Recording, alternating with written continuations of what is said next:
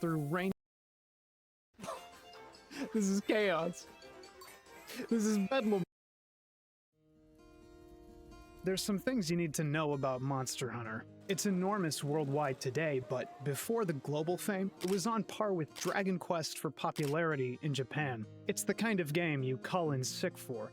Monster Hunter is so important, it's featured in Smash Bros. Monster Hunter is so important, you can play a generic hunter in Marvel vs. Capcom Infinite. Just a conceptual hunter. Monster Hunter is so important you can fight a Rathalos, the same guy from the Smash crossover, in Metal Gear Solid Peace Walker. Monster Hunter is video games. And yet, you've either played it a whole awful lot or like, not at all.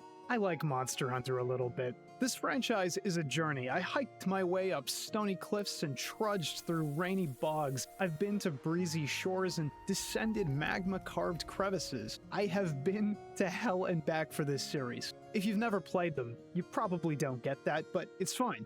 Take a seat at the campfire anyway, and I'll tell you how it all went down.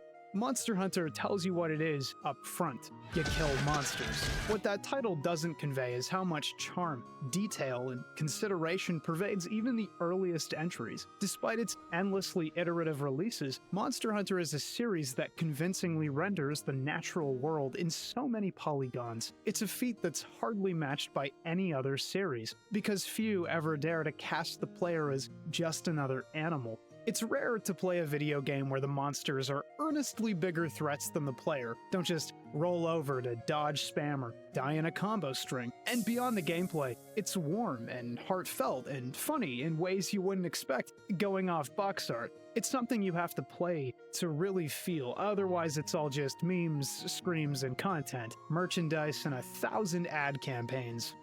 Playing Monster Hunter, get big bone! So yeah, Monster Hunter is real cool dude business, but it takes a while to click. Oh no. This is not a comprehensive look at the entire Monster Hunter series. This is a sane and feasible project backed by patrons that looks over the 5 generations of Monster Hunter. It's my journey, that's all. I didn't roll into this project planning to be comprehensive. You can't. You can try. Someone out there will, one day, maybe. A ghost perhaps, and attempt to explain game by game the lineage of Monster Hunter with every entry present. But most of what Monster Hunter is doesn't need a 10-hour explanation. Barely needs one, but there's history worth exploring as well. Currently, Monster Hunter can be divided into 5 generations, each centered around a landmark game and what it established. Things will stop by on this very long path. Playing Monster Hunter consecutively, you find content is reused, repurposed, or remade generation over generation, so regardless, to explain the core of Monster Hunter is to explain all of Monster Hunter. Grunk Swing Club Kill Raptor. It's 2.5 hours of this! It's a gameplay-first franchise, selling a type of play that's familiar at a glance, but completely alien to actually pick up. Like it was made for someone with 3 hands, like Dark Souls and Armored Core. It's not your average action game. And how would you know? The box arts do almost nothing to convey the actual charm of the setting or its idiosyncrasies. It's always big ugly monster, usually high contrast, menacing, and scaly. The kinds of things that evoke bad action game or generico hack and slash on a store shelf. And they're really nothing like that. Not that the games are lying about what they are. Hulking dinosaur making my life hell? Yeah, that's Monster Hunter! But you'd figure they'd lead with the cutesy stuff. I mean, this is a game with a sentient race of bipedal cats. In like every game, they cook for you, bro! Sometimes they're even ethnic caricatures! Actually, this is a Capcom game, what am I saying? It's a game where, in spite of all the giant lizard hunting, an old guy in a forest will give you items for free, where a guy who looks like a catfish lays you out in arm wrestling. A game where an old granny forges weapons. That's my line! That's like my catchphrase, she stole it! And that's the thing about Monster Hunter. What looks like a slow-moving content factory action title from 10 paces slowly reveals itself over generations. Its charm, humor, soul, all hidden under a slick veneer, appealing to gamers with exactly what you'd expect. I can be a badass hunter. I can be #1. I can cart 9 times to Anjanath. I hate this game! I hate Monster Hunter! This rare specimen is the North American YouTuber. He is well versed in disappointing everyone, everywhere, all at once. He rises no earlier than 10 a.m. Rises may be overly charitable in this case. In time, he may get his life together, but for now, it's the small things that ease the daily burdens. Monster Hunter, a game for the ill. Most Monster Hunter folks won't recommend the original game, and I'm torn on the issue. Games made for sickos. Not like, liking SMT surely qualifies as a personality. Not like, it's a unique combination of item stockpiling, mission repeating, mechanics interrogating, and narrative appreciating sickos. And you can't just be one and get a pass. You gotta collect them all. Like diseases, to meaningfully put yourself in the mental mindset. Okay, for the original Monster Hunter. I'm not in the business of good game, bad game anymore. I think it's a stupid conversation. Regardless, Monster Hunter is utterly brilliant and blindingly frustrating. They truly don't make them like this anymore, and that makes the experience rare. And you know I like them juicy. On the other hand, people jump down this game's throat for things I don't get. It's always, controls this, controls that. Analog stick attacks killed my mom. But that's nonsense. She could have dodged easily. You see the frames on that swing? It's everything else, really. The wonky camera controls and the inability to lock onto enormous monsters that tromp all over the screen faster than you can reposition. It's truly deranged hitboxes, making attacks that, in modern Monster Hunter games, you never sweat over. Actively lethal. Okay, clip that! Did you see? The box was so big! It went behind the shield! It's having to perform to a higher standard than most action games and work within incredibly short windows, unlimited information. In solo play, sometimes you genuinely need to perfectly dodge something you can't reposition fast enough to visually confirm. It's the total lack of quality of life features and having to fight for every last step forward on the winding mountain path to completion. Monster Hunter will kick your ass up and down the plateau, and even laugh about it. It's a hard sell. Not all art is appreciated in its time, yeah. I mean, no way I'm paying for that exhibit either. I struggle with the game, and never properly beat the thing. I got near the end, took a look around, and left. If you meet someone who beat Monster Hunter PS2, run. But I think it's a worthy conversation piece and has unique value for kicking off the franchise, for how it runs counter to common dev wisdom and exists in defiance of the audience, purely to its artistic benefit. Monster Hunter is a special kind of hell, the kind of game you don't see coming, and you're there, lying on the floor, wondering how it happened, kneecaps shattered, arms limp, torn from their sockets. Damn you video games. Damn you to hell! You can sum up Monster Hunter in a handful of phrases. Enter a zone, kill monsters, collect items, craft things, and repeat. It's an incredibly simple game, told in text, but that simplicity belies how completely uncooperative the game is, how the gameplay is lubricated with sandpaper. If Monster Hunter were a fleshlight, you'd be getting degloved. You're given a few tutorial missions early on, and they break you in just fine, get you going through the motions. You load into your campsite, you raid the supply box for survival items, the minimap pops up because that particular utility is affixed to a guaranteed but critically optional pickup, and walk into the world. The music soars, you gaze out at that glorious early PS2 wilderness, and the instruments fade. Good luck, dumbass. The tutorial missions aren't challenging, collecting herbs and mushrooms is just a matter of rifling through the local flora, and the early fauna mostly roars and rolls over. You cook some steak and take in the moment before heading out into the forest. Monster Hunter is deceptive in its first hour and so smart. Tell someone they're pretty before beating their ass at chess. These are the lessons. You're made to learn basic things that are boring to actually perform. Digging around for herbs isn't particularly exciting, but these tasks are core to the experience, because you need approximately 5,000 potions, and that's one herb per. Monster Hunter, the first game to be specific, is one of the most thoroughly considered examples of ecology demonstrated in a video game. Its narrative design is brilliant. I love it. It's probably the only thing I love about the game at all. You start your career without real armor, a crappy makeshift sword and shield. Before you ever dig into a monster, you know, what the game is named after, you're stuck in a cordoned off entry level doing what humans have done since they first drew breath.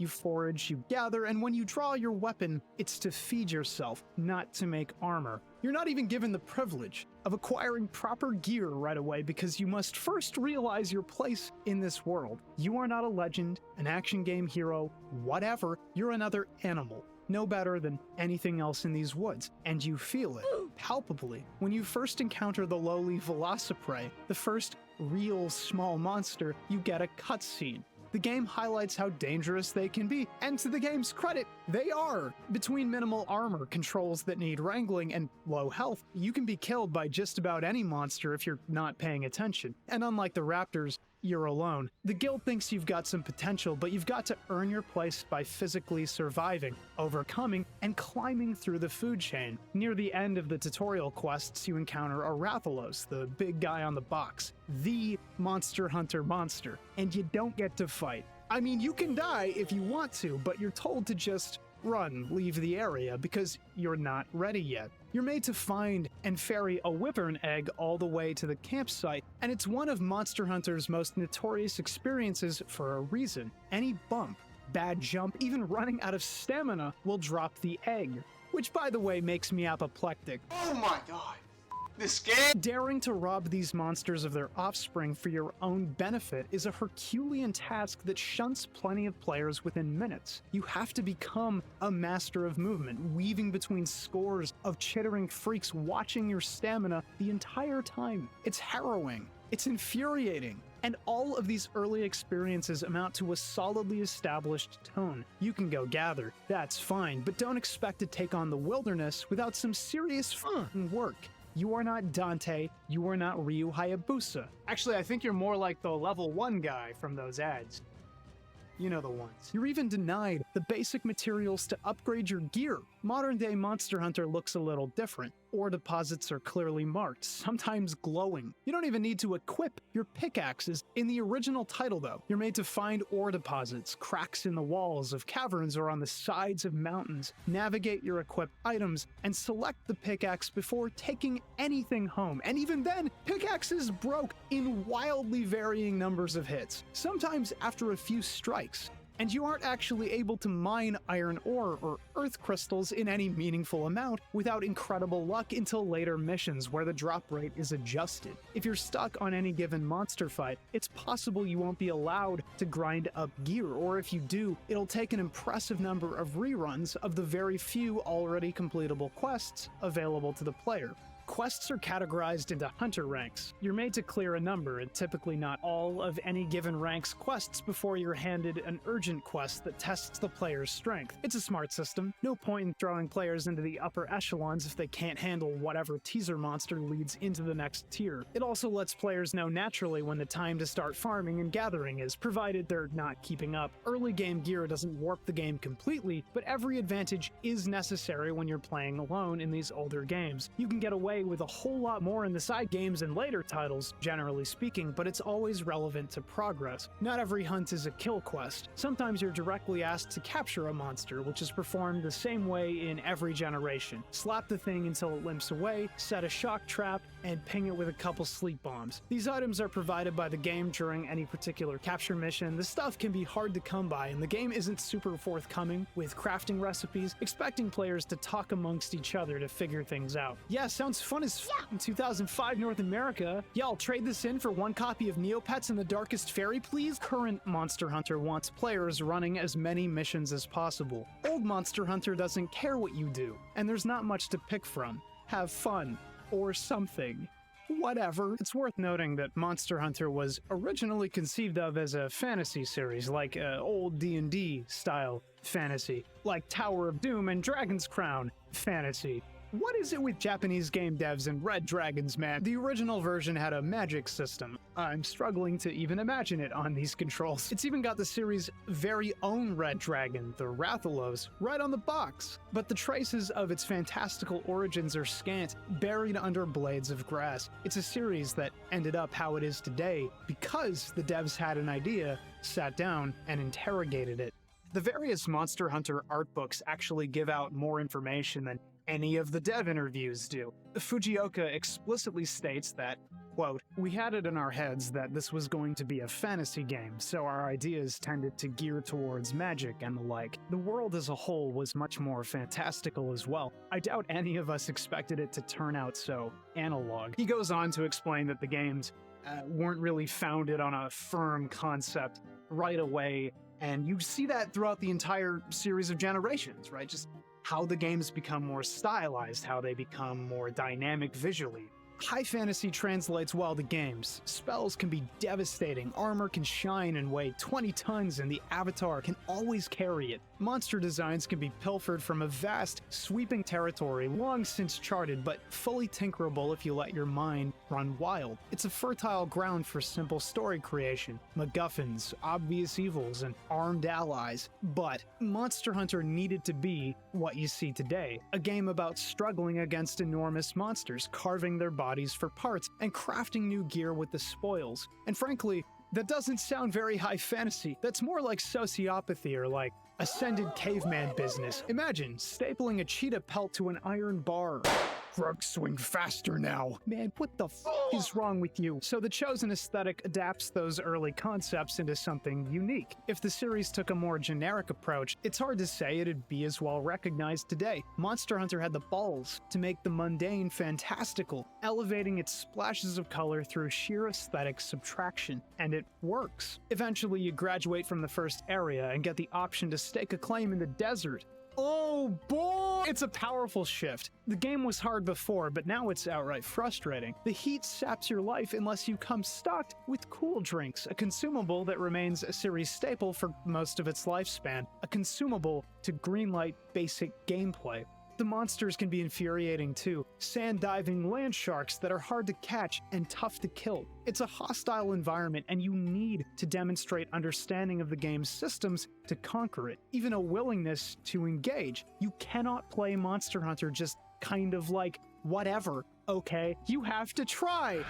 Making cool drinks is plausible, but requires obnoxious farming to actually stockpile, and so you buy them. Alongside your rapidly destroyed pickaxes, you try desperately to upgrade your gear to match the zone, and find yourself sacrificing healing items, the ability to mine at all, just to progress, which naturally halts your progress until you make enough money to earn the right to mine again. It's an extremely strapped economy, played straight, and in truth, you're not supposed to progress rapidly. You're meant to be minding your bank account, legitimately strategizing your resources because, again, you are not a hero. You're a big dumb animal. Nice weapon upgrade. Enjoy the week of ice soup, moron. Oh, good. Exactly what I love to see. I remember an interview for Steambot Chronicles where the director was surprised. The players ran through the 20-ish hour game in a few days. He thought it would take at least a month, which is crazy because it's nowhere near that hard and really fun. Come on, man, game good. Monster Hunter, by comparison, should take a month to play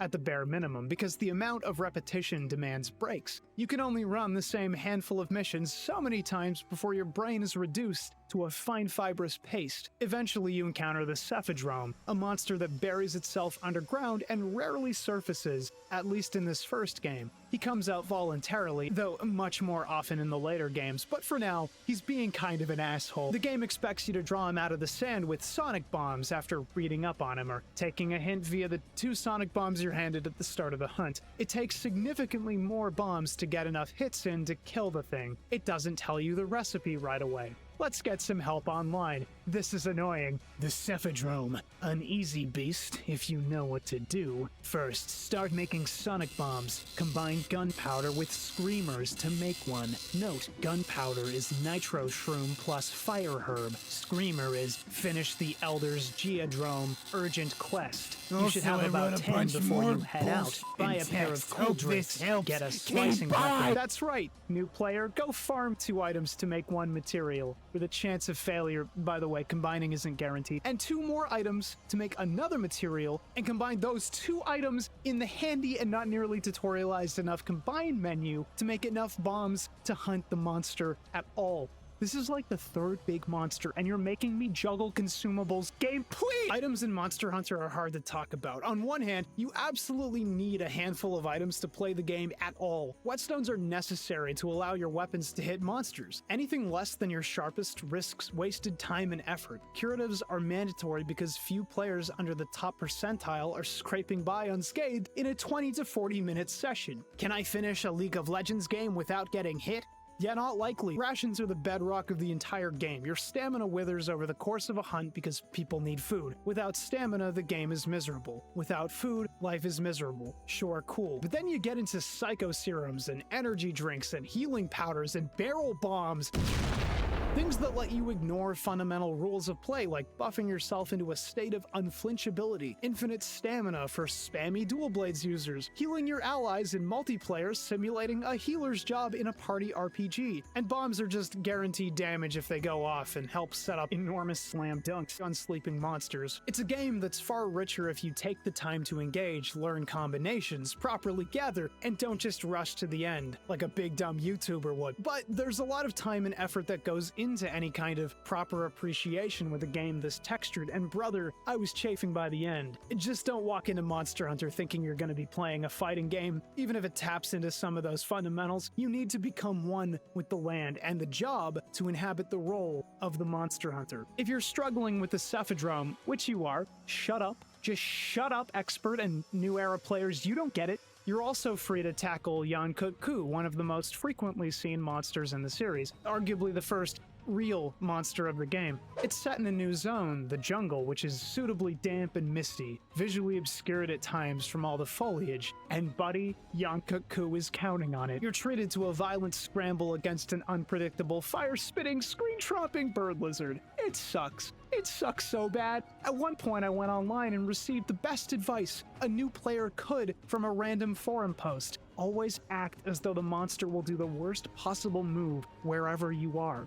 They're so right it hurts. That's the kind of post that knows loss. And if you're a newer era player, let me tell you, Yankut-Ku gets a whole lot easier. Don't you worry, I made sure to get my pound of flesh. I'm just screaming my pain into the internet in the hopes someone can heal me. Please heal me! I realized very quickly that Monster Hunter was not the fun nature adventuring game I imagined it was. Monster Hunter, I realized, is a Demento game made for twisted, profoundly unemployed people, because who else had time for this? People who really like monsters, like Catherine the Great, really liked horses, and worse, I should have known to watch my back. I played all of Dark Souls, man. I've played online fighters. Of course Yankut-Ku would tailspin 4 times in a row, mixing me up and laying me out. Obviously he would do that. I'm not angry. I'm not upset. This is a personal gripe, aka a skill issue. But I think the Sword and Shield is actually pretty terrible to teach a new player Monster Hunter 1 specifically. It's great in later games, just does its thing. Slap down damage, roll away, guard what you can't, whatever. In the first game though, before you really understand how you're meant to actually hunt monsters, before you break into the mold of Monster Hunter, it's kind of like picking a more complex character in a fighting game that won't teach you the fundamentals. And that's simply because the weapon is made for the player to chain attacks into each other, get aggressive. But Monster Hunter is broadly a passive system. If you pick a bigger, heavier weapon, for example, you'll learn very quickly. You get to hit, dodge, and pull out, and that's how you consistently and safely take things down. Sword and Shield doesn't have that immediate wall.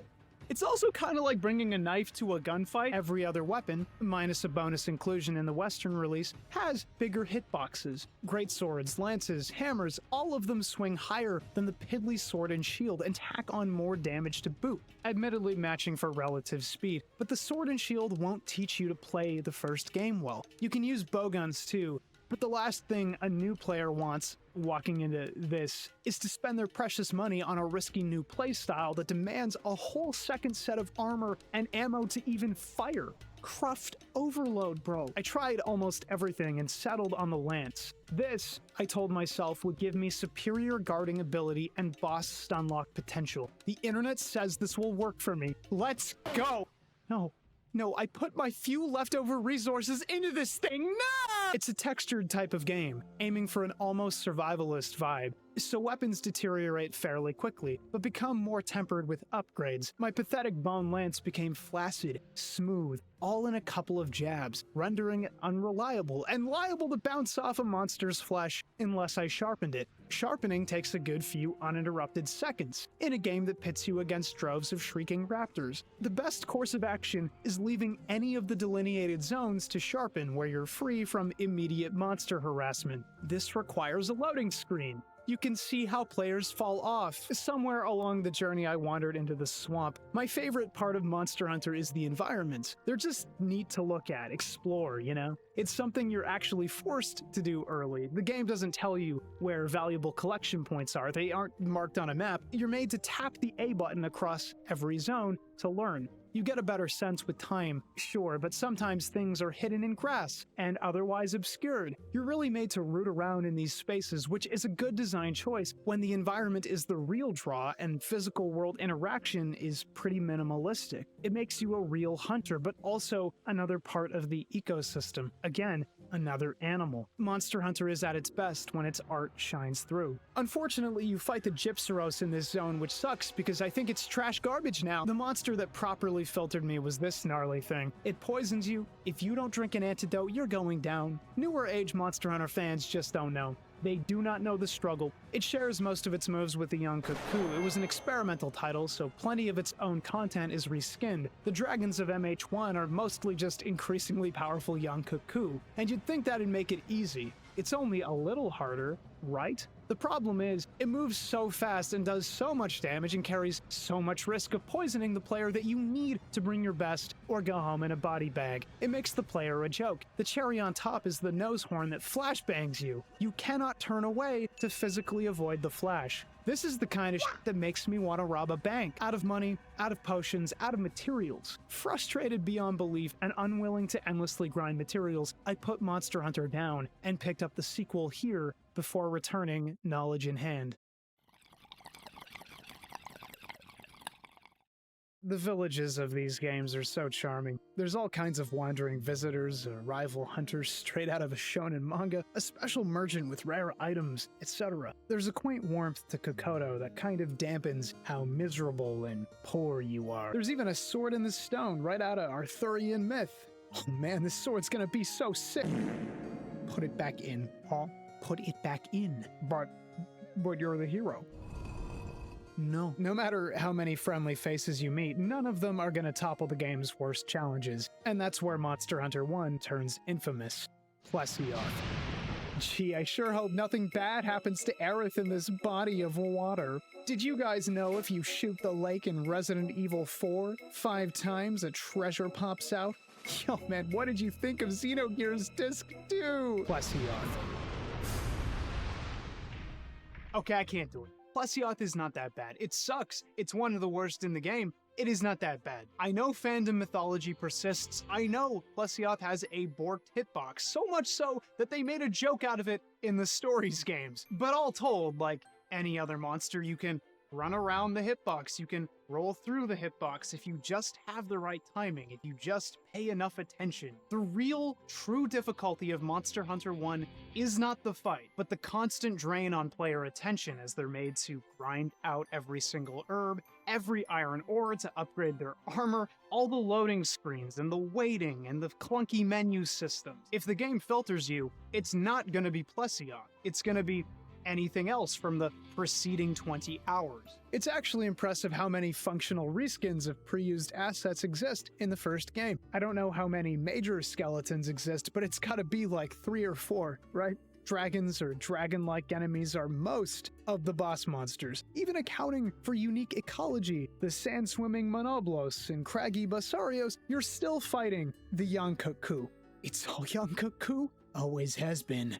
Then why am I dying so much? You'd think it'd give you an advantage, and yeah, a little bit, but only because you'll know how to play passive more often than not. Tail swipes come hard and fast, and many have projectiles to keep you diving or dead otherwise. The first game is incomplete solo. You get about half the experience, maybe a little more, with the rest locked behind multiplayer servers that no longer exist. Whole villages, even levels, and multiplayer features in other Monster Hunter games simply no longer exist for general consumers, and that's a reality of the video game market. Torn between art and product, video games wither through the years and even demand iteration, at least where multiplayer games are concerned.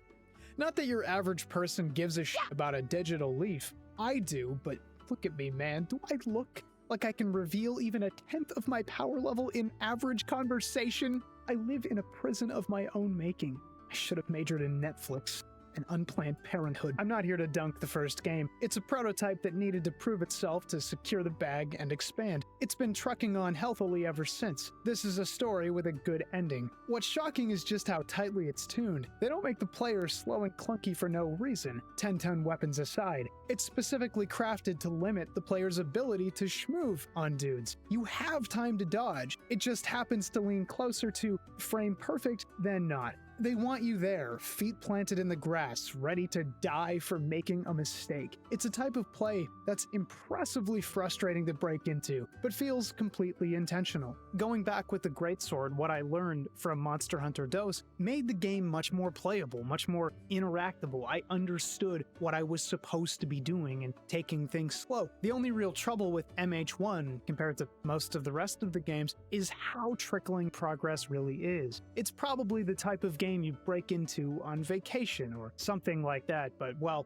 this is hardly the economy to be doing that shit. My conclusion about Monster Hunter 1 is pretty simple. It was intended to be an art game first, a fun multiplayer action game second. Playability simply is not a priority. This isn't a case of the devs are just incompetent. I have too much respect for game developers to say something like that. You don't make a sword take that long to swing and that long to recover without a reason. This is a Capcom game. You know, Capcom, the company that had the market on mechanics cornered in the arcade era. And it's straight out of their in-house design teams, not some third party. Through what's plainly visible, Monster Hunter's priorities are obvious. It's much more concerned with simulating realistic light, presenting interesting environments, and keeping the player weak than it is handing them a competent weapon, a simple combo, and a free pass to the end of the game. It's making a clear and concise statement about humankind and their place in the world. Impossibly weak alone and unprepared, a man with a weapon is merely an animal. And without a more apex predator bone structure, only weapons, armor, potions, anything they can scrounge and craft from the creatures above them and the land itself will actually ever elevate the humans of Monster Hunter above the monsters. It is therefore humankind's ability to grow, adapt, invent, discover, and persist that makes them powerful. It's a profound message that is not meaningfully captured the same way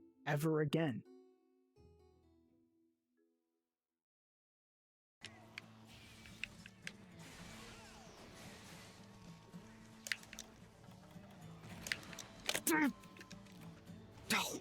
What am I doing? I don't have time for this. What the hell? I should be hunting success. I should get a YouTube sponsorship, man. Damn. What if I put the things people like into a YouTube video?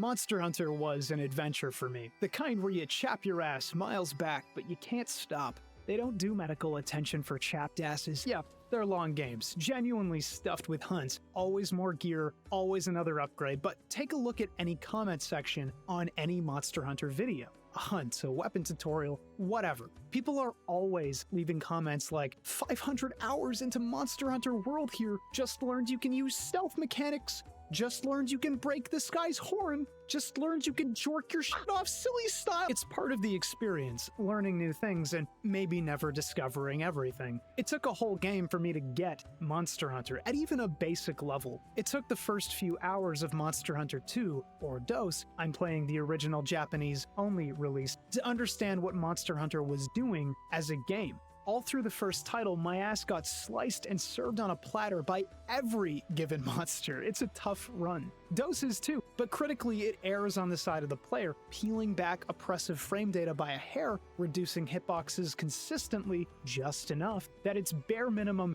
casually enjoyable by your average player. I can't really quantify that well, I just know I could sit under monsters more often. Yeah, it still hates you. It wants you put squarely in your place, and it brought the whip, but offering the player even a single patch of loam lets them grow their own legend. Even if the actual in-game farm didn't exist until one of the handheld games, my original Monster Hunter play was a whole lot of running around like a dumbass, totally unable to accept that monsters had that much HP, that weapons seemingly always needed sharpening, that paintballs and other utility items were mandatory to enjoy the game, not just a fun suggestion, and that not all weapons were created equal. I couldn't find my way in. I couldn't carve my own path, man. It sucked. And it almost happened twice.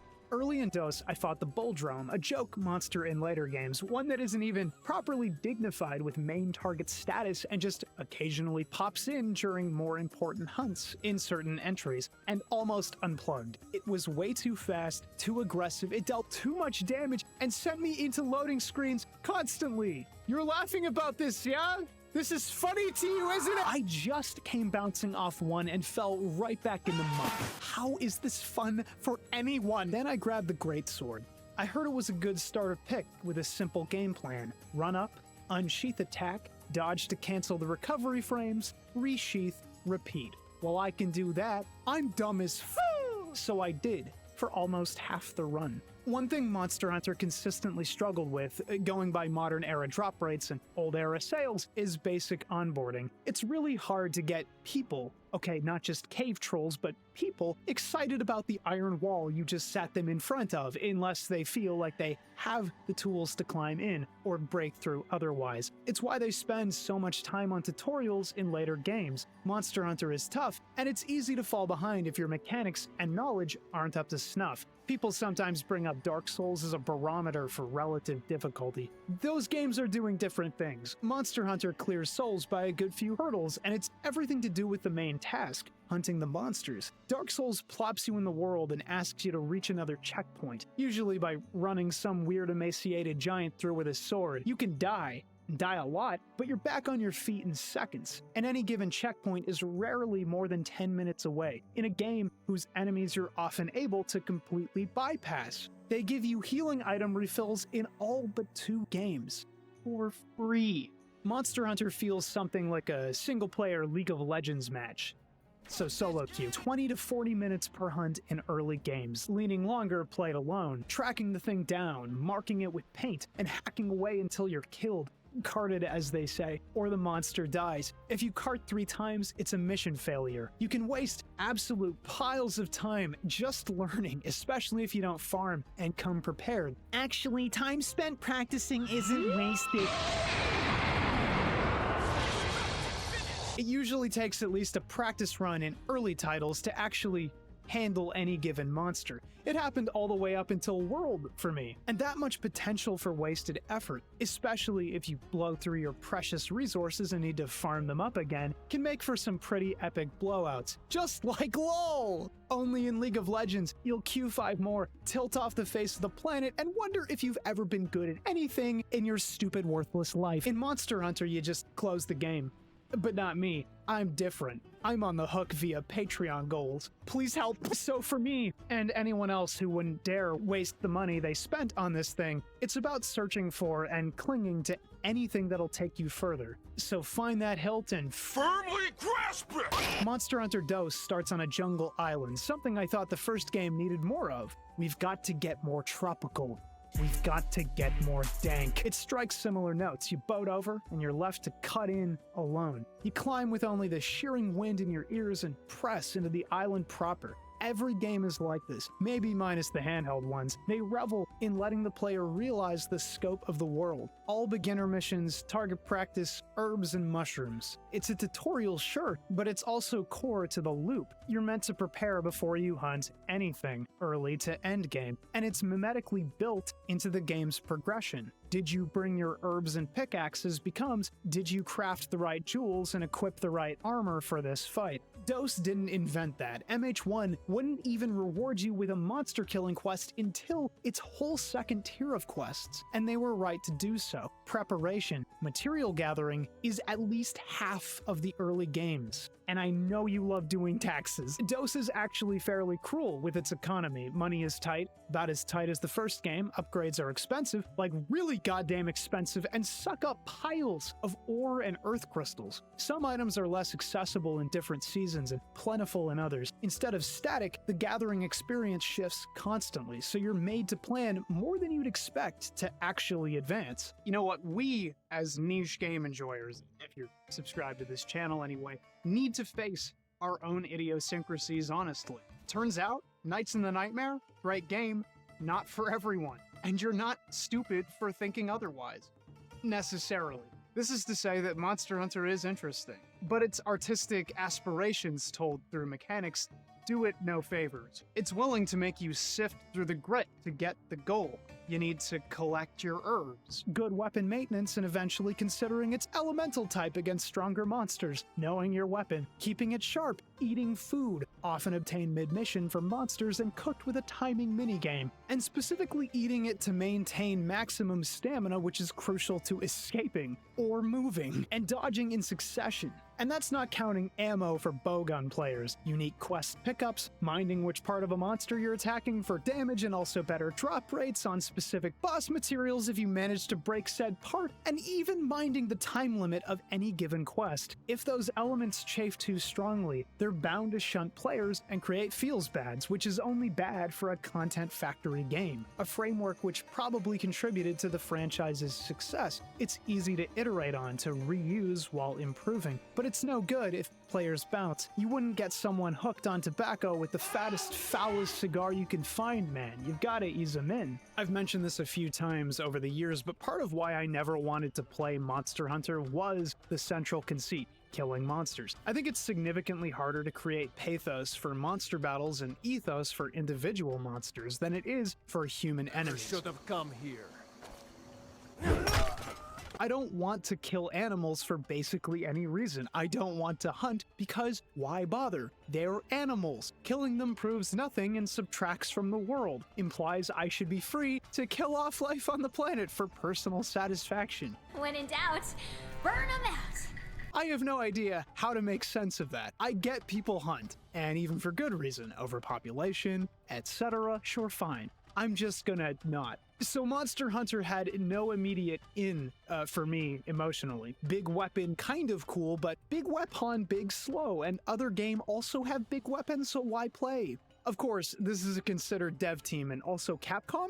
I let my assumptions deprive me of joy too often, man. At the very least, Monster Hunter DOS came packing content. The first generation had 2 handheld titles that mostly reused and refined elements of the first game, so 2 needed a gimmick, an advancement, something to help distinguish it from the others. So, time. DOS features 4 different seasons and 2 times of day, meaning any given map has 8 functional variations, even if they're visually identical. The island might have 4 seasons, but it's still tropical, no snow to speak of, just flowers, sun, and rain, with migrating species to boot. The items you find and the monsters you fight are particular to different seasons, meaning the game can feature a level of natural progression, handing the player a series of quests and letting them run through before they realize they can hibernate until the season of their choosing and start encountering different creatures. Hibernating costs money though, and you're already strapped, so you better get repeating those easy quests for quick cash or start selling what you don't need. Variant monsters start cropping up, something started in the handheld games with the Azure Rathalos and others, only the phenomenon is much more common. Monster sizes are displayed on kill. There's a real sense of discovery here, that you're a real explorer in this puny village. It's highly isolated and travelers are rare. You become the monster hunter much more obviously than the previous game. I will say, the biomes are varied, but very video game coded, and that's an issue that kind of persists throughout different games. You've got the tropical zone, which is great,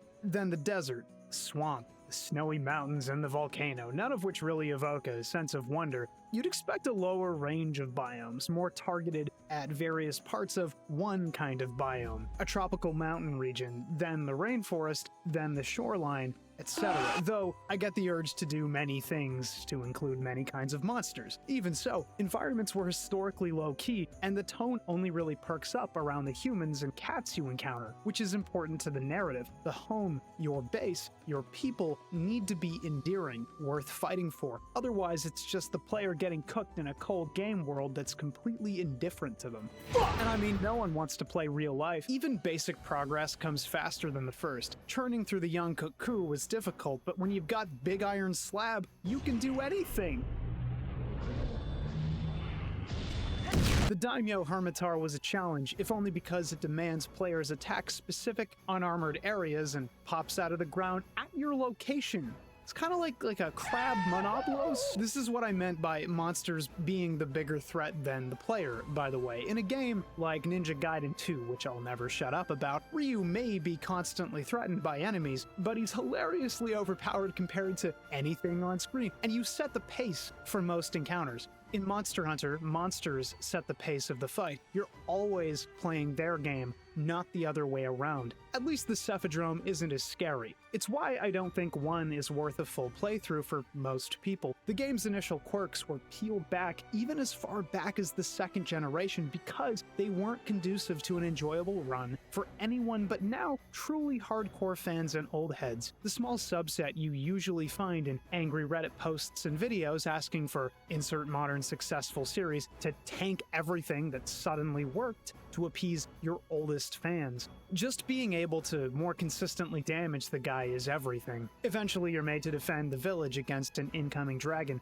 the Kushala. It's a unique quest type that happens a few times with different foes, requiring you not to slay, but simply repel the boss. That's right, just get out there and be off-putting. I just know you can do it, Gamer-chan! These are brilliant for obvious reasons. Learning to fight a monster was always a challenge, enough that you often had to run missions at least twice to actually complete them. Download a monster's moveset mentally, you know. But here, you're not only narratively incapable of killing this new dangerous threat, solid play, but it's building up to your eventual success in a safe, non-frustrating way. Beating it back is a matter of damage, and we have that. Let's go! These are small but meaningful changes that completely warp the experience, take it from openly adversarial to kind of enjoyable, and still earned. The Bulldrome made it clear early on. You die if you don't dodge after attacking, and while that means you're playing pretty slow to start, you've been taught mindful, intentional play before walking into a more serious wall later. And those walls have scaffolding now. It's trying, guys. It's evolving from ape to quasi-human. Monster Hunter music is kind of difficult to cram into a neat package and discuss in the music segment, but I think it's worth looking over what it does, how it does it, and why. Setting the actual soundtrack aside for the moment, the player's introduction to Monster Hunter trademark is a cinematic slow roll straight out of a National Geographic feature. Local wildlife at the watering hole before they're eventually disrupted by a predator, which evolves into a clash between monster and man. It's the game's fundamental story, across all entries, told in a handful of scenes, and it's scored to swelling orchestral music.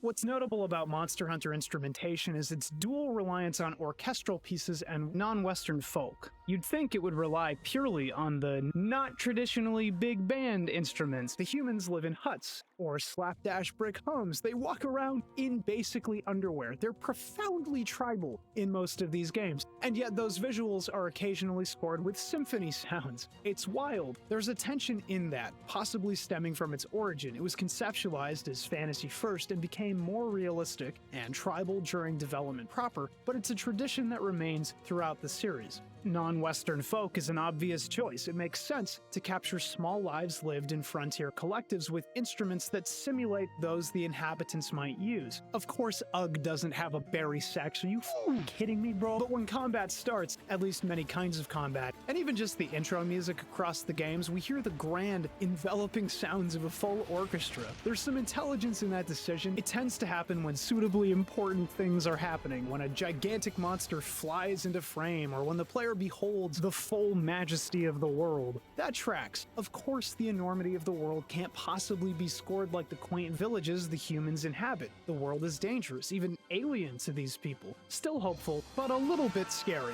Hence, braying horns and tense strings, triumphant trumpets. It's a fascinating kind of multi-genre composition I haven't really noticed until Monster Hunter. Play goes on. You build up the village by completing requests. You establish yourself on hunts with old enemies and pink farting apes. The seasons turn and you learn the world. You upgrade your weapons to impossibly strong versions and batter down every challenger. Story isn't usually worth talking about in Monster Hunter games. Like, I'll do it, but yuck. And they don't need stories. They're there for context. For the solo players who need more than kill, craft, repeat. Monster Hunter stories are pretty commonly reducible to a few major events. Suddenly monster. Ecological problems because monster. The monster is slain. Yikes, it's actually a bigger monster! They're not particularly inspired, but that doesn't mean the shallow, paper-thin NPCs can't be endearing. I'm serious! The villages of these games tend to expand as the player completes different objectives and help the chief or elder out. You meet all kinds of strange individuals. The copyright-infringing granny, the humanoid catfish. This guy has elf ears. Monster Hunter lore is real and it can hurt you. The stories manage to succeed, flimsy or not, because of the level of investment the player puts in. You talk to these people a lot, particularly the guild liaison, the blacksmith, the chief, and the vendors, and they're all suitably weird and characteristic. If I don't get my morning quirk, I die. You find a place to belong, digitally, and that's more powerful than people give it credit for. It's a simple trick, but effective. By the end, you manage to feel compelled, meaningfully emotionally invested to drive back and slay the village's existential threats. But that's something that Monster Hunter always had, even from the beginning. When you look at the thing from a distance, it's easy to miss the heart, the endearing elements that stick with players, and character, idiosyncrasies, quirk, define the series. It's having your own little room that expands as you gain recognition, eating at the restaurant before every battle. Stats or no, that's an indicator for human happiness. Just ask Vanillaware. Helping out the mining bum by passing a pick every now and then, fishing down by the river. It's so easy to fall in love with these tiny places. How could you not? Living out a fantasy of actually mattering to a community and being rewarded for it. At its core, that's why Monster Hunter works solo. So the Monster Hunter art books are really fascinating to dig into if you get the time. I actually find them more engaging than playing a lot of the games. No offense, they're brilliant, they're very well illustrated. Look at the insane designs on offer. This crocodile whose head unfold, this is body horror. So many unused concepts, so many fantastical pieces of art. And it's something that actually was a key consideration in Gen 2. There's a small passage about how there was a deliberate attempt since Monster Hunter 1, and specifically starting in DOS, to fantasticize the world. And I'm paraphrasing here. They wanted to convey that there was more to the world to be discovered, to excite players, which is also a great justification for where the series goes from these more low-key titles into the 4th generation and on. Because boy howdy is there a lot more to see. DOS eventually does what Monster Hunter 1 should have left available in single-player mode. It hands the player a new zone, especially created for the final mission, and lets them traverse this entirely new space, climb an enormous tower, ultimately to face down a mythical beast at the top. The Kushala Dwara and its wind-blasting wings were legendary, but it's hard not to remember a hard swap to pseudo-European fantasy and manticores perched in the sky. Huge spoiler alert, guys, look out. This ending cutscene is really gonna blow your mind and pay off all those hours across both games. Skip ahead if you need to play the first game to view 2's ending, or if you put your jeans on one arm at a time. The village chieftain travels the world and becomes the founder of a new village, which becomes the village from the original Monster Hunter.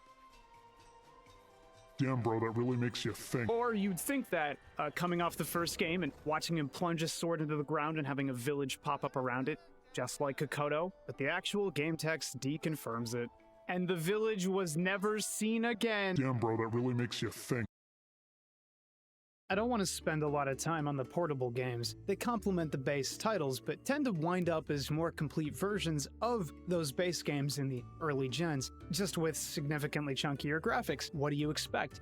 They're handheld games. They're trapped in tiny rectangles. PC gaming struggled in Japan for most of its history. Microsoft products too. And big surprise, the two major corporations that swept the market throughout most of gaming's history were Nintendo and Sony, the companies that focused on consoles and, more importantly, handhelds. It's probably a lack of space and apartment living alongside unreasonable costs, if you don't like eating ramen packets all week that is, making it unlikely for young players to have access to PCs, or at least their own gaming PCs. Consoles are cheaper, run like trash comparatively, but run consistently. And handhelds are just smaller consoles you can take anywhere. Perfect for a country with competent public transport and long commutes. Monster Hunter is the perfect game for handhelds, something you can invest in with short gathering missions or longer hunts, and it quickly broke into that market with a whole host of entries that tweaked and added to the base game of whatever generation, but didn't overstep. Occasionally you'd get a new main area and always new monsters, but you weren't getting a wholly original experience, at least in the earliest days. A lot of Western players first played Monster Hunter with Freedom Unite, widely regarded as a peak Monster Hunter experience. I picked it up myself for a short time just after bouncing off the first game and was floored by how much better it felt. It got me hyped for DOS because if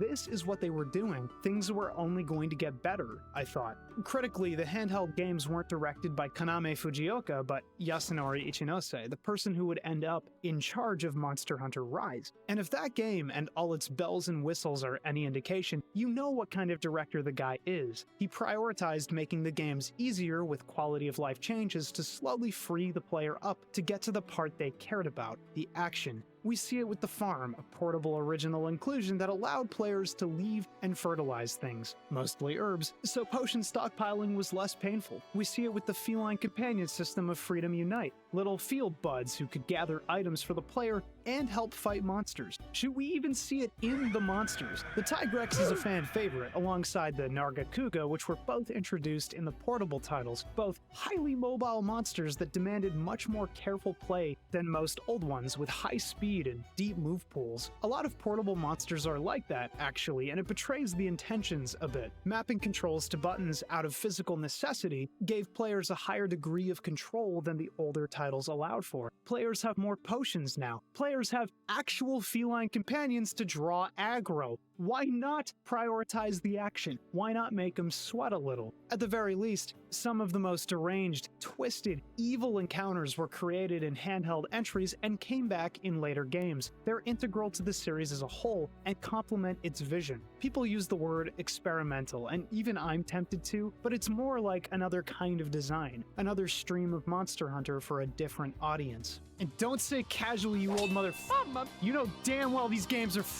You know goddamn. Okay, we've got the post-spay helmet, the mantle of monster slaying, and the sword of evil's bane. We gotta go kill the monsters. Do a trick. Do anything at all. YouTube, I'm gonna be real with you. Bro is not gonna make it.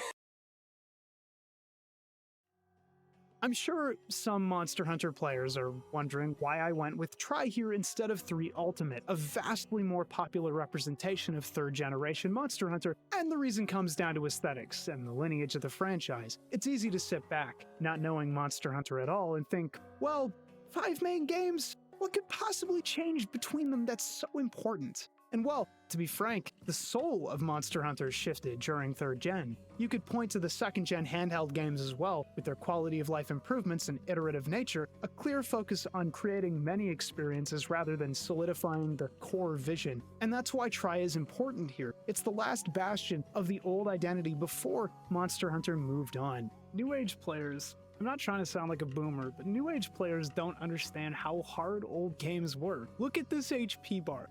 Now look at this HP bar. These are not the same HP bar. You'd get stomped for making even a few mistakes in the old games against monsters that were intentionally designed to be complex and challenging, enough to last, enough to really make you feel the thing dying as you batter away at its panting, bleeding carcass. Fun topic, right? They could take hits, but not you. Modern Monster Hunter is a little different, like getting handed a large number of defense points for free. Oh, 3 Ultimate did that. Literally. That's going on, and honestly it's a lot better than what I expected. The animation is phenomenal, the voice acting is really good, and since it's coming to a close, I believe the 11th, it's right now at the 11th episode, I decided to make a tier list in order to rank all of the 1, 2, 3, 4, 5, 6, 7, 8, 9, 10, 11, 12, 13, 14, 15, 16, 17, 18, 19, 20, 21, 22, 23, 24, 25, 26, 27 girlfriends that have come out up until this point in the manga, which is kind of crazy because like there's 160 chapters and we're barely a quarter of the way through all of them. So I don't even know if we're gonna get to see all of the 100 girlfriends, but anyway, so I made this tier list. The link is going to be in the description if you want to make your own, but it's pretty much just a regular tier list, except it's got the lolly tier. Now, I am not into lollies. You know, the only qualities I really expect of a woman is to, first of all, be alive, B, she has to be legal, and number 3, she has to exist. Actually, that's optional. But anyway, lollies are not my thing, honestly. So I made a tier just for them. But if you are into that, you know, hey, I don't judge because I don't know you. If I knew you, I'd probably judge. Anyway, let's get started. Okay, so we're gonna go in the order that they were introduced in the story. Story? I mean, come on, like, there is no story, let's be real. So yeah, first things first, we technically have Hakari. Man, what tier do I want to put Hakari in? She's really cute, and I have a thing for pink-haired characters. You know, it's pink hair and white hair, it just gets to me. And I mean, she has some really valuable assets, 2 massive assets that she constantly carries around with her, which is money, because she's rich.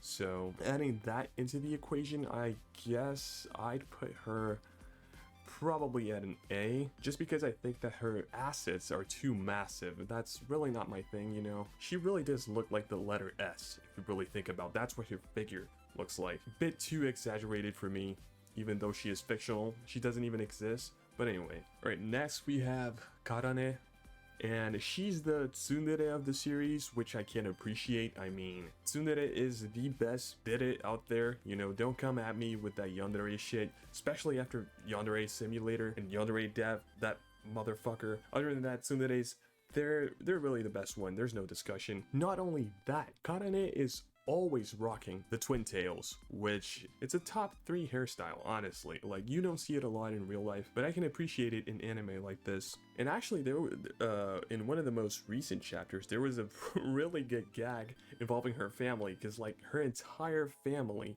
is tsundere. Her dad, her grandpa, her fucking sisters, brothers, whatever the fuck, even the baby in the family is an absolute tsundere. That shit was pretty funny, and she was concerned about you know, having a kid with Rentaro and passing on her tsundere genes, which that was really cute.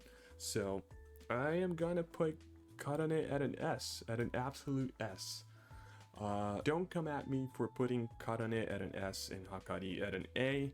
I know a lot of people out there, if they saw me on the street after hearing this, they probably would stab me in the pancreas. But hey, that's just how the fortune cookie crumbles. It just is what it is. Next, we have Shizuka. Now, this is a very difficult decision for me, because here's the thing. She is absolutely one of my favorite characters.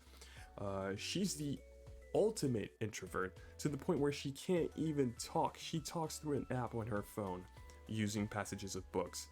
The issue is she pretty much is a lolly. She fits that category. Honestly, I am going to have to put her in the lolly tier, but otherwise she would be an S. As a fellow introvert, I do identify with her on a molecular level, but as an adult who is over 18 years of age, I don't want none of that. So she's going into the lolly category, but you know, if I were to think of her as my daughter, like, she's definitely someone I would give my life to protect, because she deserves it. But since we're talking about waifus here, she's going into that lolly tier, undoubtedly. Okay, up next we have Nano, S tier. I don't even have to, do I even have to explain myself? First of all, white hair, red eyes. She's pretty fucking stoic. She doesn't give a shit about anything other than effectiveness, and right off the bat, she tried to sabotage the relationship with Rentaro as he made his approaches, which, that's a huge red flag. But hey, red is my favorite color. She's an S tier. Alright, up next, Kusuri. God damn. Now, she could go into one of the tiers from S through D, but she also could go to the lolly tier, and that's because she's technically not a child. She's older than Rentaro, but due to that failed immortality drug, she became a child sort of permanently until she uses that antidote or whatever. You know, I do feel like I have to put her as in the lolly tier just because she spends the overwhelming majority of the manga and the anime, consequently, in her child form. So she's going into that lolly category for sure. If I were to treat her as the 17-year-old Kusuri, she probably would have gone into like a C tier. You know, there are some good gags involving her drugs, but overall it's just like it's not, they're not amazing. But hey, have you ever wanted to fuck your girlfriend? Probably, but you couldn't because you never had one because you're watching this video. So let me rephrase that. Have you ever wanted to fuck your girlfriend's mom? Well, if you answered yes, look inward. But anyway, Rentaro can, because Hakari's mom, Hahari, is also one of the girlfriends in the manga. She was just introduced in this week's episode or last week's episode, I'm not quite sure. And if you think that Hakari has massive assets, she has some magnanimous assets. Big. Like, we're talking about no airbags needed in the car level of assets. Like, seriously, her shoulders must be absolutely ripped by this point because she has to carry a massive weight of having lost her loved one at the tender age of 13. Also, her titties are huge. That too. But yeah, Hahari, honestly, she has this motherly instinct. Well, no shit, she is a mother. But she applies that to everyone, which I think is, you know, it's not the most uncommon trait that they could have thought of for a character in the manga, but it's cute. It's cute. I'll give her a solid man. I'll give her an A. If I gave Hakari an A, I think it's only fair I give her mom an A too. Okay, who's next? Wow, Kurumi already? Okay, so Kurumi, yeah, lolly tier right off the bat. Her fucking, you know, her whole quirk is that she's just hangry all the time. She's hungry and angry. The way she eats, she likes to eat. Like every anime has one of these characters. And it doesn't help that she's like in 8th grade.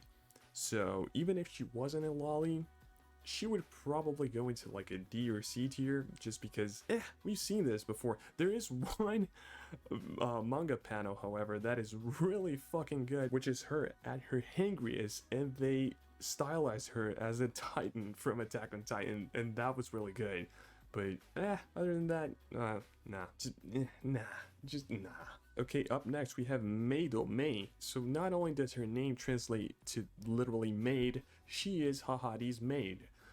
And her whole, you know, her whole quirk is that she is the most devout maid that one could possibly be. not only towards Hahari, but towards every single other girlfriend, and obviously Rentaro.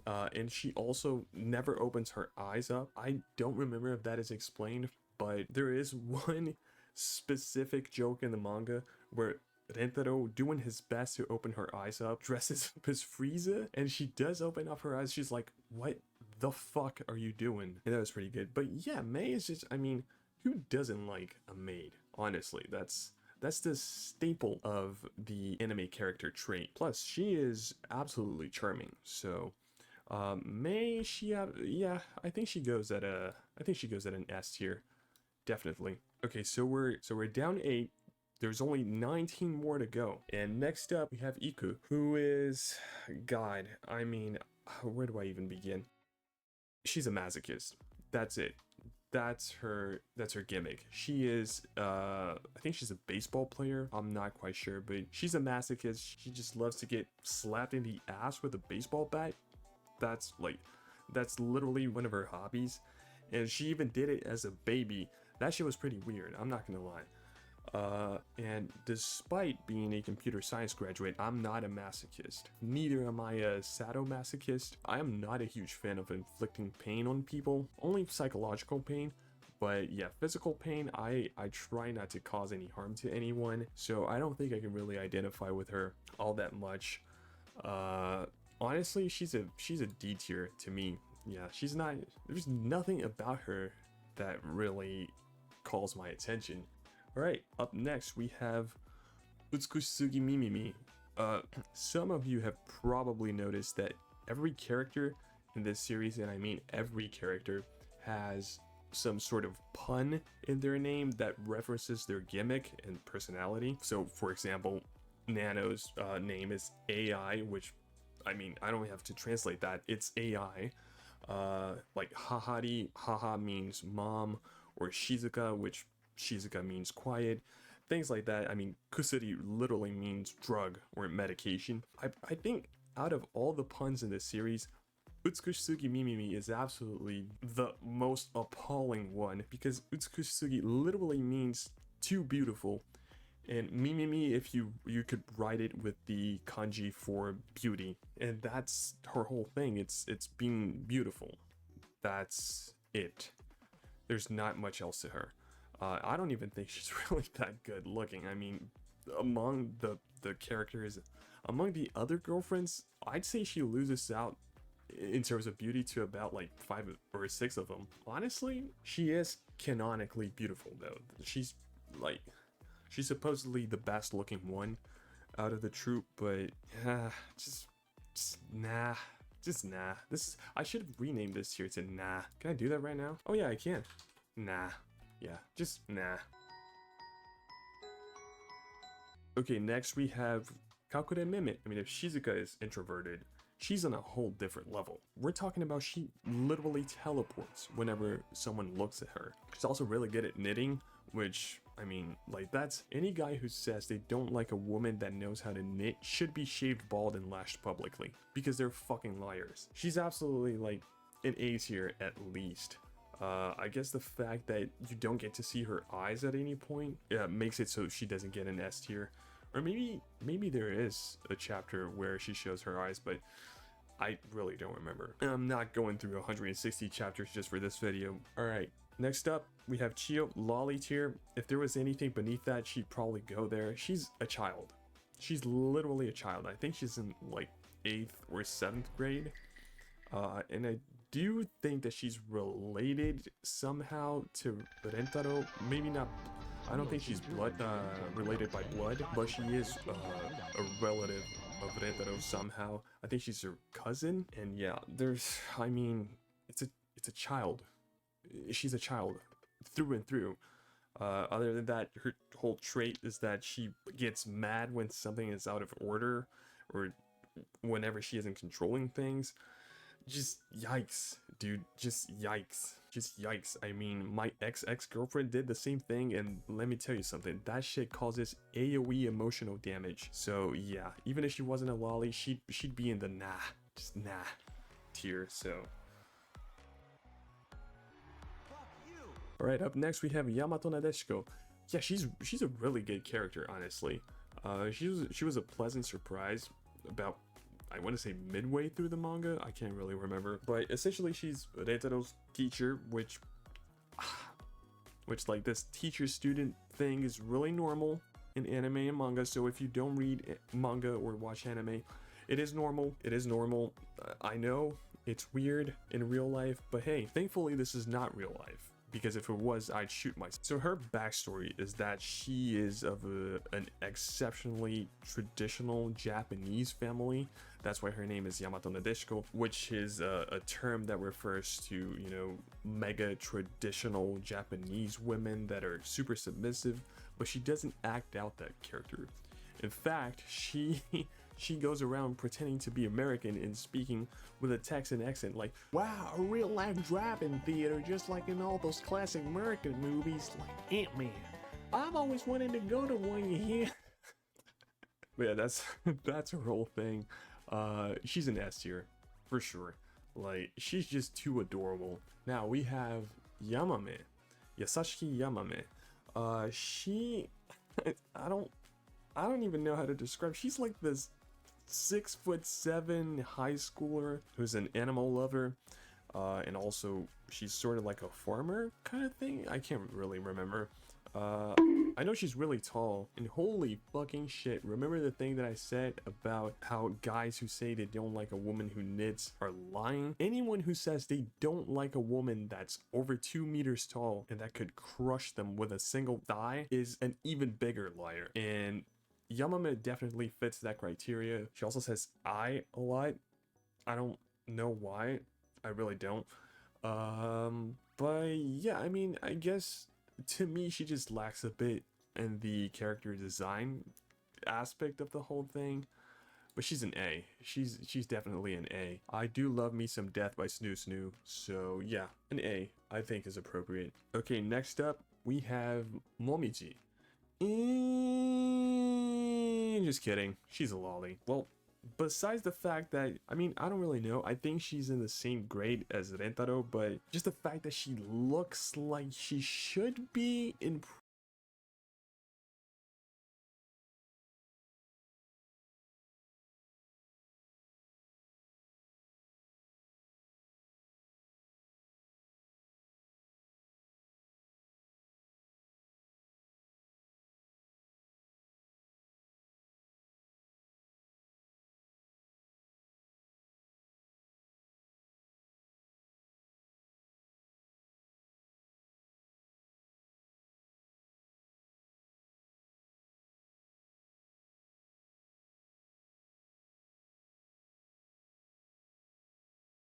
preschool is already a little bit off-putting to me.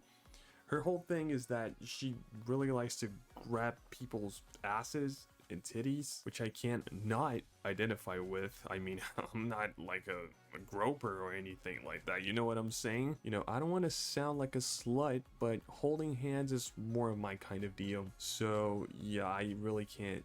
I don't know. I can't think anything of her. I just noticed I didn't put anyone at a B or a C. See, they're either like amazing or boring or kids. That's the kind of work I'm covering today.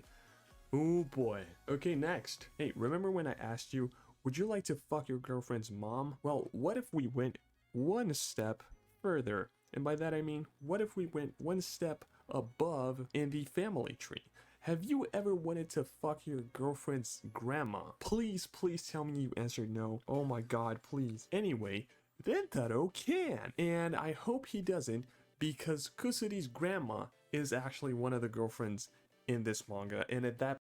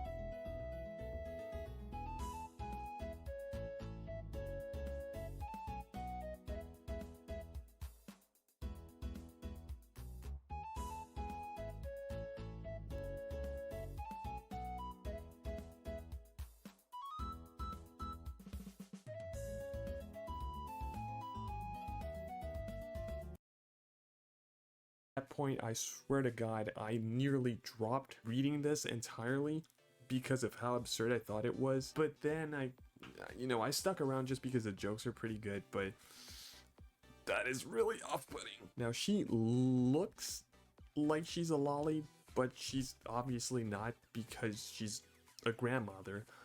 I mean, she might be the first B tier in this list, honestly, just because there's not like she doesn't shine in terms of personality, but it's not like her gags are boring. And I like how, because of how old she is, she really doesn't know technology at all, and she refers to cell phones as like planks and shit, because I think she was born in like the early 20th century. But yeah, she's mid.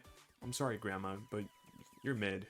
Okay, next we have Kisuka. So Kisuka, she's like the sword maiden thing of the group, I guess. Like, she carries herself like a knight, but deep down inside she just wants to be babied. That is her thing, and she jumps at Rentaro's and Hahari's arms at every opportunity. At the end of the day, it's like, look, their personalities remain consistent throughout the entire series. Like, when you get introduced to a new character in this, you can bet your sweet ass that they are going to stick to that personality throughout the entire series. And honestly, her gags are literally just her being babied by others. That's it. And at that point, at one point, it gets sort of stale. So I guess I'll put Kishka as sort of like a C, also because I don't know, she just looks generic. So I'm sorry to the Kishka fan club out there, all two of you, for putting her a C, but she's a C. Okay, now we have Ashi, and she is an S tier for sure.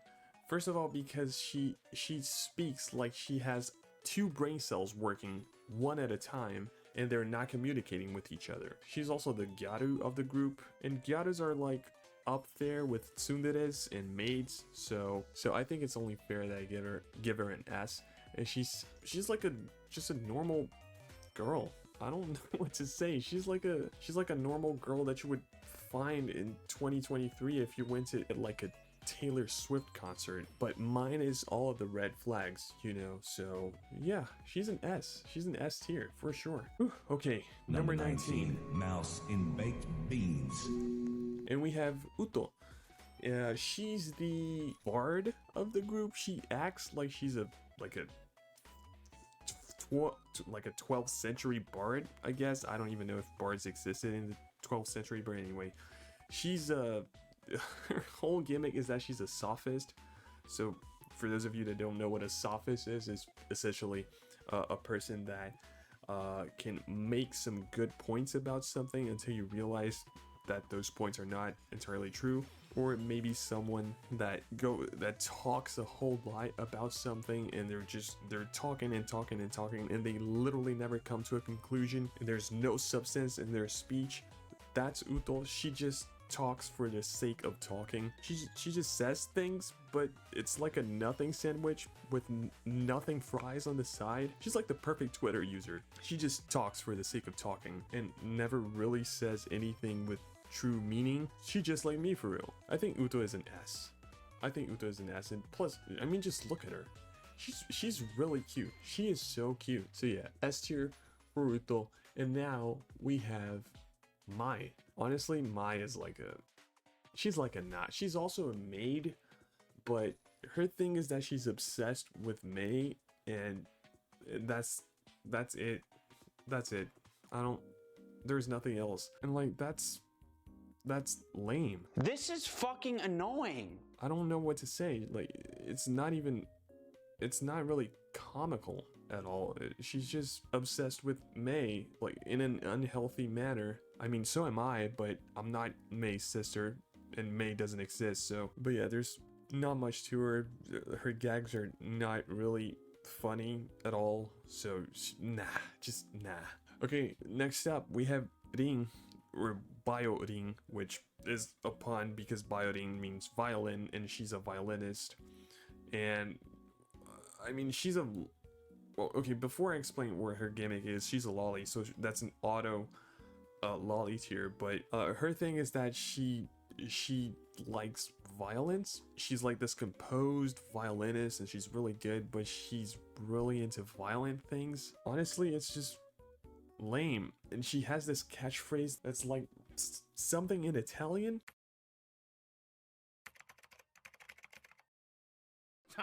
That's cringe. Which I guess means like really violent or something. It's just cringe. I should make a new tier called cringe and put her in there because that's it. Which is unfortunate because she is pretty cute. But yeah, it's just super cringy. Okay, next up we have Momoha, and she's an S tier. She's an absolute S tier. First of all, she's a heavy drinker. I mean, no, wait, what? First of all, she is just absolutely adorable. Second of all, she's like an ethics professor. Actually, she's not even an ethics teacher. She's like a social studies teacher, I think. She's homeless, which, like, come on, that's the greenest flag you can have. Not only that, she is perfectly legal at the ripe age of 27. So, I mean, that's... If there was a tier above S, she would be the sole member of that tier. So yeah, that's an S tier for her. Oops, I just realized that Ring actually came before Momoha in the manga, but hey, who cares? She would have gone into the cringe tier anyway, so who gives a shit? Okay, next underage female we're gonna take a look at is Hifumitsu, who is a number obsessed girl. That's her thing. And honestly, you know, as the manga went on, it sort of became clear that the authors were sort of struggling to come up with new personalities, but I feel like hers is a breath of fresh air because her obsession with numbers is pretty funny at times, and her not being a lolly is great already. Her gags involving numbers they're pretty well made. I feel like she's I mean, I don't have enough reasons to put her at an A, but she's not bad. So she goes along with fucking, god damn it, what's her name? What's her name? God damn it. The grandma. Oh my god. Okay, we're close to the end now. So coming up at number 24, yes, 24, which I think is also her age maybe. Is Kaho Ada, because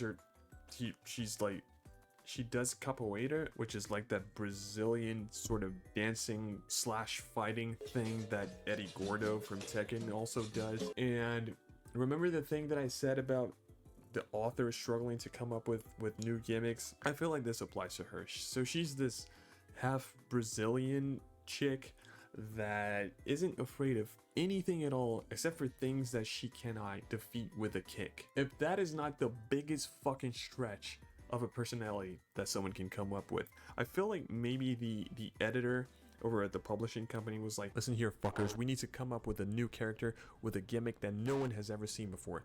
Okay, how about we put a lolly that she plays the violin, and also she has like shark teeth, and she says something in Italian, and she's violent. Oh, that is terrible. We can think of something worse. And so the authors were like, how about schizophrenia? So she's like afraid of things that she can't take out with a physical attack, like cats and dogs and insects and babies, because it's like, who would kick a baby? Definitely not me, for any authorities that may or may not be watching this. I think at one point she also like kicks a car. Man, it's a wild ride. But yeah, she's a C. She's a C. I don't know, I feel like her personality was too much of a stretch, but at the same point, she's got that tan, which I really appreciate on anime girls. So yeah, she's like a C. Nothing too special. Hey, have you ever wanted to not fuck your girlfriend or her mom or her grandmother, but you have wanted to fuck an anthropomorphized cat? Well, you can't. Thank God, because that's a horrifying thought. But yeah, we have Tama, she's a cat, and that's because like she hated working as an office lady for a company, and she was just like, fuck this, I'm gonna become a cat. And so she did, I guess. As a matter of fact, Rentaro found her in the street inside a box, just like you would a real cat. But yeah, I mean, other than that, cat girls are like, they're above maids and a little bit below gyatas. They're some of the absolute best types of characters out there. And someone's got white hair, so, you know, and I'm a cat guy myself. I mean, I'm a human being, but I like cats. So, I mean, Tama is an S. She's an absolute S tier. There's no reason not to put her there. And she's 21, which is legal anywhere in the world. So that's even better. Up next, we have, what's her fucking name again? Psyche. How can I forget? That's the name of my favorite anime ever. So yeah, I am extremely conflicted when it comes to rating her, because on one hand, she's one of the best looking characters in the whole series, but on the other hand, her personality is also one of the blandest, just most boring ones out there. Her whole schmackle is that she does things in a weird way on purpose so she can get attention from others. Like, if this was real life, that would be one of the biggest red flags you could possibly ever have. I remember there was this girl in my sophomore year of high school that did the same thing. She would like randomly throw tantrums at everyone just to get more attention. She would also force this fucking horrible laugh that sounded like if the second coming of Jesus Christ got transmitted on Twitch. And all I remember happening was that she got pregnant and then left. So yeah, honestly, Psyche, she's just I'll put her at a C just because she's one of the best looking ones. But yeah, other than that, it's just And finally, Jesus Christ, 27 of these is Dei Matsuri. And the only reason why I remember her name is because she got introduced like last week, I think. And yeah, spoilers, she's a B. I'll just put her in the middle because she's half Japanese and half British. So, you know, we split the difference. You got the best and the worst. So she's a B. Her whole thing, like, she speaks, oh my god, she speaks with a British accent. You're what? You're Duff's son. What's up with that outfit? I mean, it's not really standard fare for a festival. Ain't got a Scooby-Doo about that. Billy Fox made it for me to wear, eh? Men hitting on girls, great big confessions, all that's got nothing to do with the stalls. The festival's art. You may as well not even be here. It's a festival. Blokes that see festivals as nothing but tools to use for love games. You're white, you're Duff's son, blooming Duff's sword. Like, god damn, I would rather watch an ISIS beheading video. Like, this is the orange juice after toothpaste of personalities. One of her redeeming qualities is that she dresses as a Lolita, which, I mean, Lolita outfits are just outright adorable. So, you know, that kind of saves her, but other than that, yikes. Just yikes. Is there a yikes here? I didn't make one. She's a yikes. But yeah, that's about it for this video. This is how we ended up. Again, the link for this tier list is in the description if you want to make your own. I updated this today, and the last time I updated this was when Himika came out, so I'm not quite sure I'm gonna remember to update this every time a new girl shows up, but I'll try. But yeah, as of now, there are 27 of them, and yeah, there's just 73 more to go. It took around 4 years to get to around 25 girlfriends, so doing the math here, I'll be seeing you in 2035 once we get that 100th girlfriend, and I can remake this video. But yeah, leave a like if you enjoyed the video. Leave a dislike if you didn't enjoy the video. I'm starting to stream again on Twitch and also on YouTube, so if you want to check that out, the links are in the description. Drop a follow on Twitter because I'm a really cool guy and I tweet cool things, so you should follow me there. And yeah, that's really just it for this one, I guess.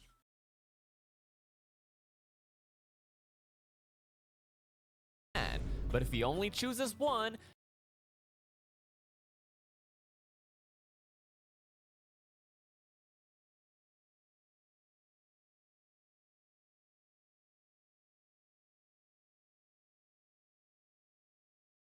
What is up, my fellow mistakes? A few weeks ago, I asked you guys in one of my videos, do you want to see a house tour of my house and studio when it's all done and set up? And most of you said yes, a resounding yes. So right now I'm currently in my office, but I'm going to show you all of my house first. I'll do that very quickly because I'm going to be talking mainly about the office, and I'll just be talking about how I did some stuff. So maybe if some of you want to take some inspiration, you can do that, or don't, because my house is very messy. And as PewDiePie said, "Damn bitch, you live like this." And Connor, please clean that up. If Felix is watching this, I tried to clean up, but I didn't want to clean it all up because I just wanted to make the video. I didn't want to clean before the video. That's no fun. So most of you have already kind of seen my house, right? So I'm going to be taking you to the front area, and we'll just quickly do a very fast tour of the place so you guys can get a feel for it, right? So as you remember, this is my front door.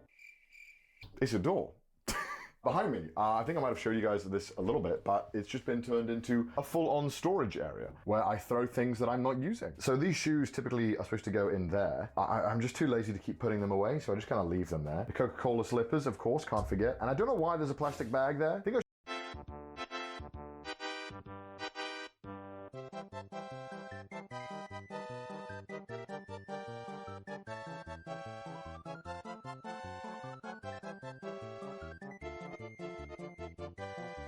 previous house tour, for some reason I would just take my living room chairs and just scatter them around the house. This is where I just keep the clothes that I'm gonna wear the next day, aka jeans and stuff. Right here, I have my TV, which is an old monitor. Remember that? I actually got a stand for it this time. Look at that. Look at me. Look at me being an adult. Check this out. I got some fake grass, and I got a table and chairs there. And I have a little lantern down here. It's really cute. And then you can go outside. I really wish I could show you guys what's outside my balcony, because it's a nice view, but unfortunately, I have a feeling that people would figure out where I live extremely quickly, and I don't want to deal with that. I'm glad I actually put some effort into doing it this time. I spent a lot more time in the initial weeks kind of finishing touches on stuff and getting stuff that I wanted. So I went to IKEA and bought their finest cheap furniture and outdoor stuff, as I'm sure everyone has seen that fake grass and that tiling before. It's like the IKEA default. I don't know. I'm just... I should make my bed next time. All right, I'll do that next time. I promise I'll make my bed, all right? Welcome to the area that people loved so much last time, my kitchen. And yeah, it's messy. It's still messy, okay? Yep, plastic bags everywhere. My dishes there. This is the dishwasher, which is amazing because I've never had one before. And it's great because what I do is I just keep all the clean dishes in here, and I never put them away because I forget and I'm lazy. So this is now another drawer, but it's just fancier than this one. Another problem I'm having is that whenever I order Uber Eats, I get a brown bag. Problem is, I order a lot of Uber Eats. Normally in Japanese recycling, if you want to get rid of paper or small pieces of cardboard, you put them in a brown bag and just take them out. So that's why I normally keep them. But yeah, I have too many. Here is my lovely Nespresso machine. As you guys know from the last time I gave you a house tour, this is the king of the house, the coffee machine. If this dies, I die with it. I do have this little container for the pods, but again, I've been too lazy to put them in, and I just rip them out one by one like an animal. Do you see what's in my fridge? We've got some soju, we've got some Heineken, some British chocolate, that's good. We've got butter, mayo. I think the mayo's gone off. This looks bad. Yeah, that's gone off, okay. Oh, I've got like thousands of these things. This is like a vitamin energy drink in Japan. It's really, really good. I recommend trying it if you ever come here. So my fridge is just milk, cheese, alcohol, and chocolate. I mean, that checks out. That does seem like, but that's me. That's me. Another thing that I've been trying to do more in this apartment is plants. Problem is, I'm not very good with the plants. Don't know if you can see this. This little boy is kind of dying. I'm sure it'll be fine. I'm sure it'll grow back. It's fine, right? It's fine. It's fine. I replaced my previous dining room table with IKEA's finest. This is one of those ones that like extends out, like if you do this. Now, let me actually show you the living room, which looks much better. Look at this, that's much better. I can actually show you the thing now without blurring it because I got curtains. Wow, man discovers curtains, 21st century. We got those koala chairs, we got the little nice coffee table, nice little carpet. I want to do board games, but I need to get board games, and I also need to get friends. That is part of the board game experience that I'm struggling with. And one thing that I've done, which I love and also hate, is I've bought big plants. Now, I thought plants were pretty good at surviving. That was a f***ing lie. Plants are terrible at surviving. Turns out if you just forget one day to water them, they start dying. So I've got a plant over here, right? Let me show you this one. Look at this boy. It's like already dying a little bit. I don't know if this is dying. I'm gonna be honest, I'm not a plant guy. I just wanted plants. I forgot to water them for about 2 days. And they started like wilting a bit, but I think they're coming back now. It's a nice plant though, right? Isn't it nice? With living in Tokyo, you kind of take any chance you can to get something green in your life. I feel like I really miss seeing nature, so just having a plant to look at. I just sit here for hours at a time, staring at a plant, forgetting to water it. I just stare at it. But also I have a bunch of all the stuff from the Crane Game videos chilling here. We got the cat with the big boy testicles. We got Curious George over there. We got the Chainsaw Man plush, Pen and Empoleon. It's cute, isn't it? So that is basically the normal parts of my house. Of course, we can't forget the cosplay wardrobe from hell, which I'm scared will fall out if I open this. But this is all of the cosplay from the shitty cosplay videos. I'll probably get rid of at some point on a live stream. So check out my live streams if you want to maybe snag one of them, where I donate the proceeds to charity. This is the bathroom again. Nothing's really changed much. This needs a bit of cleaning. That's about it. But let's get to the thing that you've all been waiting for, at least what I've been waiting to talk about, because I don't really care about the rest of my house, but I care about this room. This is my office. Isn't it sick? Look at all of the beautiful JoJo posters. There are many for the eye to behold. Now, I think it's no secret on this channel that I'm cripplingly addicted to an anime called JoJo's Bizarre Adventure. I don't even know where to begin. There's so much I want to talk about this room, and it genuinely took me like 2 to 3 weeks of just focusing on this room and planning everything out to get it perfect. And I'm not gonna lie, I think it looks amazing. I'm genuinely proud of something in my house for once. Normally my house was just this thing that I didn't want people to see because it was embarrassing, because I didn't care about it. It was just a place where I just died and masturbated, I guess. I don't really know what I was expecting. I should probably talk about the most glaring thing other than all of the JoJo merchandise. It's probably this, right? It's this walls, like it's all covered, right? It's all got foam and beautiful stuff on it. So let me explain why it is. So you've seen this foam like a million times in like a million YouTube videos. I have no doubt about that. But what exactly is it for? Well, it's not for making your room soundproof, it's for making the reverberation a lot less, I guess. So if you hear me now talking in this room, even with this like tiny mic here, it should sound a lot nicer than when I was talking in here, which is like my bathroom area. You might notice that the audio is a little shittier, but when we go in here, you'll notice that there's no kind of reverberation or echo on the audio at all. It's nice. It's super nice, and it means that I can use this room to record professional audio as well when I do voice acting. Lamau, remember when C-Dog was a voice actor? I still do it occasionally, all right? Don't at me, okay? But this was super annoying to do because these all come in like 5 blocks by 5, right? So you gotta figure out how the gonna get it around the whole room and how you still have room for decoration such as the JoJo posters. Because I don't want the room to just be foam. I feel like that's boring. I still want it to have a ton of character. And also I love these posters to death, so I gotta show them off, right? But if you've been following me on any of my platforms or anything, you might know that I had a bit of trouble with my neighbors. They complained about me and my loudness, and I got noise complaints. So I went out of my way this time to actually put some soundproofing on the wall. And that's not this foam stuff, that's not the soundproofing. There's actually 3 layers of stuff on this wall that I did all by myself. And it took so goddamn long, and I wish I paid someone else to do it because doing it ever again. But let me kind of like show you what it is. So one of the foam things here actually fell off my wall, and I haven't put it back on because I wanted to show you guys it. As you can see here, there's 2 layers, right? There's this kind of like fluffy stuff, and there's this black hard stuff. So this is a vinyl layer, and this is more rubbery, and it absorbs like really big sound. So if I'm like shouting, it'll help absorb it a ton. And then underneath it is another layer to help absorb more sound. I believe I have some spare that I can show you. This is that stuff in a big roll. It's fluffy, probably not very healthy to breathe in. So if you do work with it, probably wear a mask like I do. Connor does DIY. Now, most of the responsible adults watching this are probably wondering, Connor, how did you attach that to the wall? Is that allowed? Is that gonna like ruin your deposit? No, it's fine. I actually found a Japanese blog post where a guy was detailing how to put up more soundproofing material without damaging the wall and risking your deposit. You can just use like those really small staple guns to hold it up. The vinyl layer, the black stuff that I showed you, is really heavy, but somehow it still manages to keep it all up. And I've had no issues so far. Maybe a giant earthquake will destroy. So essentially I had to get the big ass rolls of fluff and the plastic stuff, and I had to just cut it by hand and then staple it to the walls. It took so goddamn long and was so expensive, but I'm so glad because now I don't have to worry about making any noise at any time of the day. There is 0 way my neighbors are gonna hear me. It is beautiful. Also up there, I have a ton put up. Got some sound cubes there. That helps capture the sound in the corners. Kind of nice. I didn't actually put some on these walls. I wanted some white in the room to help with the light, and I noticed that when I put the sound things up, the light in the room just disappeared. There was just no light in the room. Even with these 4 lights up here, There was no light getting anywhere in the room. It was so annoying. Another thing that I did, it wasn't just the walls that I did. I actually did the floor as well. Let me show you this. Here is one of the carpets, right? All these carpets are just this, right? And below this is the hardwood floor that you would see in the rest of my apartment.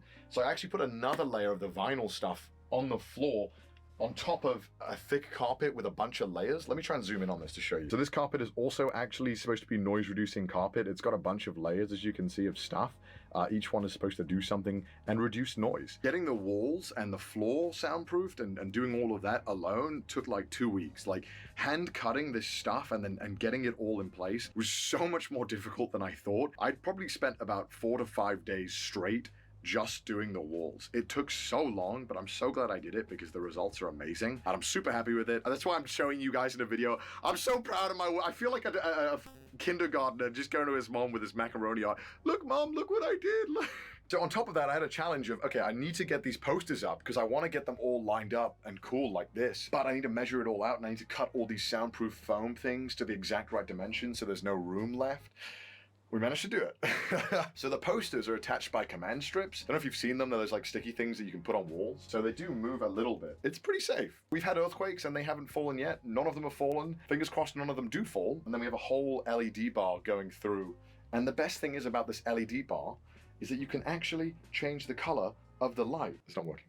You just play clips of my live stream. So these LED bars are also Philips Hue ones, and also this light is here. So is this giant thing here. I also have one up there that lights there really nicely. The reason why I got these things specifically, they're really expensive, but when I'm live streaming, people can actually use their channel points on my Twitch channel to change the color of the lights while I'm streaming. One time I was sleeping on stream and people kept changing the f***ing lights. By the way, this is a plug for my Twitch channel. I'm always streaming on my Twitch channel. Please come check it out. Please come f*** with my lights. You can change them.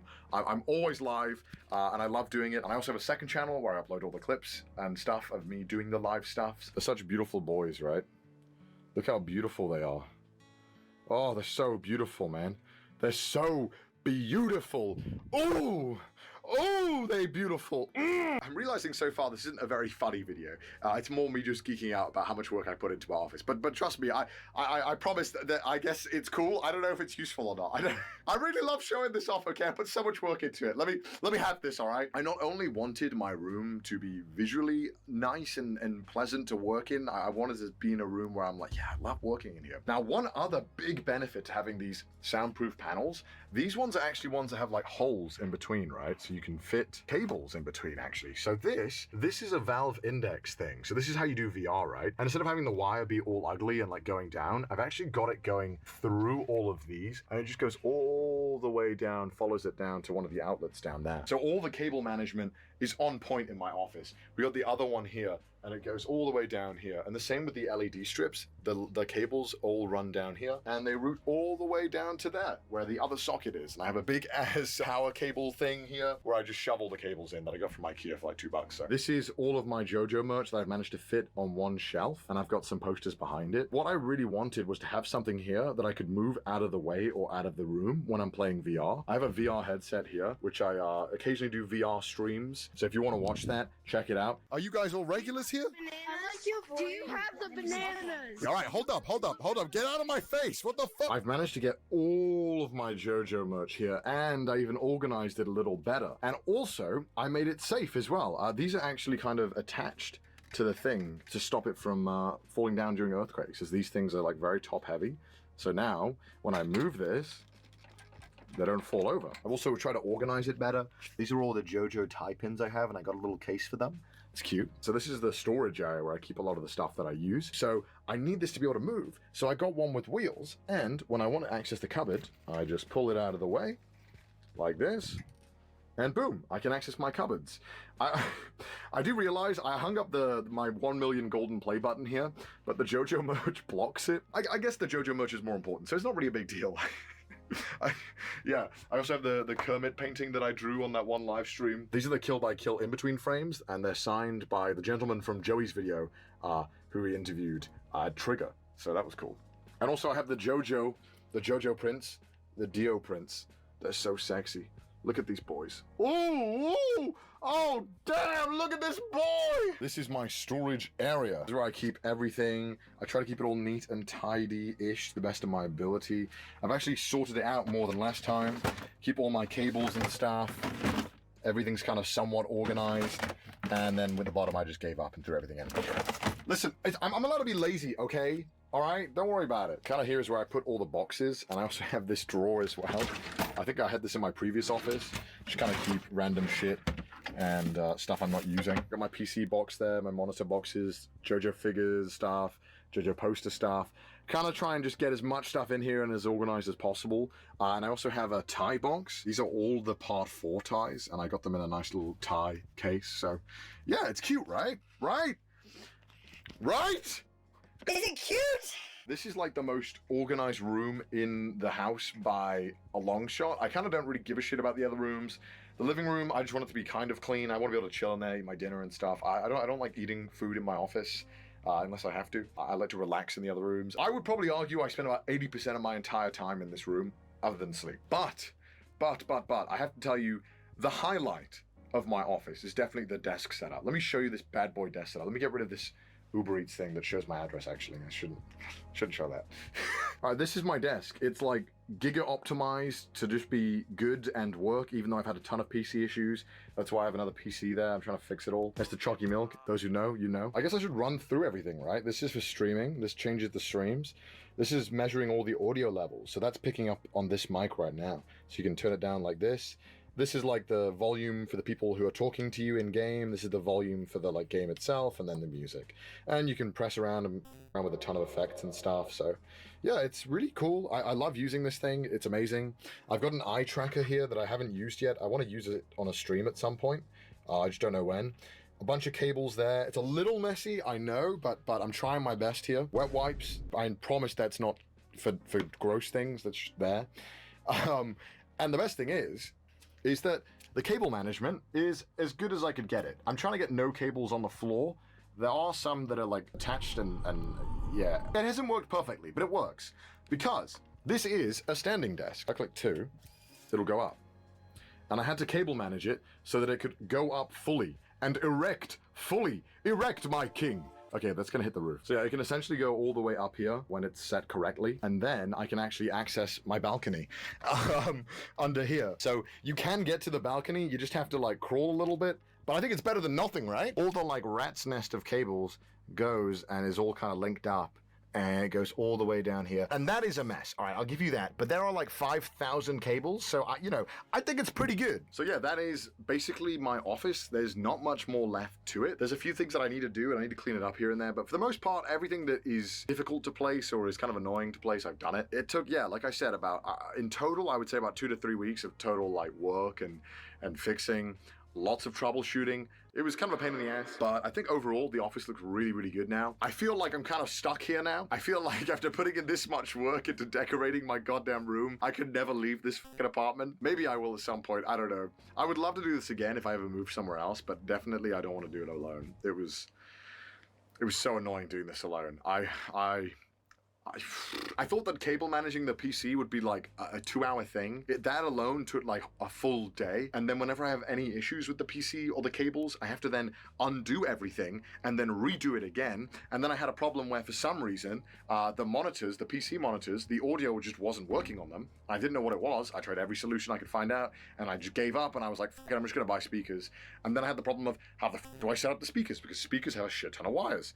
And yeah, so it's pretty much a never-ending struggle of me dying, complaining, mainly complaining, and hopefully getting stuff right. But it's kind of gotten to the point now where I'm quite happy, and it all works pretty well. And for once, it's all cable managed. There's no ugly cables anywhere except for behind the PC, but everyone knows that doesn't count. Everyone knows cables behind the PC don't count. It's like if it's behind the TV, it doesn't exist, right? Come on, guys, don't fucking out me like this, all right? So if Felix watches this again, I hope this is another S tier rating. I think for The Office alone, this deserves an S tier. I also did it myself. That deserves bonus points. I don't know why it does, but I think that does. It may not be as extravagant as some other YouTubers out there who have their $5 million LA mansion mansion where they have like rooms they don't even know existed. You know, I just want an apartment that is kind of cozy but big enough where I don't feel like I'm stuck working here all the time. For me, it's like the perfect apartment. I don't need more than like 2 fucking rooms and a living room. That's literally all I need. I just want one room to work in, one room to sleep in, and one room to chill in.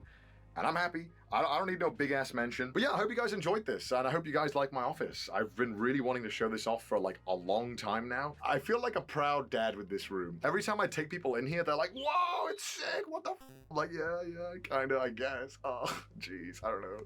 I'm like crying at all the hours I put into it. Like, yeah, it is good, right? I've never done like a big DIY thing before. This is probably the biggest thing I've ever done in my life, and genuinely, it feels so goddamn good. I'm sure that I have done some things incorrectly or inefficiently, but for me, I'm really happy, and I'm really just happy with everything right now. And I hope you guys also like the room, and I hope you guys can also appreciate all the work that's gone into this. I don't f***ing know. It's my room. I don't care what you think, actually. I lied. It's my room, not yours. But yeah, that's enough of me milking my apartment. I won't be doing it anymore now because I've pretty much milked every aspect of it. Hope you guys enjoyed it, and I hope you guys like it, and come check out the stream so you can come see it, and you can come interact with the lights, and you can come just chill with me.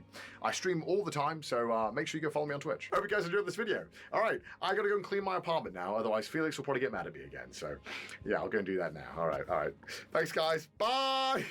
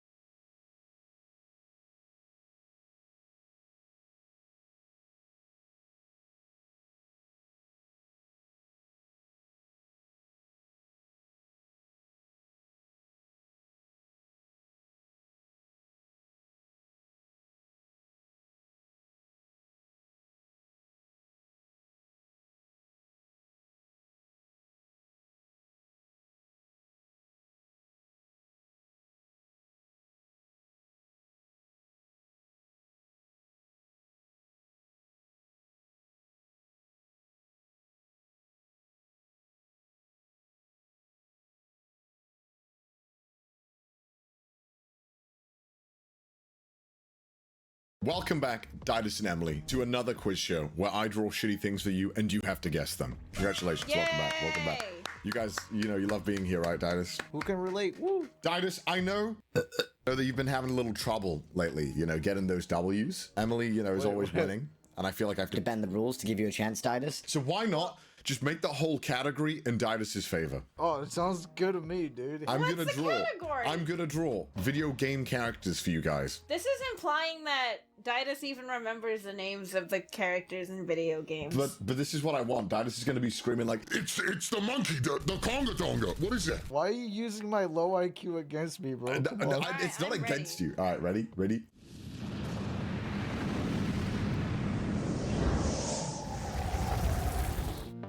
Let's start off simple. I'm a true gamer. I'm ready. All right, I'm gonna go fast as well. Kermit is not Timo. No. Oh, Tom Nook. It is Tom Nook. Yay! Boss Baby, the video game. All right, another one. All right, no, Bowser. It's not Bowser, I can tell you that much. Isabel. Shit, it is. She not shaped like that. The bun. How did you get Wait, is it really? You do Isabel? I wanted to stack the points in your favor, Emily. Why is she built like that? She's been playing too much Smash, and this is like what happened when she left Smash. That was actually Isabel? Oh my god. Now we're gonna start the real gamers, the gamer moments. If it's another Animal Crossing character, I swear to god. It's Mario in the Tanuki, the boot. This is genuinely really f***ing bad. I can see it now. What is it? I don't want to say it out loud because Emily's gonna take that and run a mile with it, dude. I gotta King wait. DDD, it's a bird. Oh, it's Diddy Kong. How the f How did you get that from that? How? The mouse shape, and then you drew the tail. I didn't draw the rest of the hat like this on purpose. But look, he's doing a monkey pose. Look at his arms. He's like. Are you telling me that you got that from the arm pose?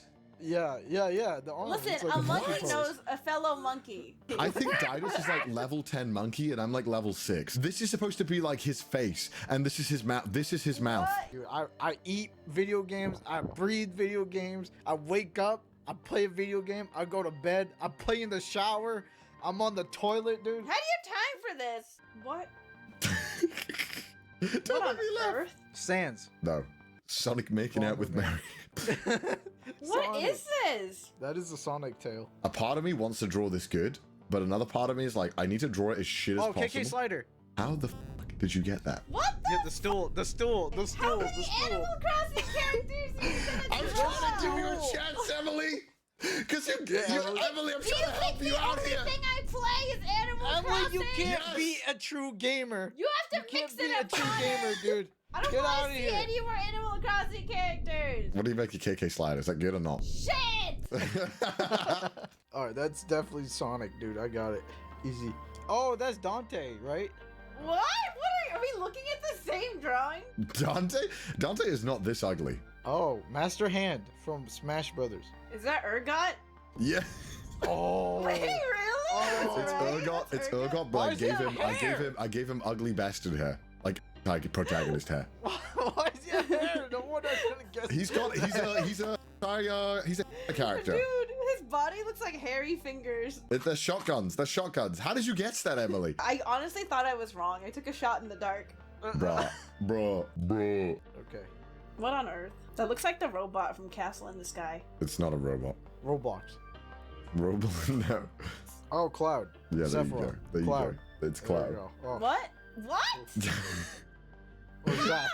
From the f***ing sword! That's not his iconic spiky hair. What's wrong with you? His iconic trademark spiky hair. It's also in the that wrong. That looks more like Guts than Cloud. Are you kidding me? Yeah, it does. This is your worst drawing yet. That is not. You are just angry because you are losing, Emily. Okay, ready for this one?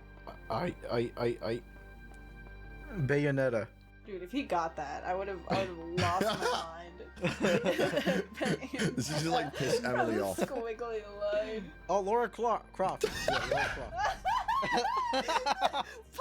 Pointy boobies. It's the booba. That is a horny child, bro.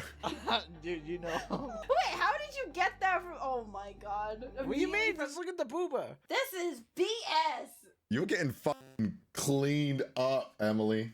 What are the arms? These are the arms, Emily. Why is he in the drip pose?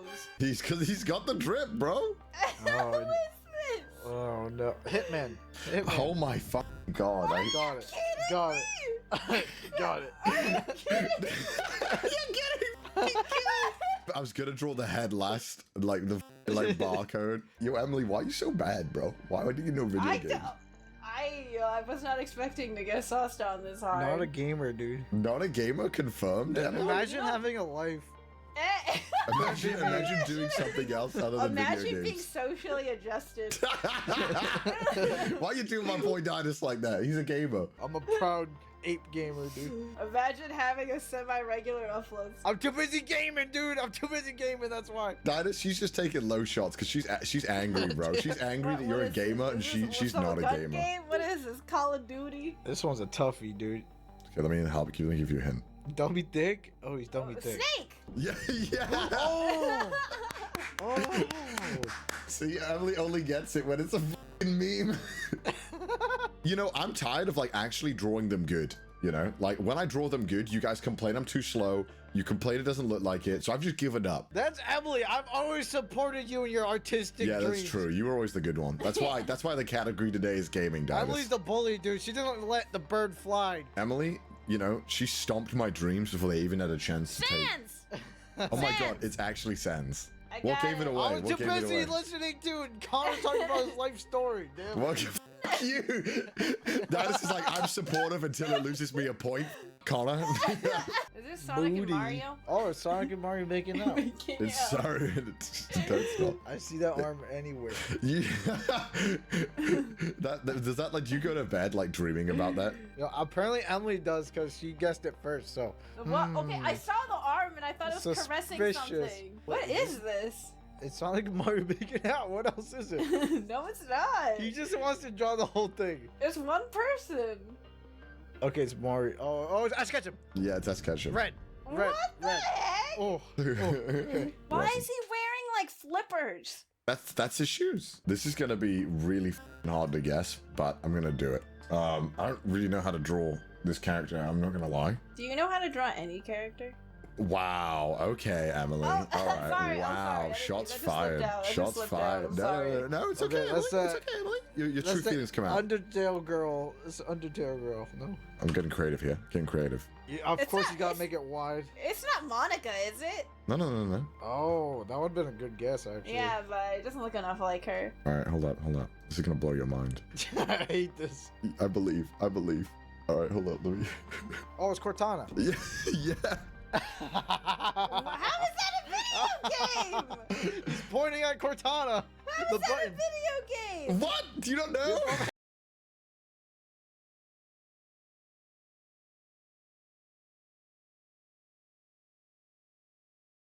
What the fuck did I just read? What are you guys talking about? What? Wait, also, it's not aligned. Give me a sec. Anyways, what the fuck? What the fuck? Okay, I'm gonna go meet again. Bye.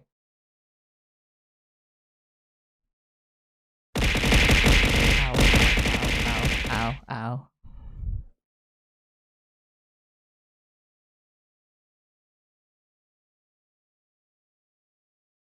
Halo! Okay, Plankton. SpongeBob. SpongeBob the video game. Oh, the mole from Resetti. Emily, this is your favorite game. Are you not going? Are you not getting these? This girl spending like so much money on Animal Crossing plushies. I thought we were done with you got like a $200 fucking Animal Crossing plushie. You can't even get restarted. Hey! Why is this important? You want me to sing the Emily's the Loser song again? Please, could you sing that? Beep bop boop bop. I'm sorry, Emily. I had to do it to him. You whore. Now I'm only bad. gonna be thinking of Animal Crossing characters. Is this your plan all along to sabotage me? I'm just tired of like actually giving you good ones. I just want to torment you guys. Oh, Chun-Li. Oh my god. How did you get that? How? How How are you getting this? Is it Minecraft? Is this Minecraft? What's the name of the character? Steve! Oh shit, okay. You got it, because Titus wasn't f***ing paying attention. Wait, you got it? Look how terrifying this picture is. Baby Mario. Why are you guessing Baby Mario? What about this is Baby Mario? He has a hat. He has a hat. What is his name? Little Mac? Little I see boxing gloves. Oh, Pac-Man. Mario? Luigi. Oh my god, Wario. I was gonna draw Luigi. Is this Luigi? It's Luigi. I was gonna draw Luigi. Luigi's lankier than that. This is terrible. This looks like a monkey version of Luigi. I give you an F minus. Why are you mad? Why are you mad? Zangief. No, that's a good guess though. That's a really good guess. Oh my god, dude! I thought you got that. I was gonna Would be you like, cry? no. Would you cry, Emily, if you got that? No.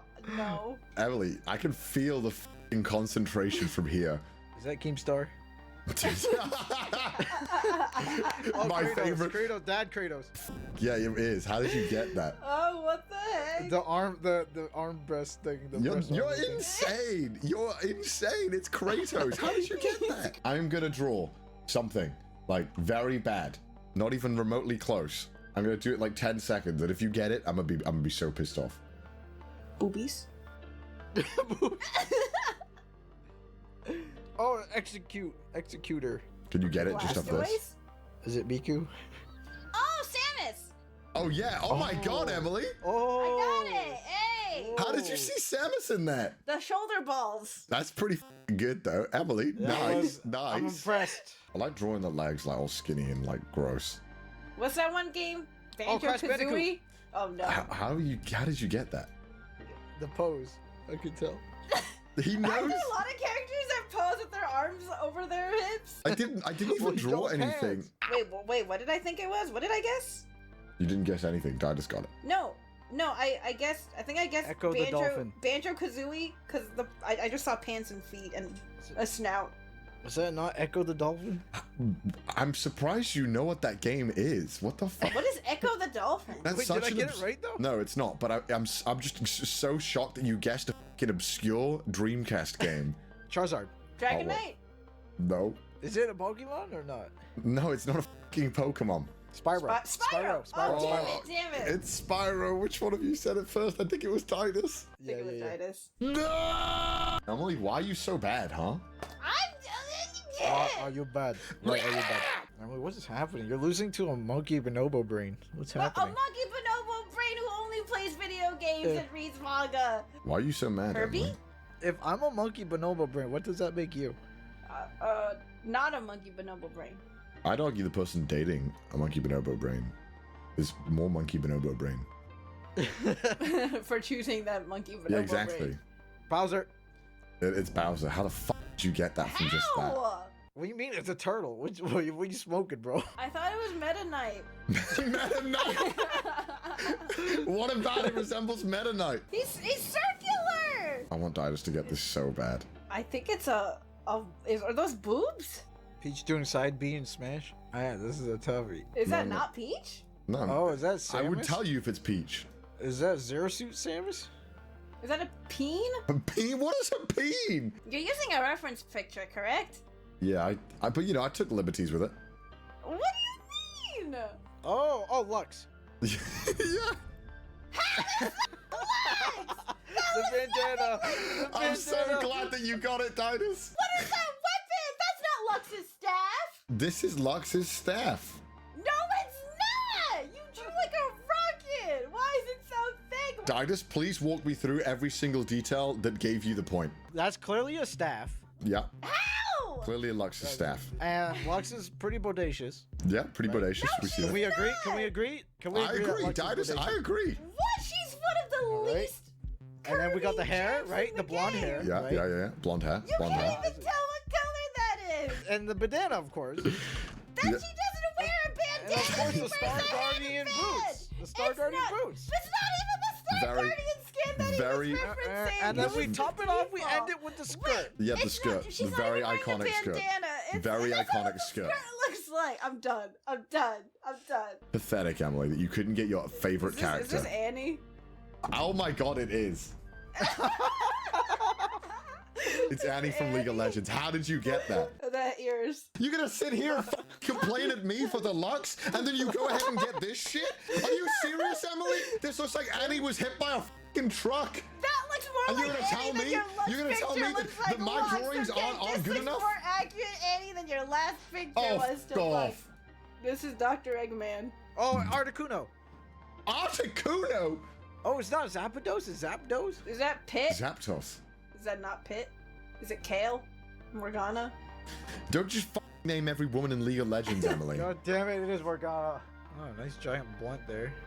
Who the hell is this? Oh, Mercy. No, that's not Mercy. Yeah. Oh, Mercy. Yeah, it's Oh, Mercy. Yeah. Oh, it is? Oh, I got it. I totally forgot that game exists. No one plays it anymore. So Emily got a point. Congratulations, Emily. Let's play the music for Emily. Congratulations, Emily.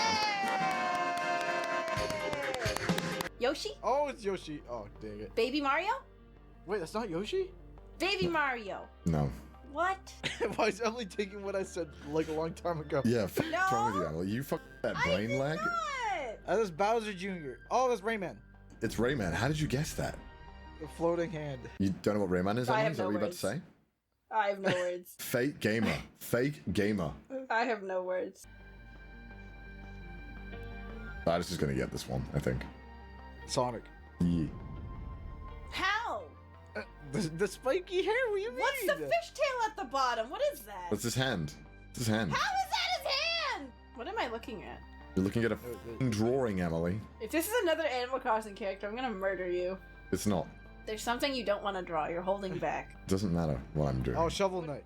I'm trying my f***ing hardest to make this not even remotely recognizable. But I know I'm gonna draw something that's gonna like give it away, and I don't want to.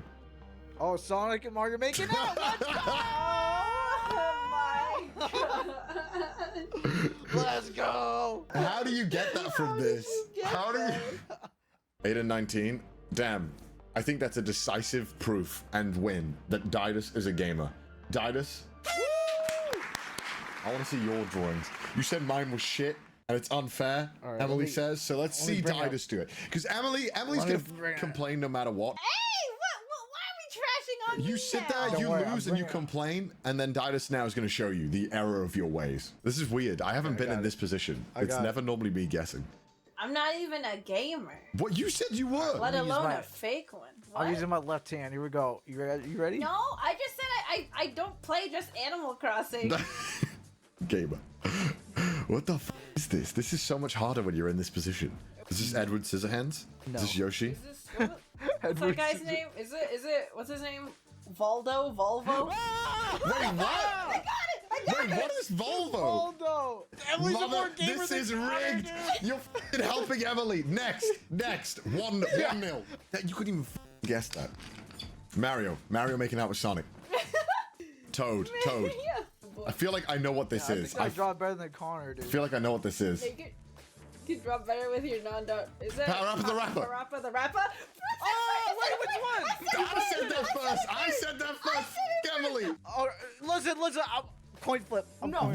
As soon as I said Parappa, the full name of the motherfucking rapper. As soon as I started Connor, heads or tails? Tails. All right. Wait, that flipped tails. Yeah, no, I gotta do it live, bro. Wait, so it was tails, and now you've ruined my odds. The 50-50 odds have been tainted. All right, so you're going to tails or heads, Connor? Come on. Tails. This game. This game. This is rigged. This is rigged. Is it the thing from RuneScape? I don't know the name, but it's a creepy elf thing from Legend of Zelda, right? Tinkle, right? What's the name? Tinkle! I don't know his name. Connor can get that one. You, Emily. Pikachu. Max Pikachu. No, what is this? I bet it's something like mega obscure. This looks familiar, but I don't know. Just name the game. Is this from Zelda? Nope. Journey? There you go, brother. Is it? What are the things called in Journey? What are they called? I've never played the game, dude. Wait. So you're telling me that you're drawing a video game character that I have to guess the name of, and you don't know the name of it? I know the name of the game. What? Is it Roblox? Minecraft Steve? Is it Emily? Hey! Mega Man? Buzz Lightyear? Do I just look like Buzz Lightyear? Hey, Buzz Lightyear! Yes! I got that first. How is he a video game character? Actually, I played the Toy Story skateboarding game. Yeah, he's a Super gamer. Nintendo. Oh my god! I'm ready. Gamer time. Gamer focus. Dorito. Is that a rice hat? Okami. What is this? This is a body under. Pyramid head. Oh god, I thought that just now. Fuck. Not a gamer. I've never played it, but I know it. Fuck. Don't do some f***ing JRPG shit. The one that hasn't even been translated to English yet. Yeah, he'll be like, it's actually like Doki Heart 59. It's from the 2004 release, but it was only in Japan. Ah! Wait, who is this? Earthworm Jim. 4-3, Emily. Eat shit. Roblox. It's Minecraft Steve. The dice from Super Mario. The dice from Super Mario Party. Is that Zelda? Oh shit! Is it? Oh no! Wait, is Not it? a gamer. Wait, how the fuck is that? Why does she have a fucking Roblox head? Because he likes squares. I have been cheated, bamboozled. This is unfair. Zelda does not have a square fucking head. What the fuck is this? Mario and Sonic making out? I'm so confused. It's not Samus again, is it? What is this? No. Bayonetta?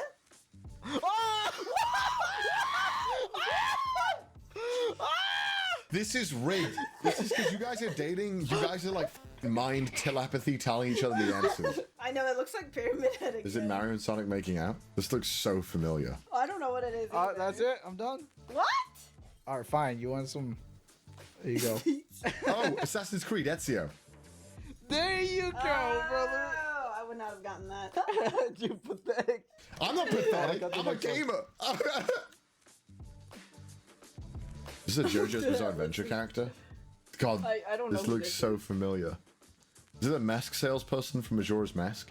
Oh no, I ran out of room. Cloud? Is that Cloud? What? Is that Sora? Yeah! Yeah! I hate it. I hate it so much. Knuckles? What the f is this? Is it a human snake with arms? Oh, Shantae? Oh, let's go! Damn, I didn't know her name. That's like somehow very scuffed, but like perfect. I'm gaming. I'm gaming. I'm thinking. I'm thinking. Gaming. Gaming. I'm gaming. Sonic? Duke Nukem. Duke Nukem. Sonic. Sly Raccoon. Toad. You're just guessing everything. DuckTales. Dr. Robotnik. Oh, that would have been good actually. What the fuck? I can't make out like the proportions. You're making me mess up. Yeah, see, this is what you guys make me do when I'm drawing. You made me laugh. I can't focus. Splatoon? Yeah, Splatoon. Oh. Let's go. I'm a gamer. Mom, I'm a gamer. If you drew with your toes, I think you'd be better than me. Yo, I'm gonna try with my toes right now. Okay. Oh god. I wish we could see. Oh, it's working. Oh my god. Oh my god, he's doing it with his f***ing foot. What? How is it working? Is it Princess Peach? How would you get that from this? I don't know, just I thought it might be a good guess. Honestly, this could be worth good money. This is Didas's footwork. I'm done. What bird has a gun? Falco? No! How did you not get that? You fool! I'm a fake gamer. I'm a fake gamer. Oh no. Minecraft Steve. I lost control. Minecraft Steve. Toad.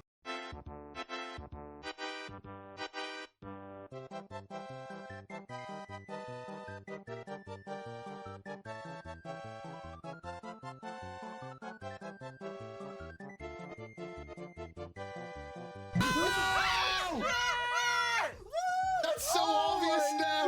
No! How are you losing to Emily? I'm losing my mind. I'm losing to Emily of all people. This is what I get for tormenting you earlier, I guess. Yeah, this is karma, bitch. Toad. Fry's dog from Futurama. E.T.? Omnimon?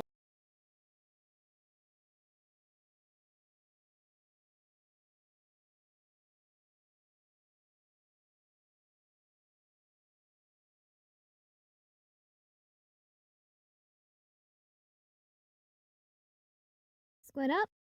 No! Squid neutral! Okay, so some of you already know, but I'll mention it again. I graduated from an art school, and I drew so much nude models over the years that it doesn't even faze me anymore when I see a naked body. And then there'll always be that one guy who ends up looking at your sketch, and then he'd see it and be like, why you draw naked people? I think you should put some clothes on that girl. Bro, we aren't born with clothes on. We're born naked. Anyways, yeah, whatever, you know, you get used to it. It doesn't matter anymore, you know? Whatever, you say whatever, alright? Alright, so we got different angles of drawing the body. We have the back, which is the best because you get to draw the butt. Then we have the 3/4, which is probably the most fun and the most dynamic. And we also have the side profile, which is, you know, kind of boring, but you gotta learn it. And then you got the worst, which is the front. And you know why it's the worst? It's because it's awkward. Okay, so the first year, the first class, the first time, a new me. I come into class and the teacher goes, okay class, so we're gonna draw a real life nude model tomorrow, so be ready. And then in my head I was like, oh my god, what happened if it's a fit bird, you know? Like, what happened if some smoking hot babe? Disgusting. Okay, I'm just gonna be front with you right now. That's never gonna happen. All right, get your mind out of the porno. All right, get your mind. Just stop thinking about it. All right, it's never gonna happen. All right, just don't. I don't want to hear it.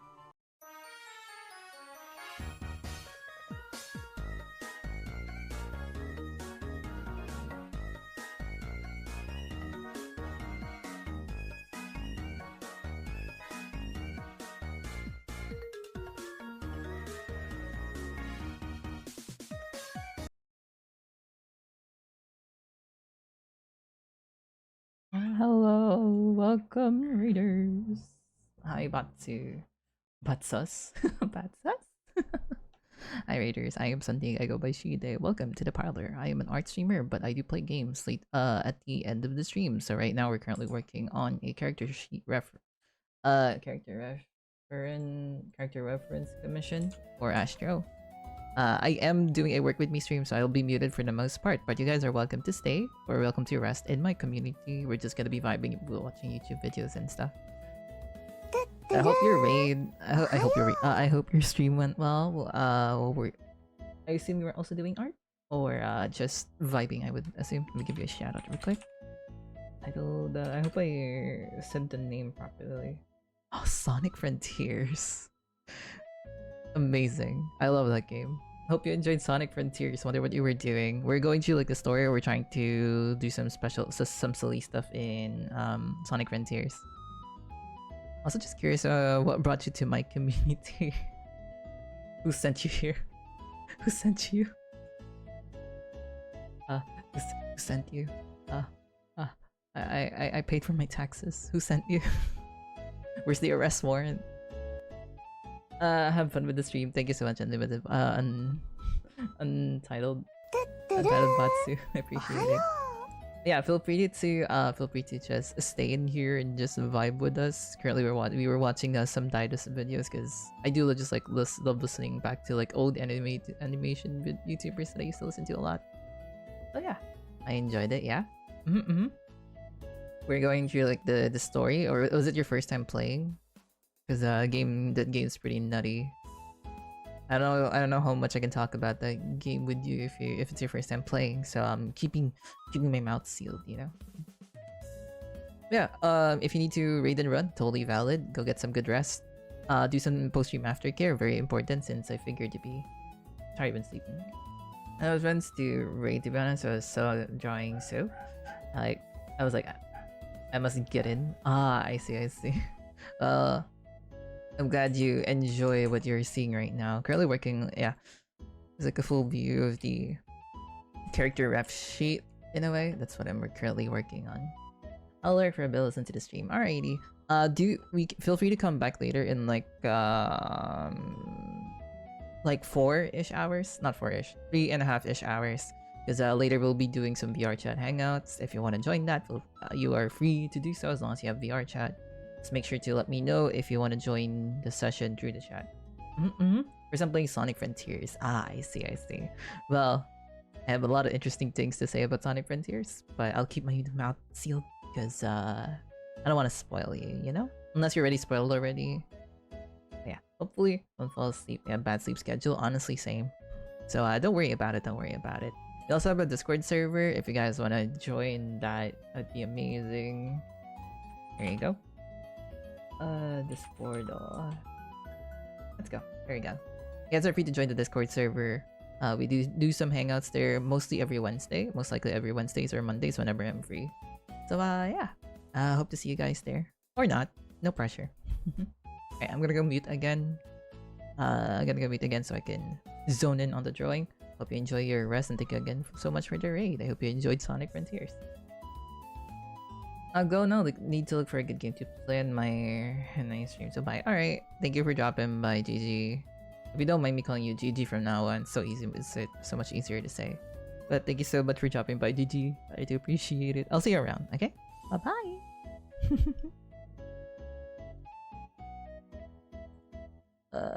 Right.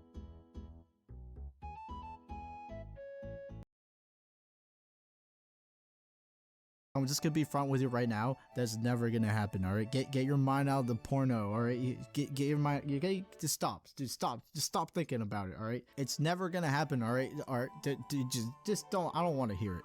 So this dude walks in, and then he takes off his shirt, and what do I see? That's right, pierced nipples, double, and then he proceeds to take off his pants, and what do I witness? That's right, a pierced squid. Okay, so the classroom is set up as a circle of desks and the model would be in the middle. So basically what I meant was that it's a roulette of which angle you end up drawing the model from. And then if you happen to have gotten the front, then that means you had bad luck. So there are different time iterations of drawing. There's 30 seconds, 1 minute, 5 minutes, 15 minutes, 30 minutes, etc. right? And guess who got the front for the 30-minute iteration? That's right. That is right. It was me. Okay, so the goal here is to finish the face as fast as possible to avoid all possible eye contact that might be awkward for you, alright? And the problem here was that I kept thinking about his pierced nipples. I don't know why, but it was so distracting to me that I couldn't help but think about it. And my eyes, I couldn't control my eyes. My eyes were gravitating towards the pierced nipples. And what was awkward about this was that he was staring at me this whole time. And I think he noticed that I kept staring at his pierced various body areas. Do you ever get caught staring at the opposite gender at high school, sitting at a desk, and then your eyes meet together for that 1 second, and then you're just like, no. Well, that's exactly what it felt like. Also, pro tip when drawing the squid. Basically, you just gotta scribble. You gotta do a lot of scribbling because that represents the pubic hair. So the more, just scribble. It doesn't matter if he's shaved or not. Just scribble, dude. Like, hopefully his squid isn't at full length. You know what I'm saying? Alright, so another day, another class, another model. A woman this time. She's kind of mid-aged and quite not that fit. She's not a fit bird. And then, we're doing our desk roulette, and guess who got the front for the 30-minute iteration again? That's right, it's me, Titus. No one cares. So this was probably one of my most uncomfortable memories I've had in a long time. Basically, she was in a lying down position, kind of like draw me like one of your French girls positions. She just kept staring at me. She kept staring at me for the whole 30 minutes, like straight into my soul. And while I was drawing, I was like, woman, please stop staring at me at full force. It's like she wanted my attention or something, and I was trying my hardest. My eyes were like, when you think about controlling your eyes, you just can't. It's just all over the place. So eventually, I get into eye contact, and you know what she does? She smiles at me. She smiles at me. You stare at me for like 20 minutes and then you smile at me. Please, no, I don't need this. She smiled at me like as if she's like Rose from the Titanic. Like there was like sexual tension. I kid you not, there was sexual tension and I did not like it because I wasn't attracted one bit and I was like, please get me out of here. But Titus, maybe she's just being friendly. No, there's a difference between just staring at someone for 20 minutes straight. Like, she could close her eyes, she can look left, she can look right. No, she was staring into my eyes for the past 20 minutes. I tried to fight it, I just couldn't. I gave in, I looked, that 1 split second, fight it. No, she was staring into my eyes for the past 20 minutes. I tried to fight it, I just couldn't. I gave in, I looked, that 1 split second, bam, I was dead. Alright, so closing thoughts. Let's squid neutral. Not all drawing sessions are like this, alright? It just happens, I just happen to be unlucky. It depends on the model too, like some of the models know where to look or they don't bother you that much. But if you're unlucky and you get the wrong model on a bad day, well, you will get awkward situations. On many days I got, the cool back, I got to draw the butt and whatnot, I love drawing butts, if you couldn't tell. And also, models do a lot of work, to hold the pose for that long. I give props. I give props. All right, keep doing your thing, and I'll see you later, you barnacle scum.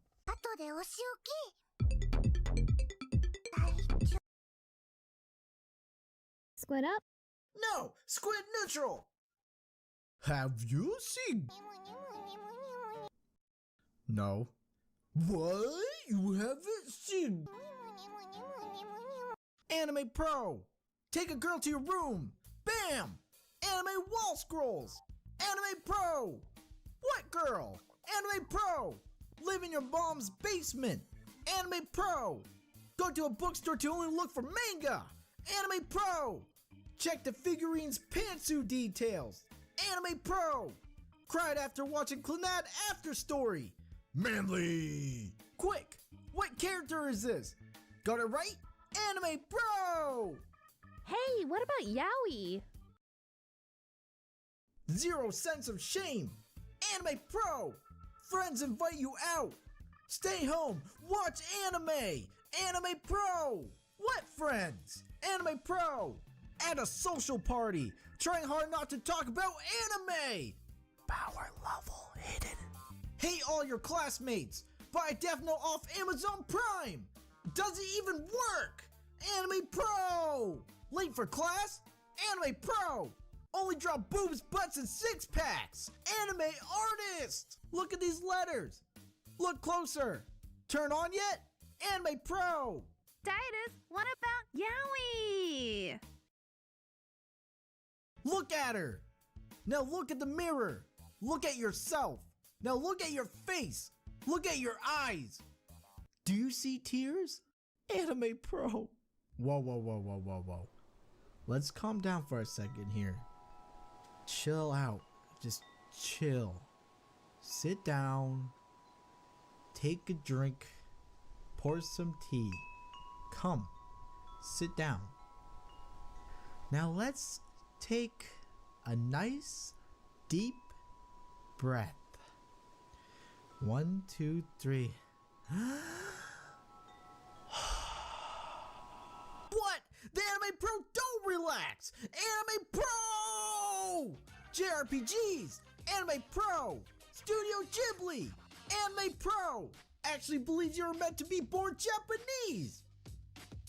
Nah, dude, chill, you're just a weeaboo. Look, Titus, look at the Yaoi! Ah, my eyes! Look at this yogurt!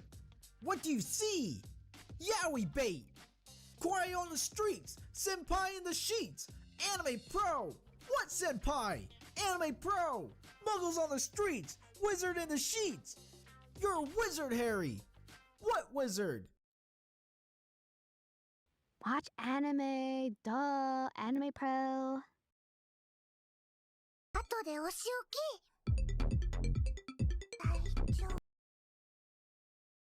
Squid up?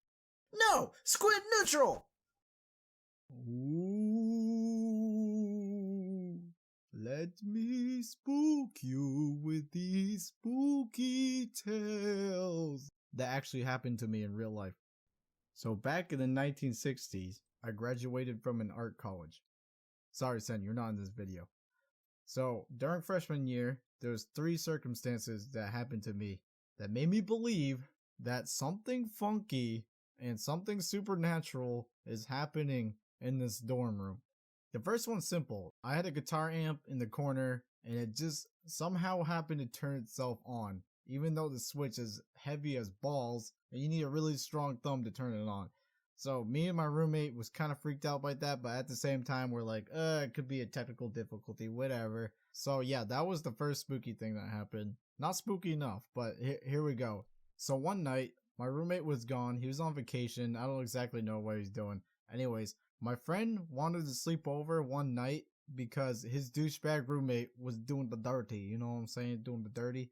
Okay, he's not a douchebag for doing the dirty. He's just a douchebag in general, alright? You'd have to know him. He's a douchebag. Anyways, I was like, yeah, whatever. So my friend was sleeping on my roommate's bed while I was just on the computer playing my video games. You know what I'm saying? So I was playing in mid-game and I saw this with my own eyes. My friend just slowly rises up from the bed like freaking Darth Vader, like slowly rises, turns his head slowly while I'm like feeding the enemy team by now, and I'm looking, he stares at me, and then he says, "It has begun."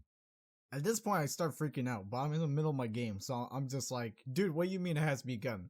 Are you playing a prank on me? Because this is not cool, man. And I'm just like freaking out. I'm just like, dude, why are you actually sleeping? Don't tell me you're actually sleeping. And I started making jokes to make sure he's not cracking a smile or anything, just to check if he was sleeping. And then like moments later, he started snoring. And I do believe he was actually sleeping. Like, I don't think he was actually pulling one on me. Believe what you want to believe, but this dude was clearly possessed by an evil spirit, and he was going to spirit me away by telling me the doomsday date of when the world is going to end, or he just pulled a Donnie Darko and just told me that I was going to die soon from the future. That's how it felt like, guys. But, you know, it just freaked me out, man. Like, that's the most randomest thing to say when you're sleep talking and rising up to freaking say that. Like, it has begun with the most serious face. What is that, dude? You trying to freak me out, dude? So just to be clear that he wasn't pranking me, I approached him the next day and I asked him first, and then I told him straight up what happened. And he started laughing, and he was just like, wow, really, dude? That's really freaky. And like, he's either telling the truth or he's a really good actor and believable as fudge from the Halloween basket. And now it's time for the finale. So another night later in the year, my roommate came back, obviously, and we're both sleeping in our beds. So my roommate is already fast asleep, and I'm, you know, trying to go to sleep. It's like, you know, one of those nights, and it's completely dark out, and I'm just trying to sleep. But all of a sudden, my bed starts vibrating like crazy, like spastically hardcore.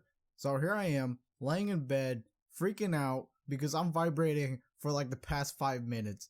And I finally get up the courage to get off from my bed and be like, maybe it's an earthquake. So I check, I leave my bed, and then I touch the floor, not vibrating.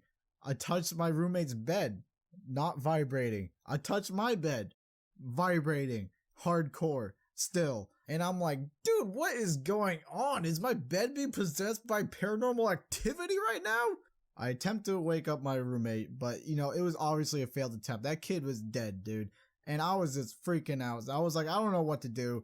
So what I did next was I worked up enough courage to look under my bed to make sure there's no ghouls that's gonna eat me alive.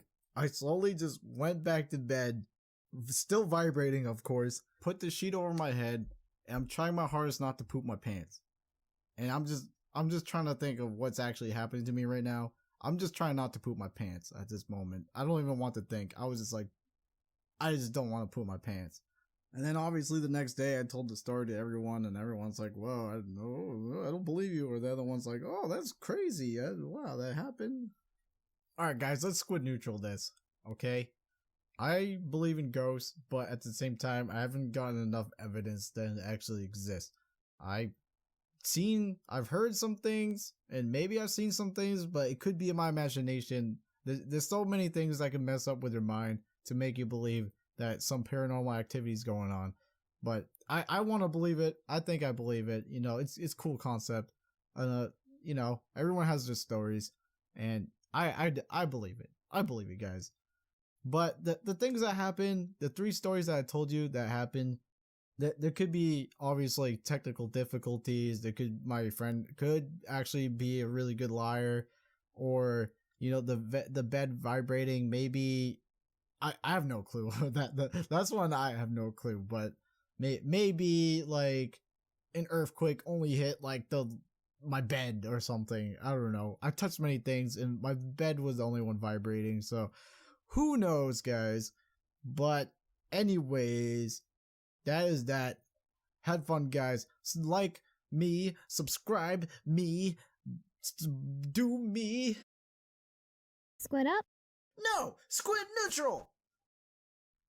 Alright, dude. So, if you actually want to learn how to steal your roommate's food, that just means you're stepping down to the scum of this earth level, alright? You're joining me. I'm already in the scum of this earth, alright? We can join together.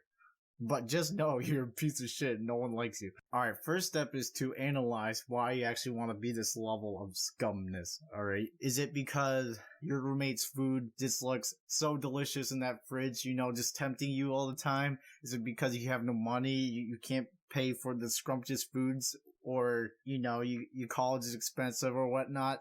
That once you know the real reason, now you can become a scum, alright? You're gonna become like a vulture, dude. Actually, vultures finish their food off, so you're gonna be like the reverse vulture. Alright, you'll just be a ninja vulture, alright? You'll like come in and then leave before, you know, leaving a trace, you know, ninja vulture, alright? You're still there waiting for the food, but you won't show that you actually took it. The food will still be there. You just took a sample of it. Alright, dude, remember, quantity over quality, alright? don't go taking whole pieces of something. Like, don't take a pizza slice from a pizza. That's way too obvious. Like, that's so obvious, alright? You could try fries, mashed potatoes, macaroni, celery sticks, carrots, whatever. Those lame foods, alright? Anything with quantity, alright?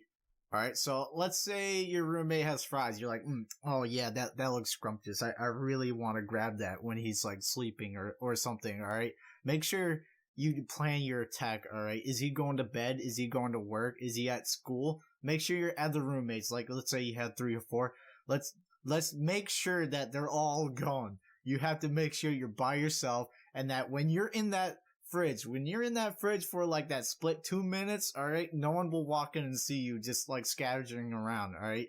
Plan your attack, okay?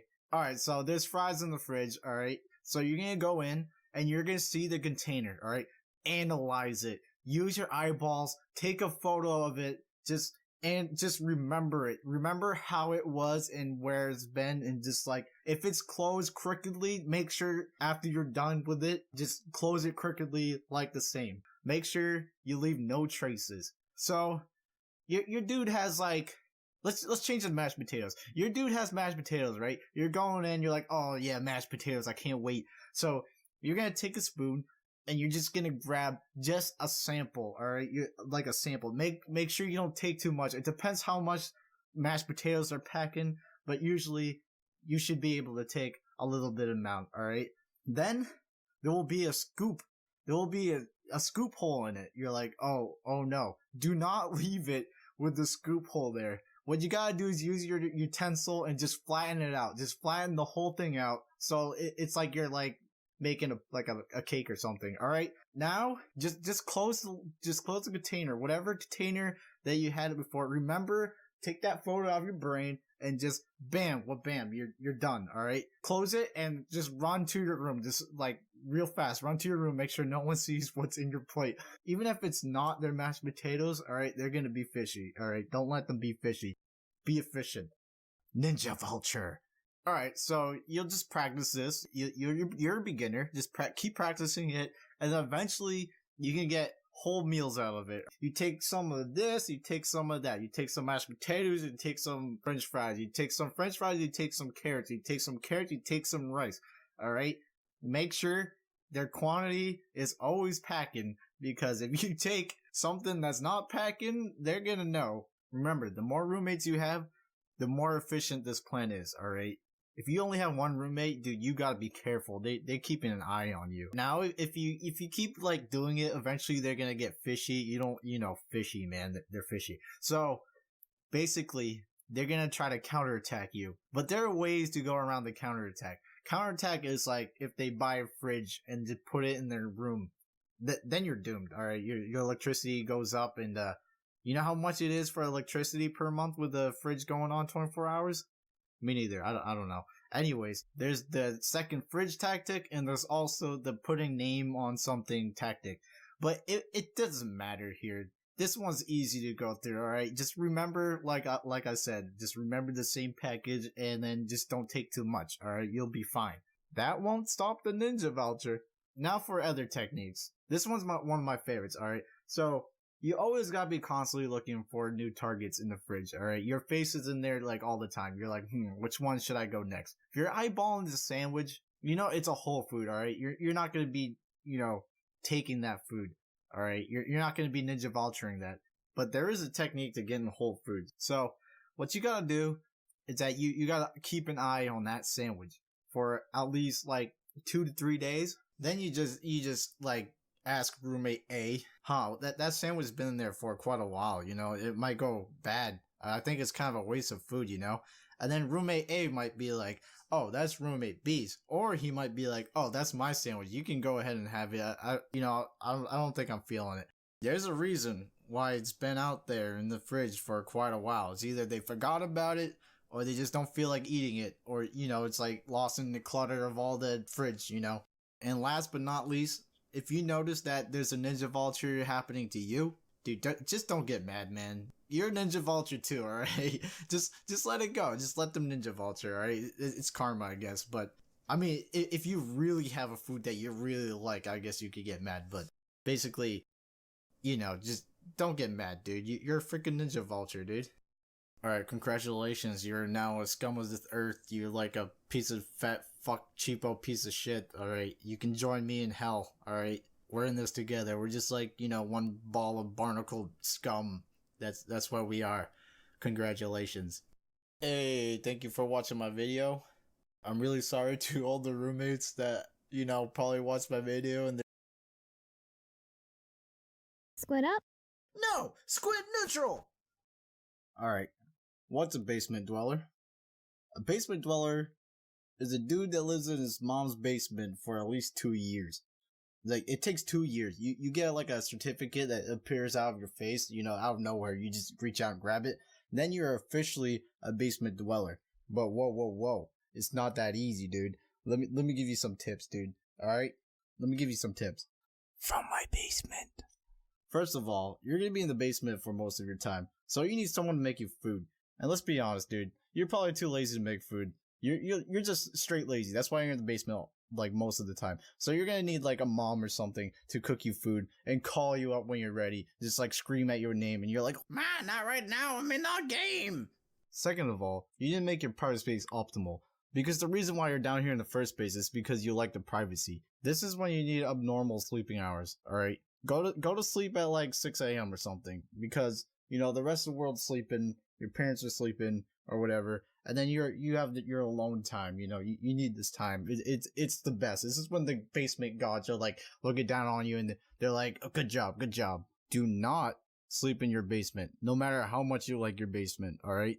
The bugs, the spiders will, you know, straight up crawl in your mouth and lay eggs, alright? Don't do it, dude. Freaking bugs just love that habitat. They're like, oh, like, look at this moist air. I can't wait to crawl over you while you sleep. Alright? Don't do it, dude. Don't do it.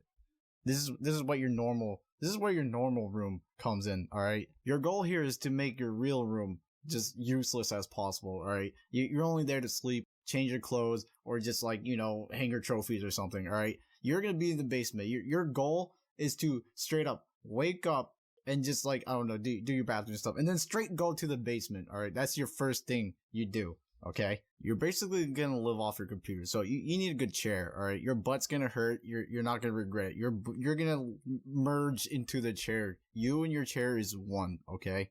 Obviously, don't forget about your video games and, you know, everything else. There's perks to being in the basement, alright?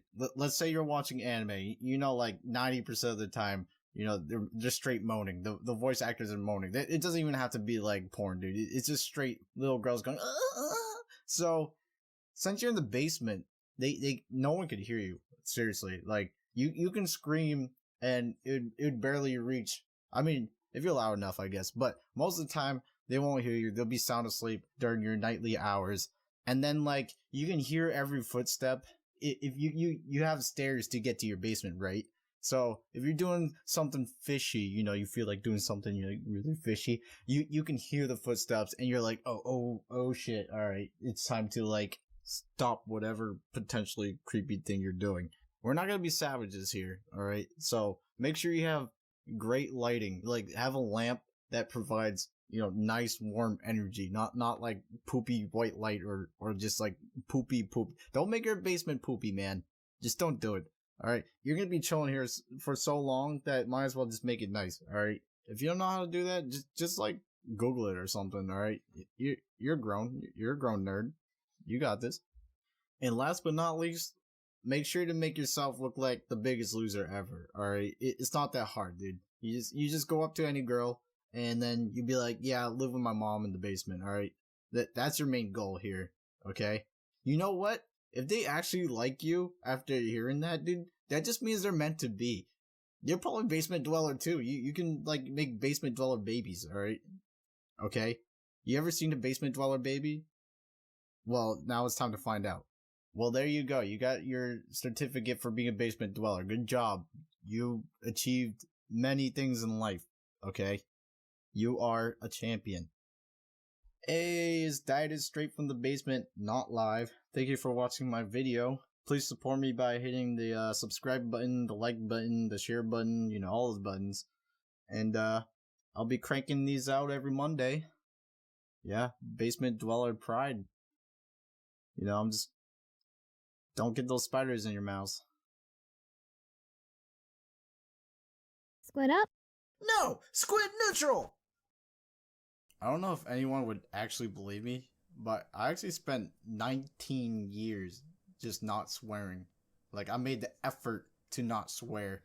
You know, there's probably a slip here and there, but most of the time, it was my conscious being just be like, yo. Squid up. No! Squid neutral!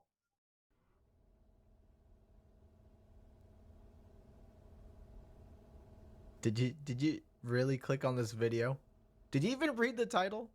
Is there something that you need to tell me? Okay. I'll teach you. I got you, fam. I'm the best role model in this generation. I teach kids how to steal your roommate's food, okay? I teach you how to become a certified basement dweller, okay? I teach you many things in life, and this is my next Barnacle Scum Guide. You can become one, okay? And to keep with Barnacle Scum Guide traditions, I'm just gonna... this is unscripted. I'm going unscripted, okay? All right? This is straight from the heart. First, what I want you to do, what I need you to do, is crawl out of that hellhole that I put you in before and come learn a new tactic in life, okay? All right? You're gonna need it. Now, this guide applies to high school and college, but college is way easier, but high school is still doable. I've done it. I've done it for many years. I'm the master, okay? You're coming to learn from me. You're watching this video because I am the master. So get on your knees and I got you, okay? Now, let me give you a warning first. Using this guide will make you very unattractive. So if you're looking for love, look somewhere outside of the classroom, okay?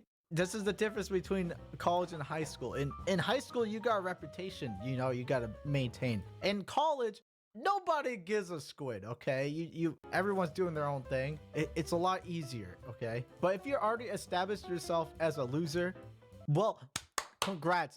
This guide is meant for you. I got you. Question: why does one become a professional sleeper in class? Maybe you're a night person, you're nocturnal. Maybe you don't want to abide by the rules of all these morning people normies, okay? Maybe you play Maple Story all night, okay? You're trying to do that one last quest, and then your mom has to come down. She's like, it's time to go to bed, there's school tomorrow. And you're like, give me 5 more minutes. And then she's like, no. And then you're like, okay, I'm going. And then you pretend that you're going, but you're not. You pretend you're gonna sleep, but you're still on the computer for like another 2 hours, okay? You're a koala. A woke koala. That's right. You need your third eye to tell your brain when to wake up at the most pivotal moments. Okay, that'd be like when teachers are asking questions. Titus, wake up! I wasn't sleeping. I was just resting my eyes. They're passing papers, going over homework. Only the key events. The rest is not important. The rest is just filler. Like most professional people, it takes a long time to master. So the earlier you start your training, the easier it becomes. You learn to wake up your body like... That was me snapping. It's the best I can do.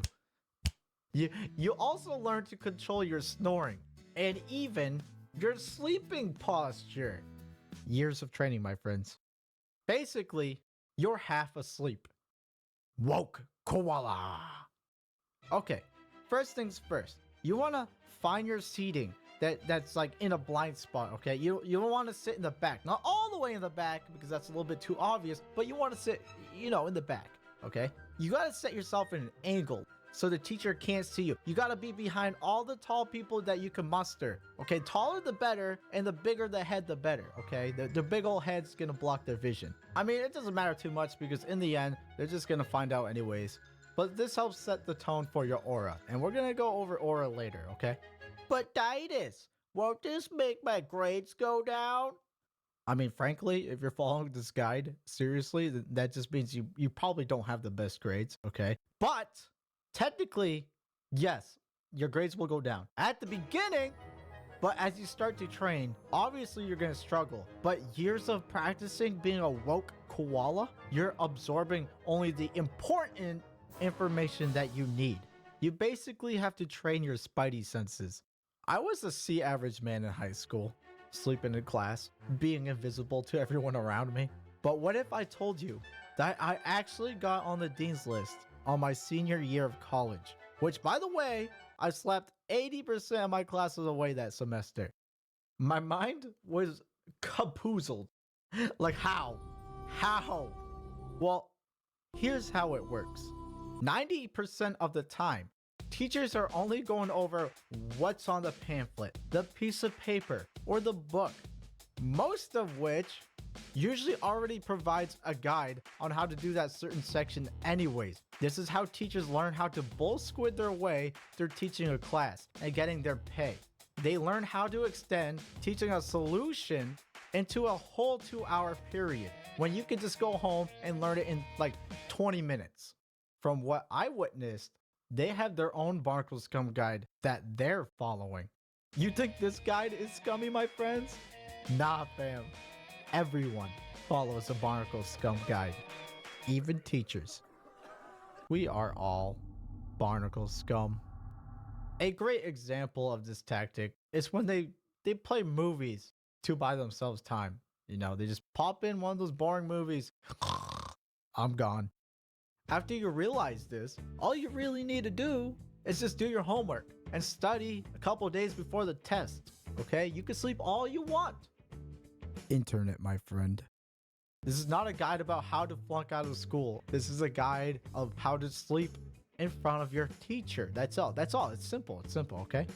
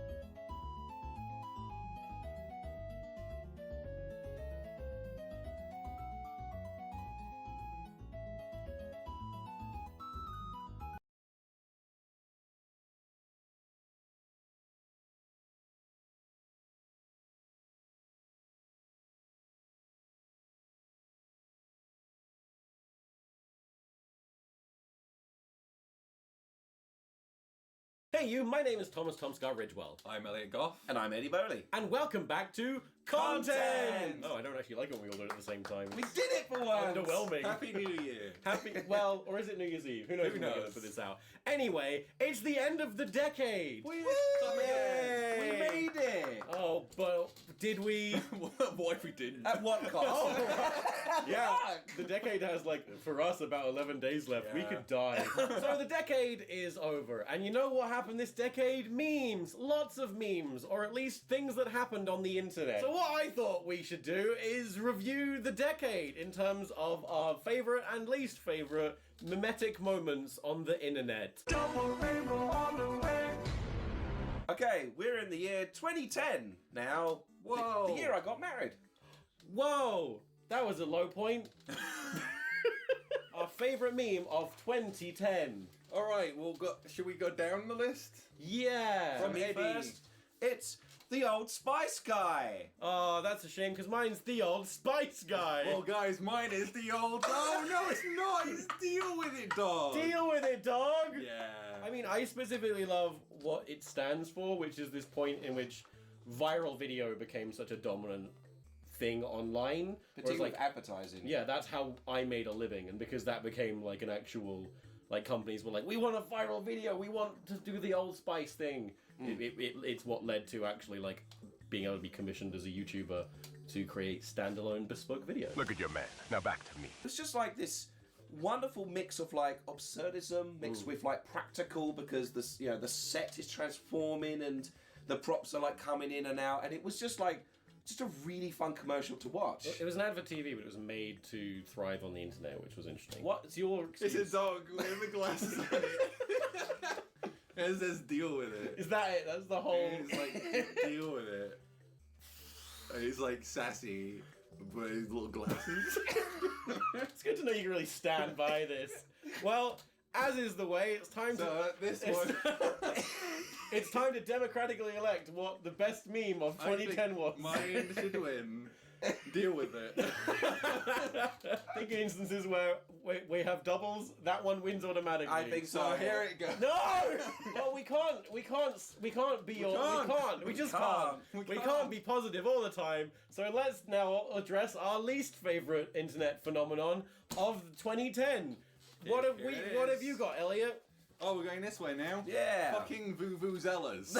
Oh my god, that's fair. My pile's upside down. Oh boy. Sake, it's so much time. I'm sorry! My least favourite, and this is going to be very controversial. Okay. Bed Intruder. Specifically Bed Intruder's song. Genuinely. Oh. A song made by the Gregory Brothers, who also made the Muffin song. Are you upset that it's outsold? Well, the fact that that's gone platinum, whereas the Muffin song has only gone gold. Only gold. Just out. No, I don't like the meme. I found it very irritating, and I didn't like the song either. So it was just like, everyone was like, look at this, look at it, it's everywhere, it's all over these, and I was like, shut up! I think it may have suffered from, like, the overexposure. I think the song was fine, but then it was like, I enjoyed it at the time, but it did get overplayed. This song, to me, is what the Muffin song is to everyone else. It's like, stop! But I think that's a loud annoying noise. Yeah. I didn't think we're explaining them now, but... Oh, we are. Mine is Forever Alone. Oh. What? Oh, just because you got fucking married that year. Fuck you. I just think it's mainly it's used as a source of bullying, and I'm not a fan of that. So I thought it was more used as I say, just moments before preferential. I thought it was self-burn. But... Again, you wouldn't know because you're married. Are you bullying me for being married? I will do. Yeah, we're not voting for the worst of the decade. We're just let's put them together. We're just hitting on them. Fuck these. We're just being negative for fun. Elliot, what did you love about 2011? Fucking planking, mate. Can you pick it up the right way up? No. Planking. Planking? Planking. Did you ever plank? Yeah, probably. Are there photos or videos of you planking? I don't think so. Pathetic. There's no photos of me past a certain point. Mine is hipster edits / Instagram positivity parodies, because this is the first time that I found postmodernism and just like absolute, like what we now know is like that very Gen Z bizarre comedy finally starting to appear on the internet. Is that 2011? Yeah, it was really early. Like, this is way ahead of its time, this shit. Where people take, like, motivational... I thought it was earlier. So for me, like, it's to do the animal advice memes, where it'd be like the colourful background and an animal face in the middle, and it'd be like, you know, the dog one or the cat one, the business cat one. And there's loads of variants of that, but I think my favourite has to be Slowpoke.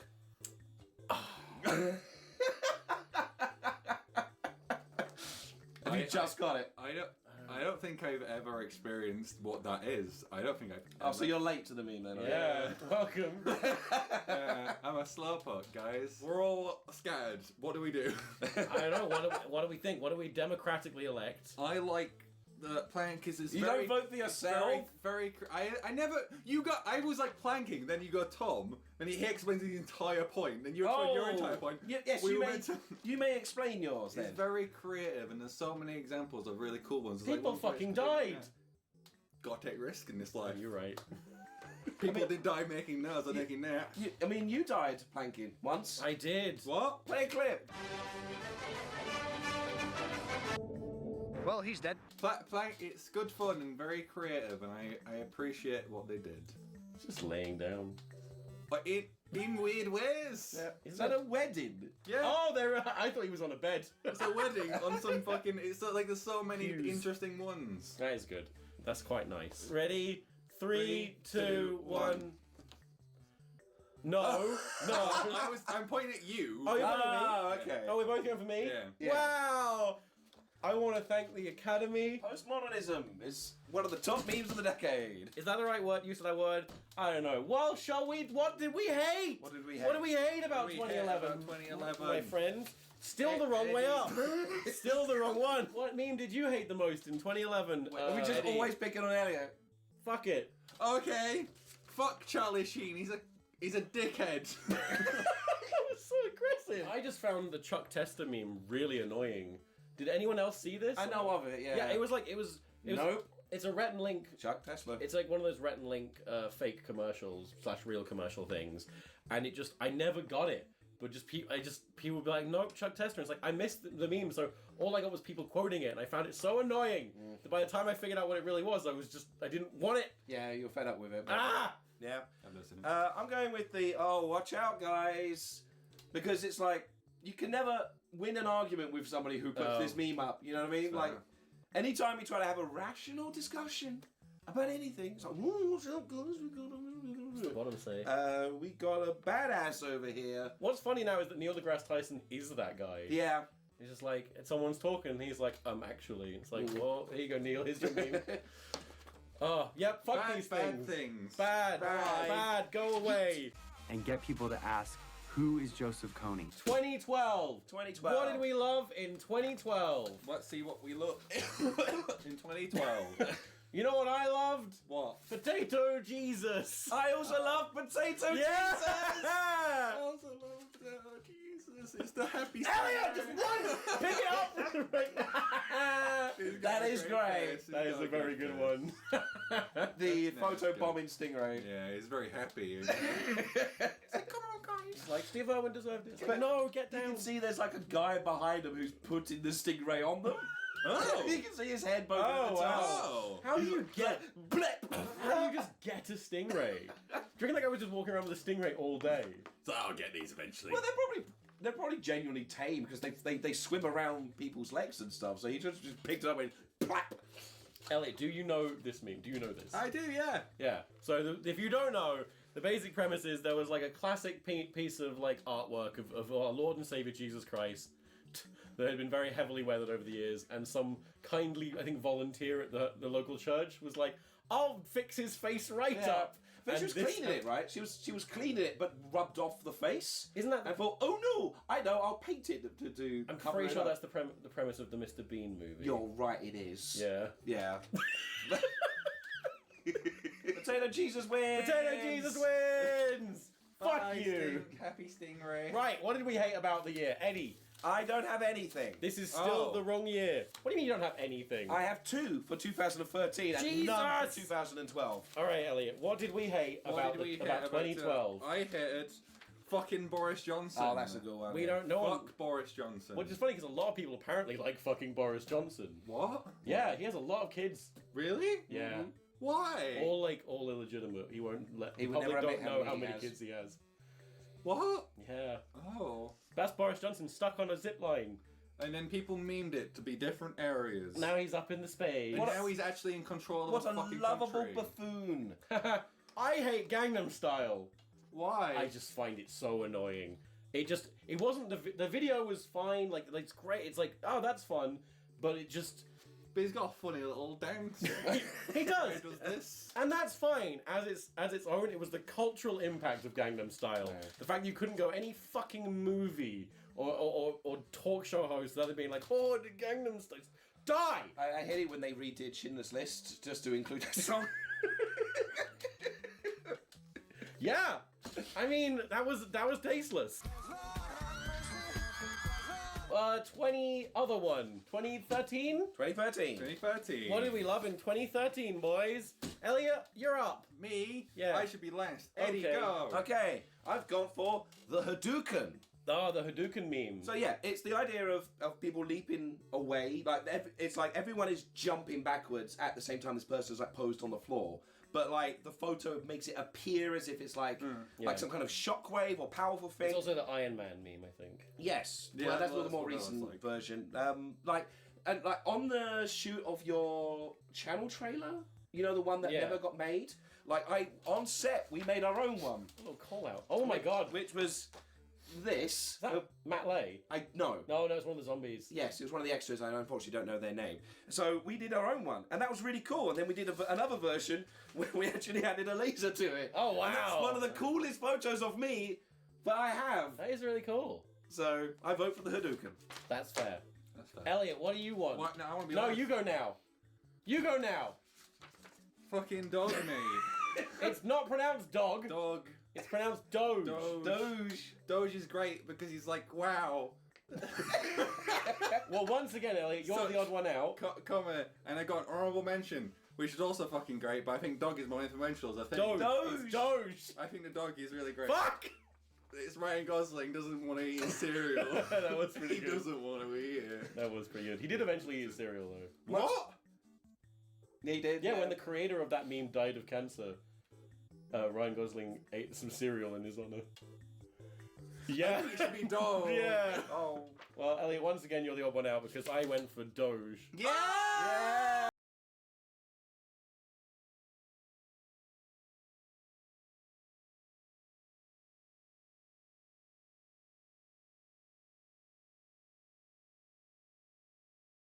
Ryan Gosling has finally eaten his cereal.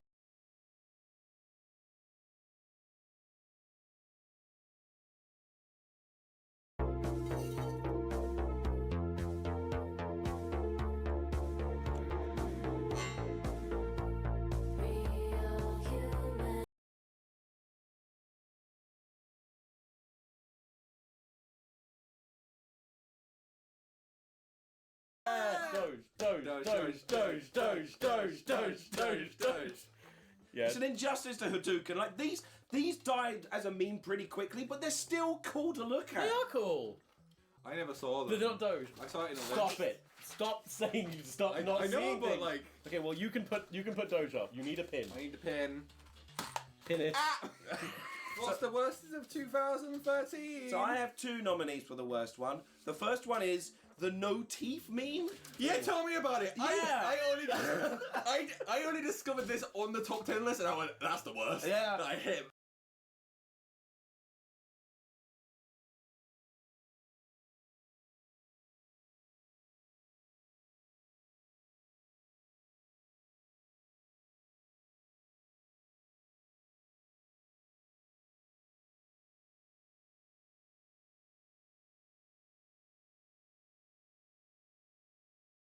I never experienced this in actual social media, but this is the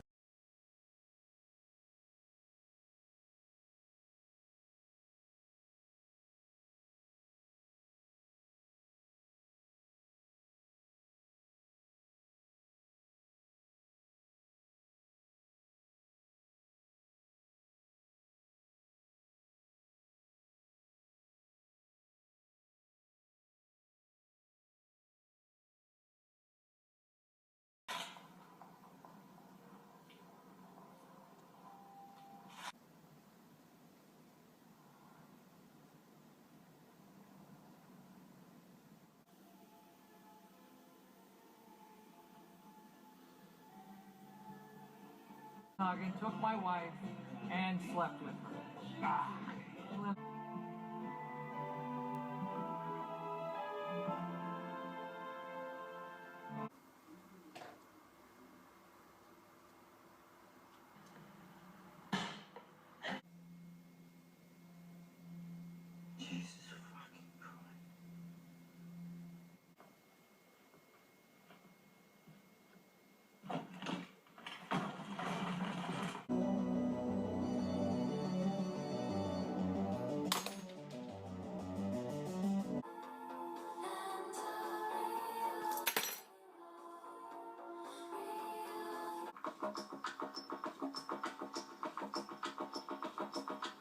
Characters in movies who have it all figured out and everything is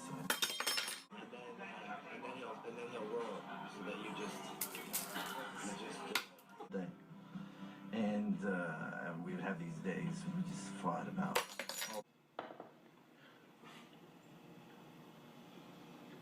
You think this is fun?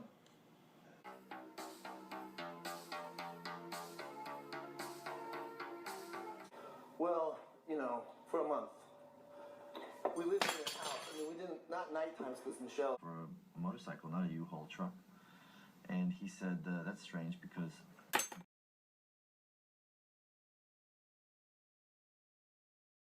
The fucking worst. There's also another version where they remove the eyebrows as well. Like No, it's thank horrible, horrible. And I always also, Anne Hathaway as I also vote for the Harlem Shake, which Yeah. is another one, much like your argument for Gangnam Style, just incredibly annoying. It was Filthy Frank that created it. Was he the first one to popularize it? Now it goes by Joji, I think. But yeah, he created it and instantly disavowed it. He was like, fuck this meme and fuck everyone doing it. Yeah. I personally I can't be dealing with this shit. What does the fuck say? What was that? I don't know. That certainly was not what does the fuck say. I went crazy frog for something. This is one of the things, I never saw the video, I just only ever had people quoting it. And it was like, shut your fucking hole. It was one of the first instances I've heard of like where you get a music producer who would just make music to sell to record companies, Right. and then they just sell the song, and then somebody else will come along and add lyrics to it. Oh, And okay. So he heard this like after, like, oh, okay, that's what they did to my song. Oh, poor thing. Oh. Yeah, he's a YouTuber. He's one of those like touchpad YouTuber Oh, types. really? Yeah, M4 Sonic or something like that. Oh, Yeah. poor them. So yeah, fuck these memes. Bye. 2014. 2014. Here we are in 2014. What did you love about 2014, Ellie? Well, what did you love, Tom, in 2014? No, Eddie, what did you love in 2014? Well, what did you know? I loved the Madden gifts. Oh! So with that, it was for a promotion for a new Madden football game, I assume 2014. They invited people to like create their own gifs. You type in your own words, and it'll have like a gif of a football player celebrating and stuff on top. But people like just ran with it and made stupid stuff like this one. And again, it was one of those short-lived ones. But when I saw it, I was like, oh, that made me so happy at the time. So this is my vote. That's fair. I loved Too Many Cooks, which I can't believe is 5 years old. Wow. All right. Yeah. No. Too Many Cooks was one of those. Much cooks. Too many cooks is another thing. Like What happens in it? Well, there's too many cooks. Ah. What? Please tell me you've seen. What Too Many happens in Cooks. it? Please. I don't know you. Give me a synopsis. Please stop. Here's a clip. Elliot put up the whole thing. Too Many Cooks is a lot like the Old Spice thing, where it was like very high production value, just made to baffle people on the internet mostly, and it just the fact that it was released at like 2 a.m. or something with no announcement, just thrown into the world as a big. What the fuck? Kind of like Don't Hug Me, I'm Scared. That just I can only respect imagine it like so much. Can you just imagine like stoners losing their fucking minds? It's like, what's going on? What? No, they knew what was going on. They thought they were just high. Too high. You know that some people would have been probably watching this as it aired, being like, I remember this show. Wait, what? Yeah. Nosebleed. It's Minor Mistake Marvin. Minor Mistake Marvin. Minor Mistake Marvin. This year was hard for me. Yeah, you found this meme on the list. I did. Yes, you did. None of the very lists fair. were really. That was. I feel like that was on another list. It wasn't on any. It wasn't on a list. Oh. I was also checking YouTube. I struggled. You fuckhead. And I thought this one in particular was just very funny. It is funny. Because his face is like. Do it again. It's good. Shall we democratically elect the best meme of the year? Yes. 3, 2, 1. I knew it was going to be me. Yeah. So I had a protest vote. No, I didn't. I like that one. Bye, Marvin. Bye, Marvin or Martin. How do you feel about this? Cool. Minorly inconvenienced, I'd assume. We have quite a beige theme with these memes. Elliot, what did you hate? Well, I found a lot to hit in this year, and one of them was the starter pack meme. The starter pack meme was primarily used to bully people when I saw it going about. I've never seen it for a good romp. I definitely didn't also do one. Well, I mean, I guess we're gonna kind of go with the theme. It was Gamergate for me. We're gonna mix things up. Wait, should we? Is Gamergate a meme? Yeah, I was about. I mean, it's an internet phenomenon. It was that. I think this is about it. Like the video will be called memes, but Gamergate in itself became a meme. This was a meme. Actually, it's about ethics in games journalism. Right. Yeah. Which became like people being, and I'm sure that there are plenty of people in Gamergate that believe this, and you know the useful idiots, but. It was a harassment campaign. It was. My comments are on fire and I'll fucking die by it. And I didn't like it. Fuck, man. Fuck. Gamers are the worst thing to happen to gaming. Alright, my one is controversial. Not as unlike mine, which everyone agrees with. It is the Ice Bucket Challenge. Ooh. Now, obviously it did a good cause for ALS, I believe it was. I think it went beyond the charity campaign. It became like a game of like showmanship, one-upmanship, of just like people like turning it into this mimetic thing of like trying to do extraordinary things with famous celebrities and stuff. And I think in the end, it just lost the meaning behind it. It lost the charity part of it. Like it meant to drive donations and awareness. It lost that completely in favor of cold water. I just donated.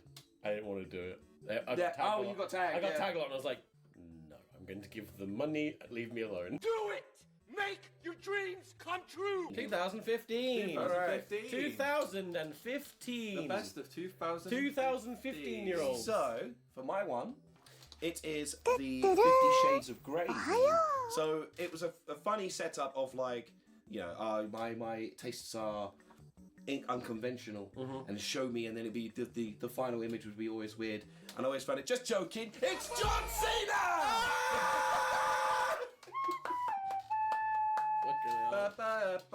Well, for me, this is gonna come as a surprise to you all, but it's gotta be Peanut Butter Baby. Oh, you went out of list. I didn't see that on any list. No, I had to. That's fair. Technically, like the video was uploaded in like 2009, but it was filmed in the 90s.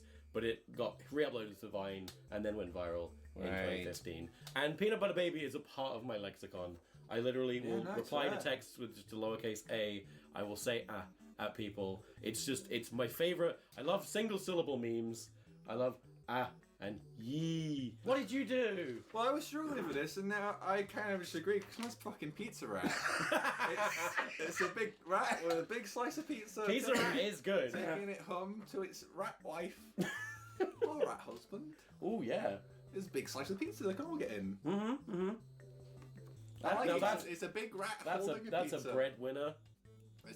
It's got bread on it. 3, 2, 1. It's peanut butter baby. I was gonna go with John Cena, but that's fair. I am better.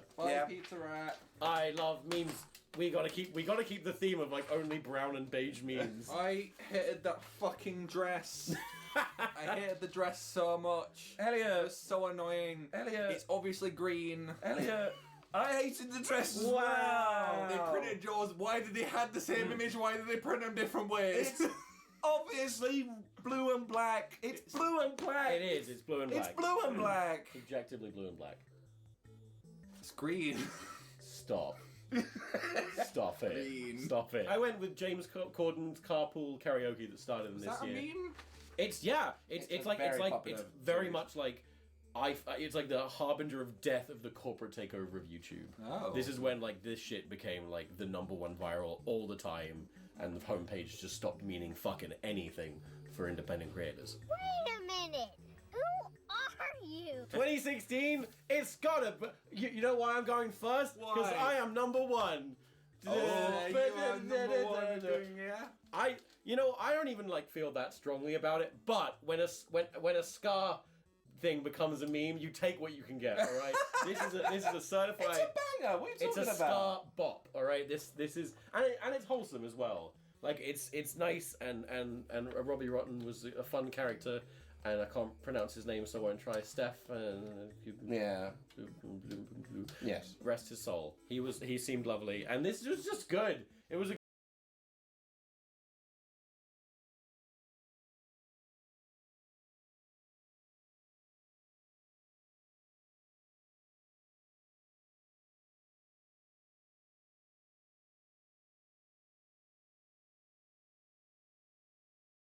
Oh. Does it feel good? Oh.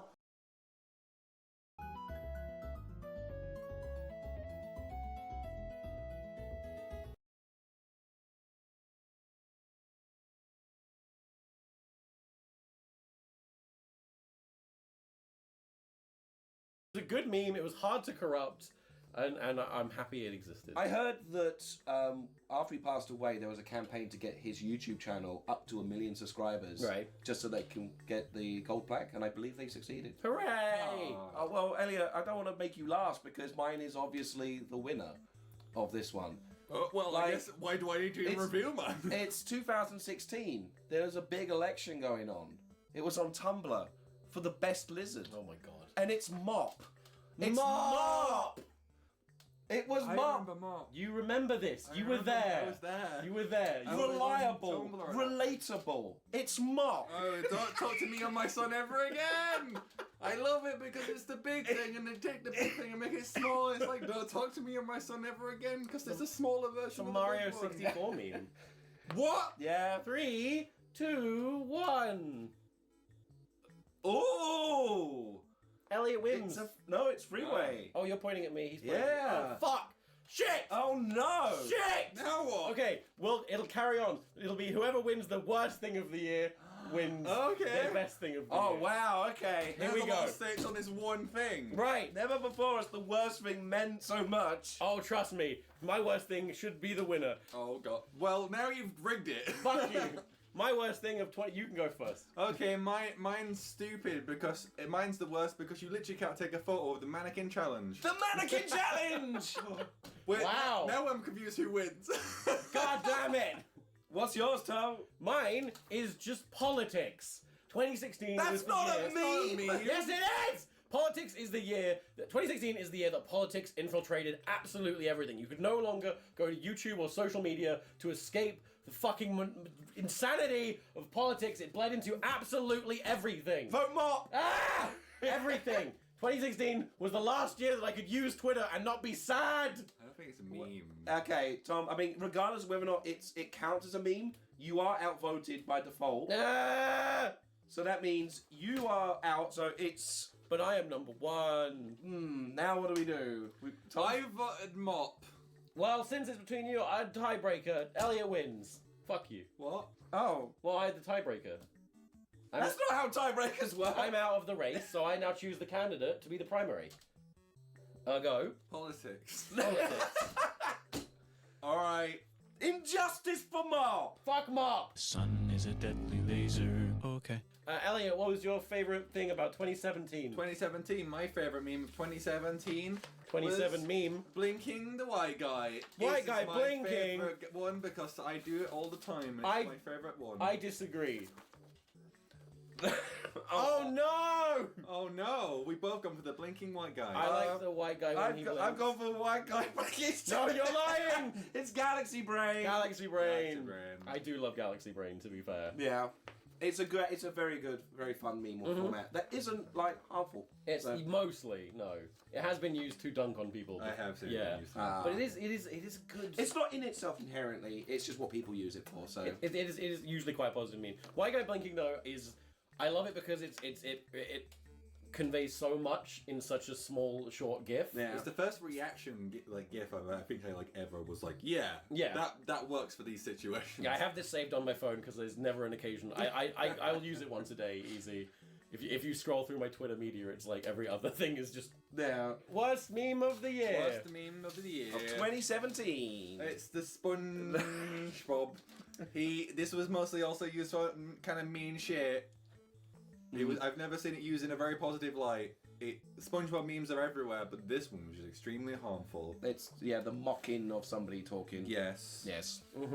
I've gone with Rick and Morty fans. Oh, that's very fair. This was off the back of the premiere of season 3, which was on April Fool's Day on 2017, which popularised Szechuan sauce, and had and Pickle Rick as well, and had people go into McDonald's harassing staff members and laying on the floor screaming Pickle Rick. It was the year in which it went from being like, I like Rick and Morty. I know there are some, intense intellectual fans out there, but it's fine, to being like, I can't wear Rick and Morty merch now. Yeah, it won't, like, Rick and Morty fans went from being, like, the sort that would dunk on other fandoms to becoming that fandom. Yeah.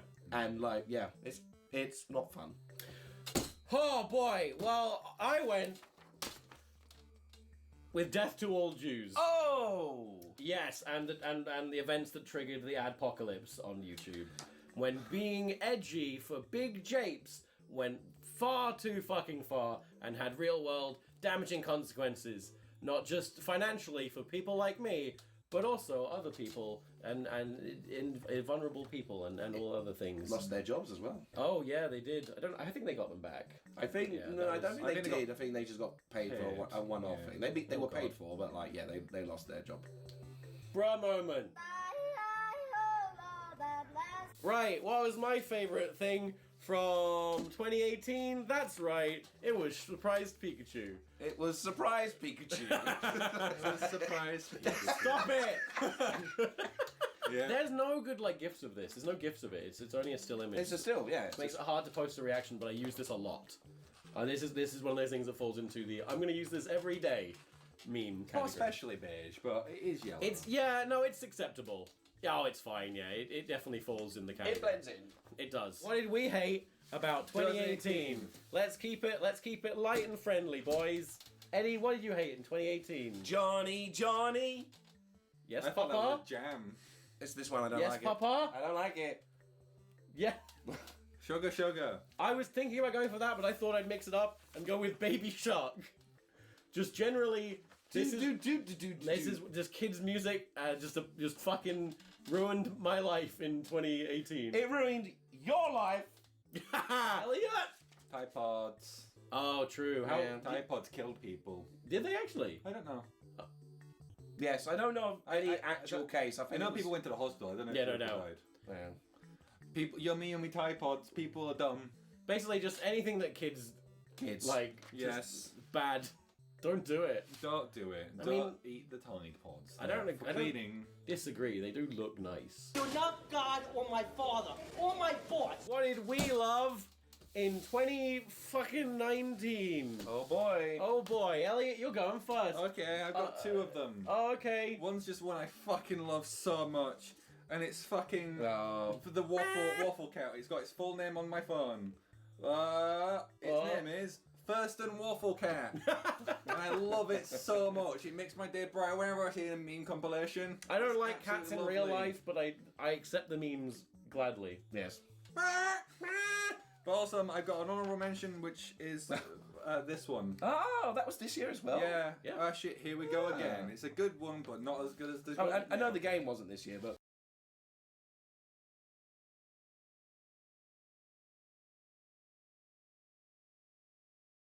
Yeah, it took 15 years to hit it, to come on back.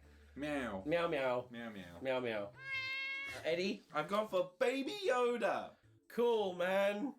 Cool. I think he's... Basically, I don't think we've seen the peak of the meme yet. I think we're seeing the starts of something great with Baby Yoda. We've already seen some great stuff, you know, the whole him turning on and off the music in the pod, but like... You know what's funny? No. The one what's missing.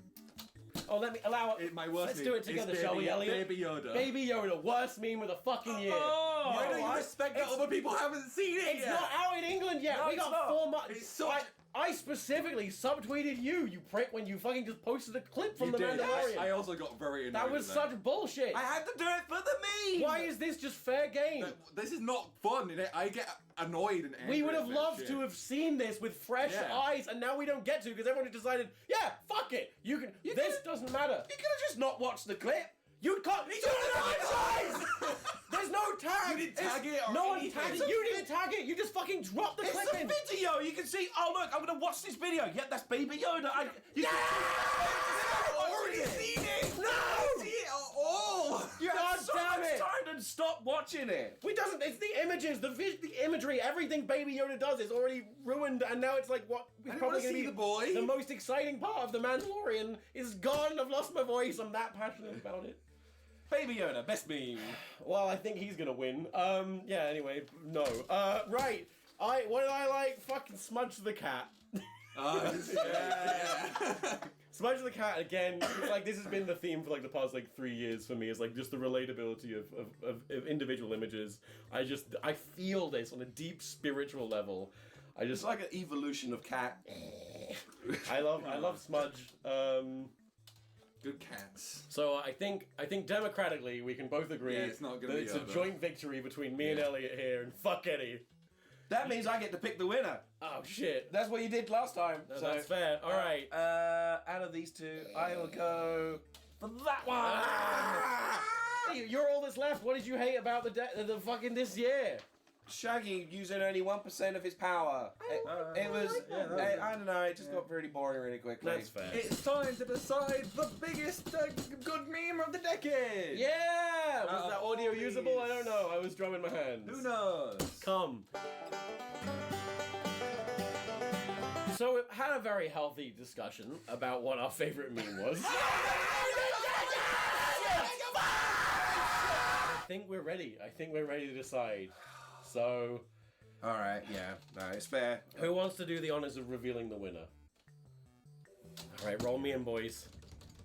And the winner of the meme of the decade is that boy! Yes! Oh, what do you think we're playing at? What do you think this is? What do you think we is? You piece of pizza. Forget about it. Oh, it's that boy. Oh, what a great boy. That was the decade. Bring on the Roaring Twenties and a brand new Great Depression. And more memes. More memes. So someone get our economy some serotonin because Great Depression. All right. Tune in the next 10 years for our other memes of the other decade.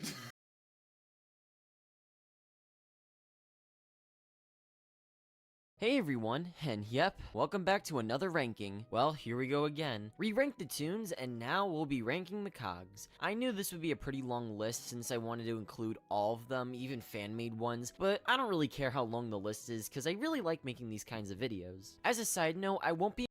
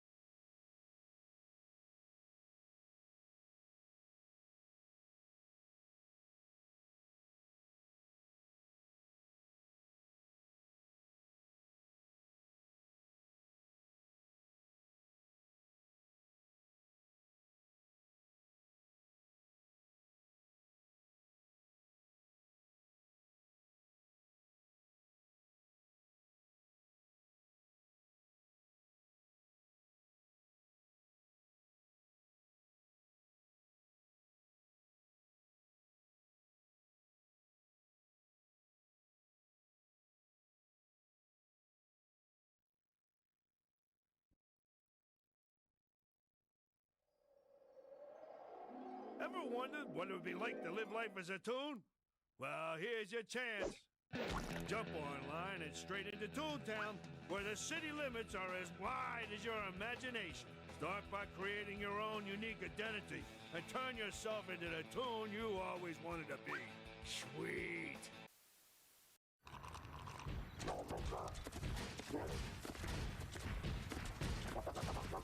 Uh-oh!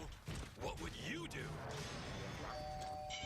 If you pick C, you're ready for Toontown. The outrageous, ever-changing online game. You can join your friends in exciting boss battles, crazy mini-games, and new Toon parties. With your parents' permission, get non-stop 3D adventure and play for free at Toontown.com. Toontown, rated E for everyone. Are you Toon enough? If you grew up in the early 2000s like I did, then these clips may fill you with a sense of nostalgia. Toontown Online released all the way back in 2003. Toontown was a kid-friendly MMO that evolved out of Toontag, a tech demo shown off at Disney's Interactive Zone at Epcot. In this tech demo, players ran around as Disney characters trying to tag each other. This of course was later implemented as one of the minigames found on the trolley in the later released Toontown Online. Toontown Online as a game was revolutionary. The game was released at a time when there were no other MMOs besides RuneScape really. It paved the way for many games, some of which I plan to discuss here. If you're unfamiliar with Toontown, first of all, you missed out. Or did you? More on that later. Second, Toontown Online was an MMO where players could create avatars called Toons and travel around to different locations. You could see different Disney characters, meet up with your friends, play minigames, golf, race, create parties, and just generally have a good time. Toons could also group up and use gags to take down the game's villains, the Cogs. Cogs were split up into categories. These were Sellbot, Cashbot, Lawbot, and Bossbot. Each type had its very own headquarters where you could take on the leaders of the Cogs. You and a group of 7 other players could group up to take down the VP, CFO, CJ, and CEO respectively. There was a lot to do in Toontown, and it became a really popular icon in the culture at the time. With millions of downloads and plenty of active players, even if you never played the game, you were likely to have heard about it from a friend at school or the many commercials airing on Disney Channel at the time. I showed a snippet of a couple of those commercials at the start of this video. The game was iconic, yet there's a reason I keep saying was. On August 20th, 2013, Disney announced that they would be shutting down Toontown, and 1 month later, on September 19th, 2013, the game officially shut down. I still remember when I found out that they would be shutting down Toontown. I was pretty upset by it, but I chose not to hop back on, even when they gave everyone free membership for that last month because of my frustration. I mean, what would be the point of hopping back on and spending a month of my life grinding a game that would be shutting down forever shortly thereafter? That is honestly something I regret even now. I'd give anything to be able to play the original Toontown Online again. But this isn't where the story ends. Oh no, far from it. If anything, this is where the story begins. Ever wonder what it'd be like to live life as a toon? You could catch some fish, play some games, or run some errands. But here in Toontown, we do things a little bit differently.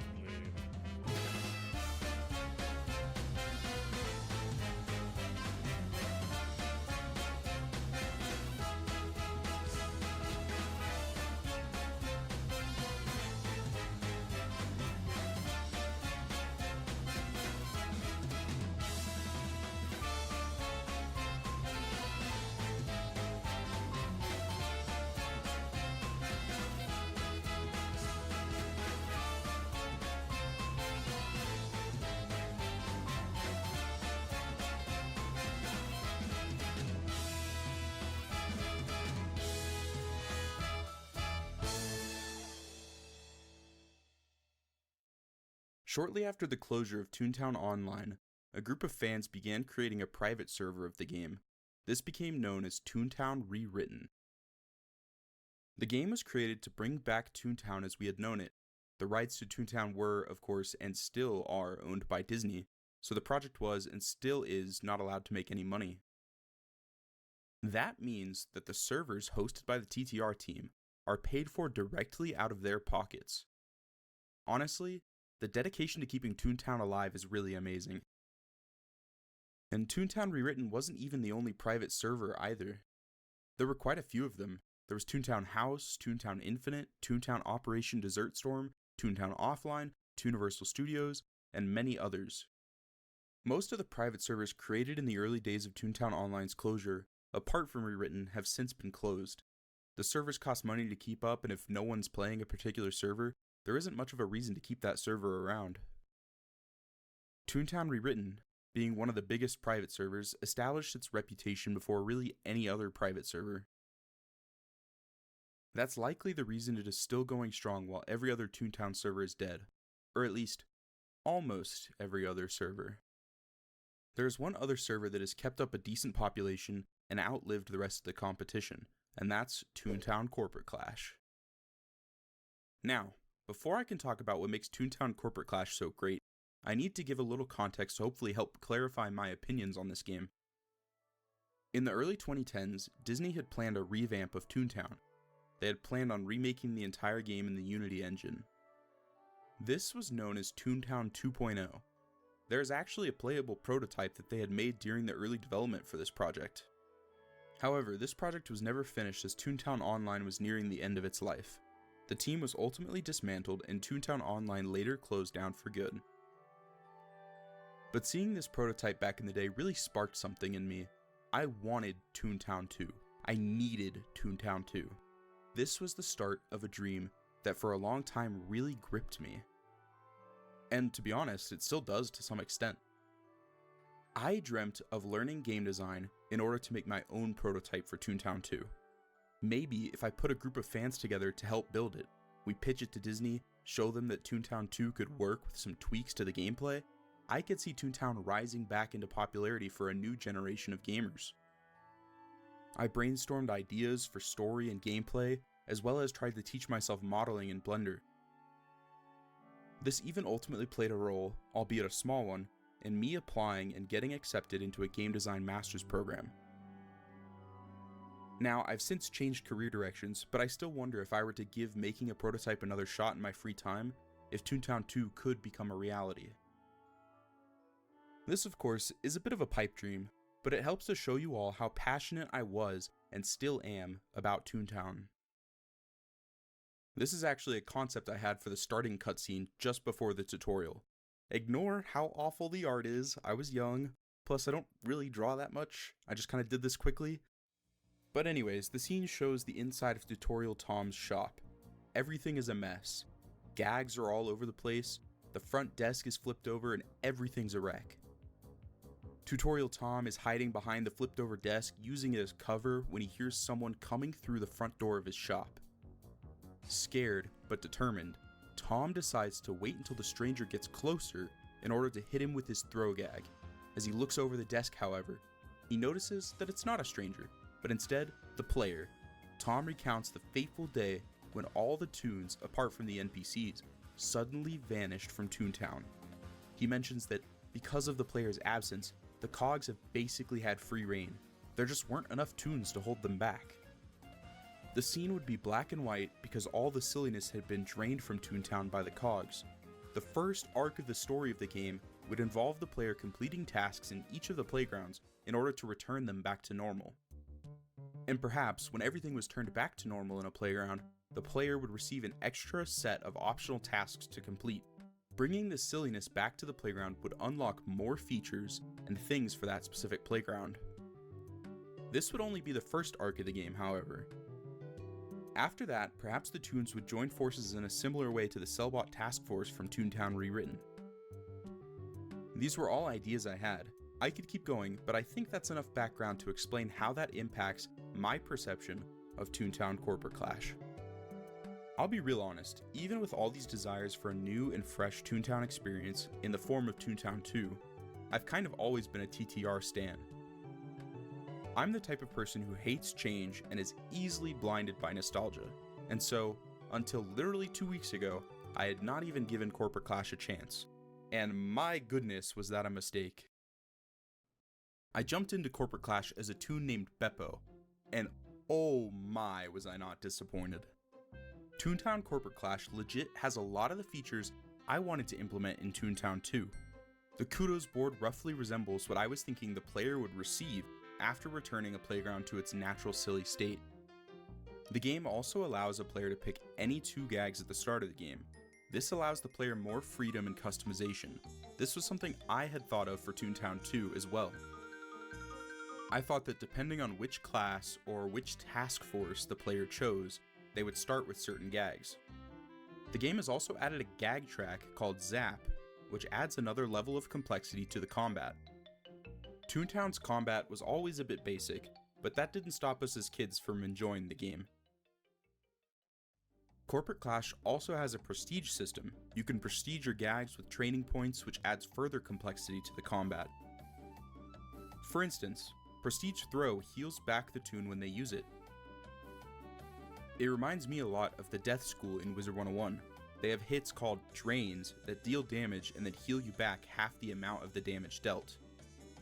Also a side note, the gag progression in Corporate Clash is much faster than Toontown Rewritten, so if that's what's stopping you from trying Corporate Clash, don't worry about that. But in order to bring back Toontown in the form of Toontown 2, the gameplay would have to be altered to some degree. When trying to find ideas on how the gameplay could be changed, I often looked to Wizard 101 for ideas. The original creators of Wizard 101 confirmed in the Wizard 101 documentary that they had been playing Toontown Online when initially working on Wizard 101. The game took the formula that worked for Toontown and added to it. That's largely the reason that game has lived for so long. Also, the fact that they put out new content to keep players coming back, which was one of the original Toontown's biggest failures. Okay, so a deeper level of complexity is something that is much needed in an MMO. The game should have a low floor, but a decently high ceiling. It should be easy to get into, but maybe a bit more challenging to master. That's something that Corporate Clash does to an extent. With the implementation of Zap and the soak effect, there's now a new element to consider in combat. In order to use Zap, a player must first squirt in order to soak the cogs. The cogs directly next to the one you have used squirt on will get soaked.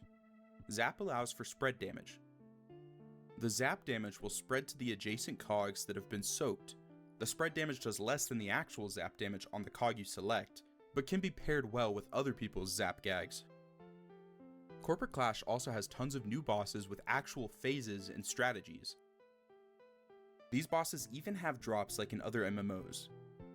You can obtain rare cosmetic items by beating those bosses. It honestly feels like a proper MMO.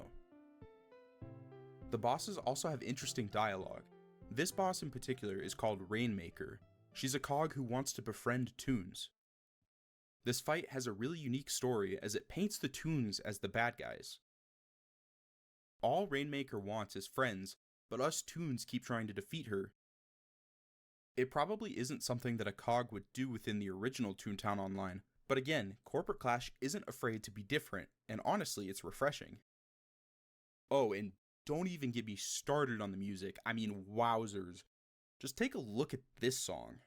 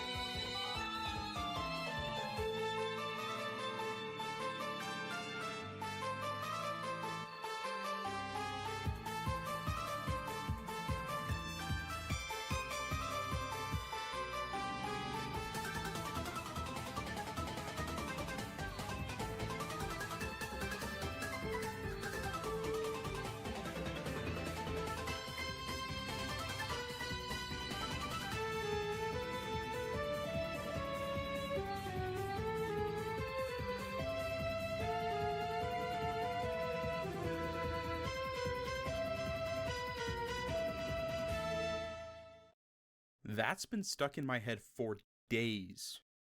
I've only been playing Corporate Clash for a couple weeks, and I'm already hooked. If you're a returning player or have been playing Toontown Rewritten for a long time, but have been hesitant to give Corporate Clash a try, I would highly recommend it.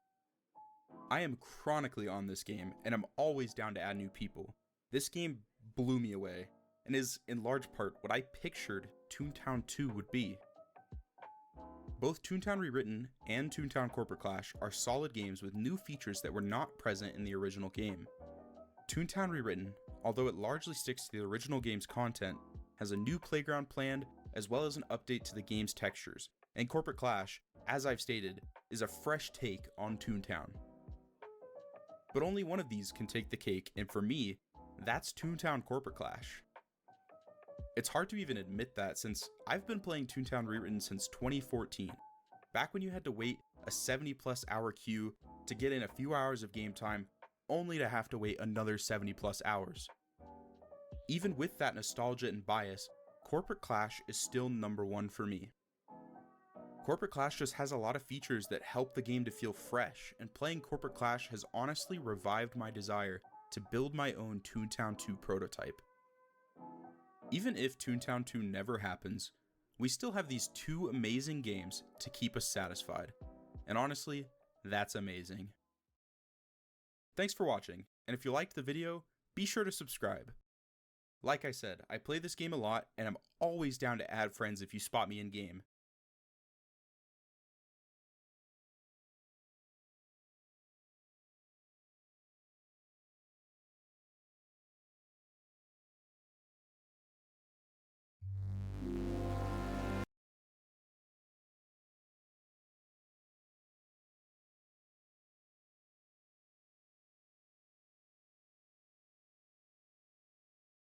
Corporate Clash is my favorite Toontown server in the world. It has allowed me to meet so many incredible people and build a community that I'll cherish forever. Today I'd like to reflect on the evolution of Corporate Clash and tell the story of my personal journey with the server and why it means so much to me. My name is Tucker, and this is a tribute to Toontown Corporate Clash.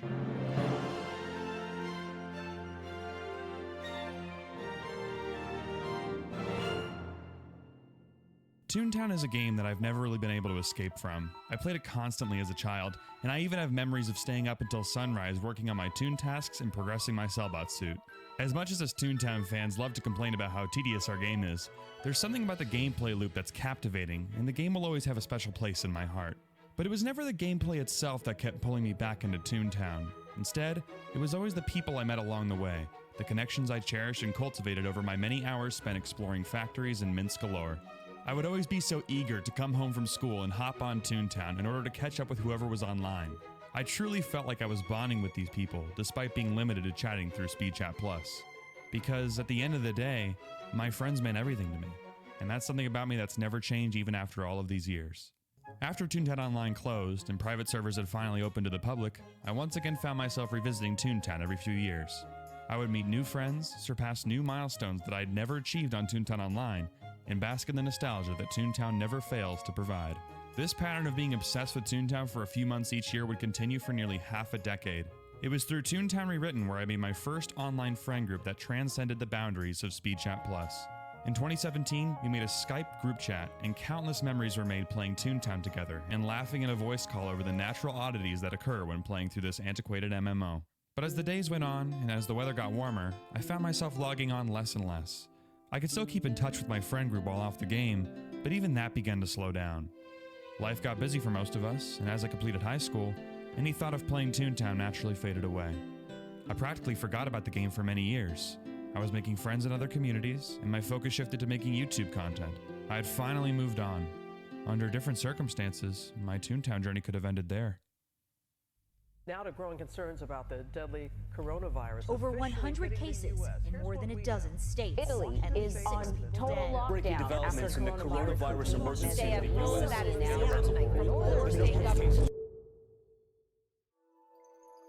In the blink of an eye, the world shut down.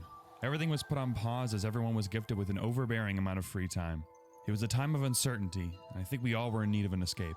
And after years of not paying even a single thought to the state of Toontown, one day my boredom got the best of me, and I dusted off my Toontown Rewritten account, to revisit the online world of my childhood.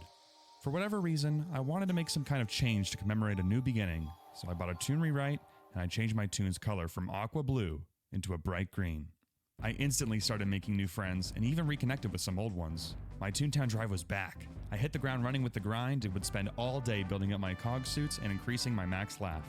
But playing Toontown wasn't enough to satiate my boredom during the 2020 lockdown. Reuniting with the game had reminded me of something that I'd always wanted to do, to fight the VP all by myself and upload my very own Toontown VP solo video on YouTube. I felt that an unedited Toontown video would feel out of place on my YouTube channel, so I created a new channel and named it after my toon featured in the solo, Stuck the Duck.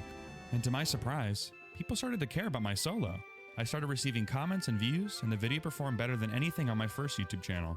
This motivated me to start posting more Toontown content, and before I knew it, I started making waves in the community with some of my videos. Being a Toontown content creator got me so much more invested in the community than ever before. I started watching a variety of YouTube creators in the community, and Toontown content became my new bread and butter. If I wasn't playing Toontown, I was watching Toontown. Solos, playthroughs, comedy videos, I enjoyed them all. And as I made my way through the vast library of Toontown content, one day I stumbled upon something that caught my attention.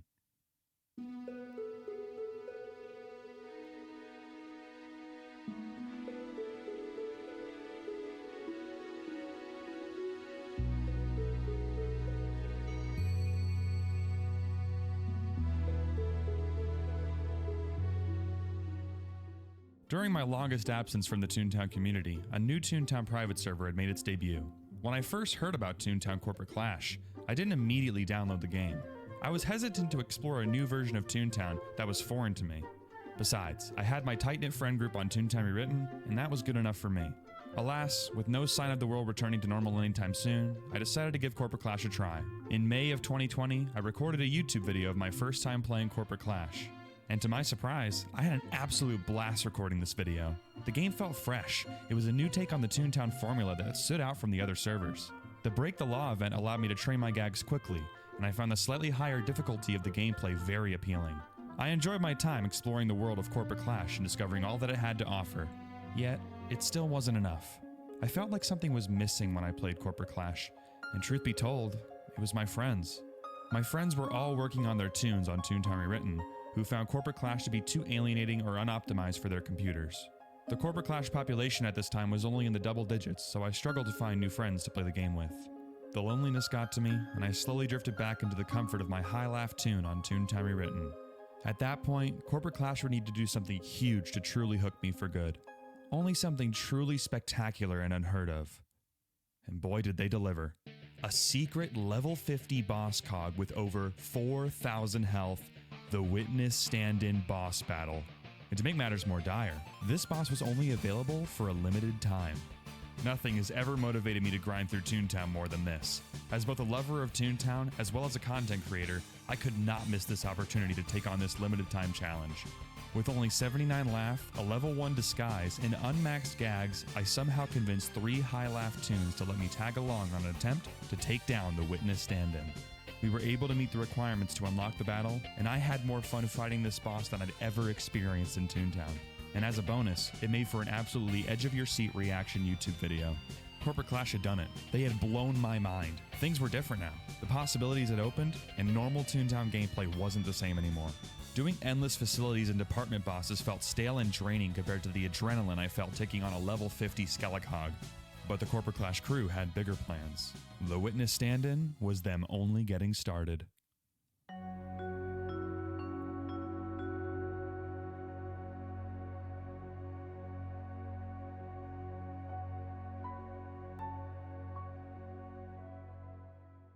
Nothing could have prepared me for the release of Corporate Clash's 1.1 update. I remember watching the last stand animation completely in awe, giddy at the fact that my niche interest had been captured in a high-quality 2D animation. The update introduced a brand new department boss battle completely built from the ground up, a feat that no other private server had ever pulled off. They replaced the most underwhelming boss from Toontown Online with something much more engaging and involved, setting a completely new standard for what modern Toontown looks like. But that wasn't all. Alongside the CLO battle and a variety of quality of life enhancements, Corporate Clash created high-definition, animated cog heads for the Lawbot department. In comparison to everything they've done, this might seem like a more moderate change, but this was very special for me. As a child, I would genuinely spend hours daydreaming about what Toontown would look like if it was released with modern assets. And specifically, I pictured how fantastic cogs would look, how much more detailed and expressive they could be if created with better technology. Corporate Clash quite literally made my Toontown dreams come true. From here I was sold. After I eventually achieved 137 laugh on Toontown Rewritten, Corporate Clash became my primary focus. I built up my cog suits and maxed my gags. I got to battle the directors, counterclaim, and sads, which were all a blast to experience. I started making new friends on Corporate Clash, and some of my friends from Toontown Rewritten started making tunes of their own. Around this time I started streaming on Twitch, and started a new playthrough of Corporate Clash where if my tune went sad, I would have to delete him forever. Building my streaming community while playing through the Corporate Clash task line created memories that I'll cherish forever. Playing with viewers added an entire new layer to playing Toontown, and it was heartwarming to see how many people were invested in my toon's survival. As my community continued to grow, I finally felt that I had achieved something truly special in my content creation journey. As 2020 came to an end, Corporate Clash was thriving, as the player base had been significantly boosted thanks to the 1.1 update. But despite this, Corporate Clash was still overshadowed by the more popular Toontown Rewritten. Despite providing a greater amount of unique content, many Toontown fans still weren't quite sold or ready to make the leap. But there were talks about something on the horizon. Corporate Clash still had yet to play their ace in the hole, the night that would change the course of Toontown's future forever.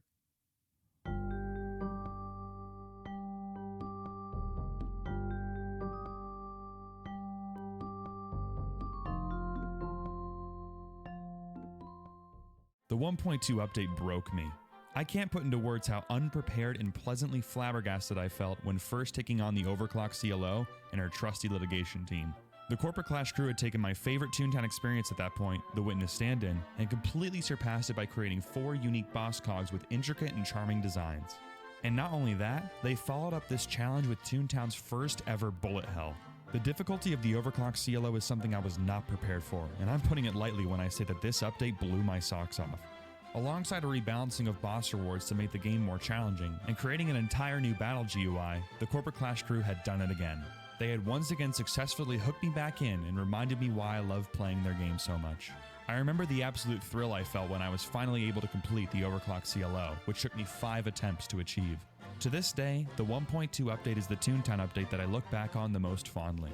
It's the update that solidified my strongest friend group I've ever had in my life, by creating endless opportunities to make memories playing Toontown with some of my favorite people. While the 1.1 update was impressive in its own right, the 1.2 update truly demonstrated the Corporate Clash crew's capabilities and in what direction they wanted to take Toontown in. It was at this point when, despite having a smaller player base, Corporate Clash had earned a spot in the big leagues. No longer did people consider Toontown Rewritten the main server in a sea of smaller servers. There were instead now 2 giants, coexisting and spearheading the community to greater heights. This is personal conjecture, but it is my belief that Corporate Clash's 1.2 update had a significant positive impact on the quality of Toontown Rewritten's Field Office update, by introducing concepts that add a much needed and very satisfying difficulty curve to Toontown. And I think that's something we tend to forget, is that Corporate Clash's updates are not only fun to play, but they actively increase the quality standard of everything in the Toontown community. They certainly inspire me to create quality entertainment, and I can't imagine how many rookie game developers look to the Corporate Clash crew for inspiration. I will never forget the impact of the 1.2 update, nor will I forget all of the fond memories I share with my friends during one of the peaks of Corporate Clash's history. In the summer of 2021, I had completed practically everything Corporate Clash had to offer. My Zero Death playthrough had been completed, and Stuck the Duck had reached max laugh points. And it was at this point where the fatigue started to settle in. Streaming Corporate Clash slowly started to lose its luster as I reached a point where I had little reason to keep playing the game. As far as Toontown had evolved, it was still a game designed from the ground up to be monotonous and repetitive. It was at this point that I realized that what I was experiencing was a familiar feeling. It was the feeling of my Toontown interest fading away, just as it always had in many years prior. But unlike in the past, feeling myself drift away from Toontown left me feeling melancholy. I really didn't want to stop caring about the game. I kept making Toontown content to the best of my ability, but it didn't feel nearly as magical as it once did. Eventually, Halloween came along, and with it, the 1.2.5 update. This definitely perked up the end of the year for me, giving me a spark of motivation to play Corporate Clash again.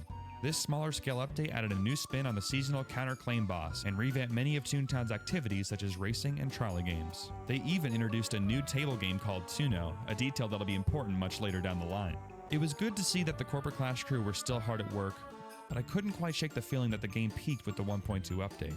The Halloween content kept me engaged for a small period of time before I found myself in the melancholy disinterested phase once again. I needed something bigger to pull me back in. And bigger is what we got with the introduction of Counterfeit, a comically buff relative to Counterclaim that was limited to Corporate Clash's April Fool's event in 2022. This update was definitely a highlight, as I can't deny how thrilling it was to fight Counterfeit for the first time. But unfortunately, I didn't feel very much incentive to continue fighting him more than a few times before he was removed from the game.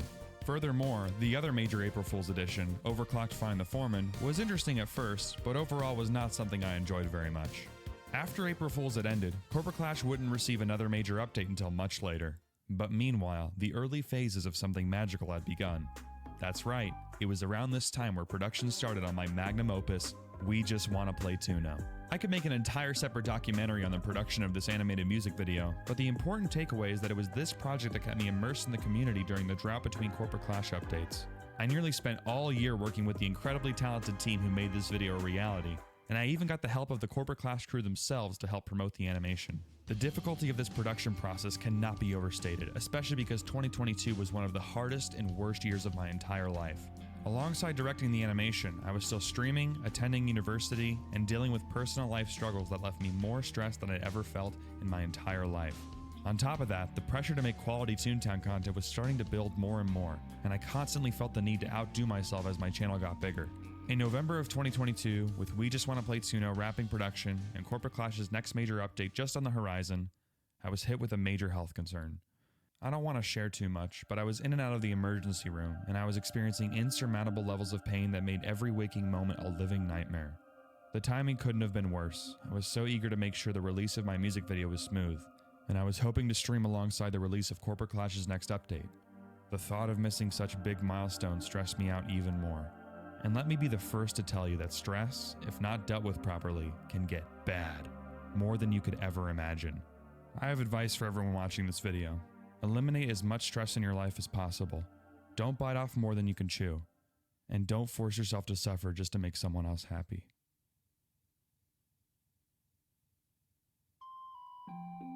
After a long week of many visits to the hospital, I slowly but surely started to heal from my health scare, and was able to muster enough strength to go live for the premiere of Corporate Clash's latest trailer. Little did I know that what I was about to see was something beyond my wildest dreams.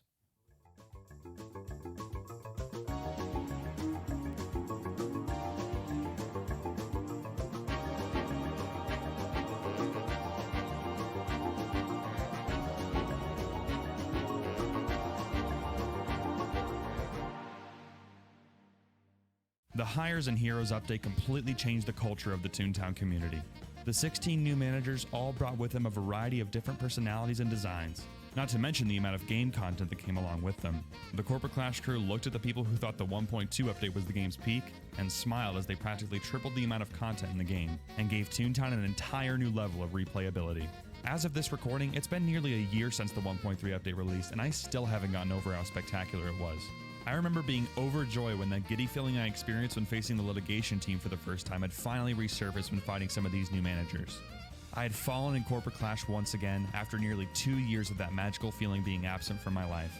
The new gameplay ranged from simple fun, to brutal challenge, to the best Toontown experience that anyone has ever created. There is no better way to describe the 1.3 update other than a massive success, and it's easily the best update they've ever released to this date.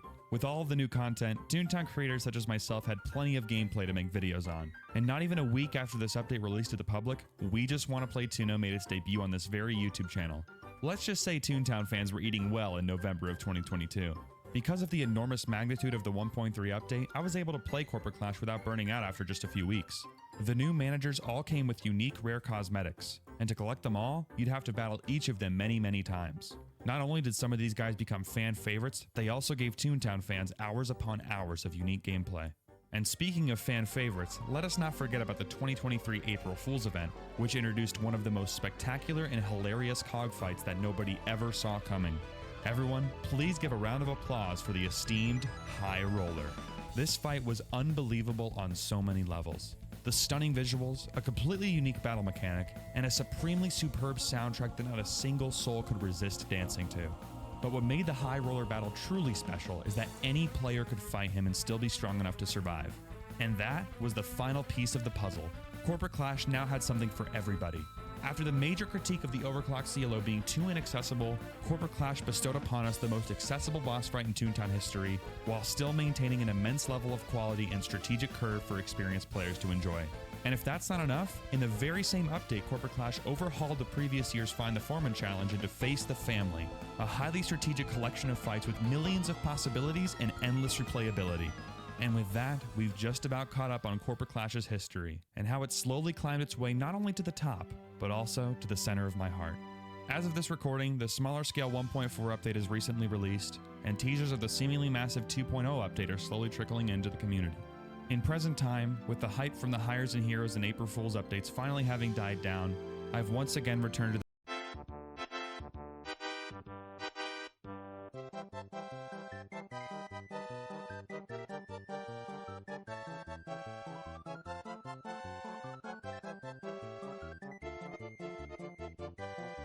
disinterest is not one to be afraid of, nor does it mean I no longer care about the future of Corporate Clash.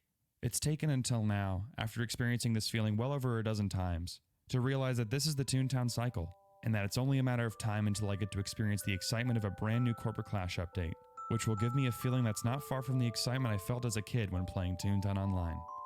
Thanks to the efforts of everyone working on Toontown Corporate Clash, my love for Toontown will never die. Hello.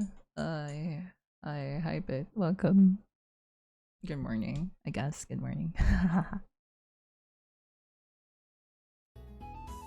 Alright, we're really just chilling. I'm trying to like finish like the line art for this one before I go and take a rest.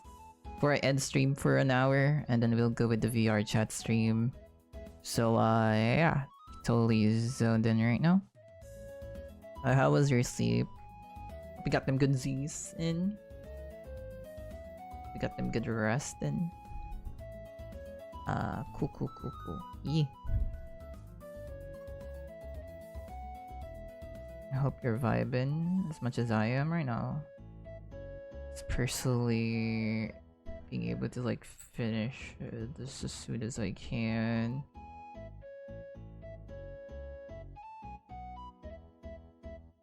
Oh, this looks awkward.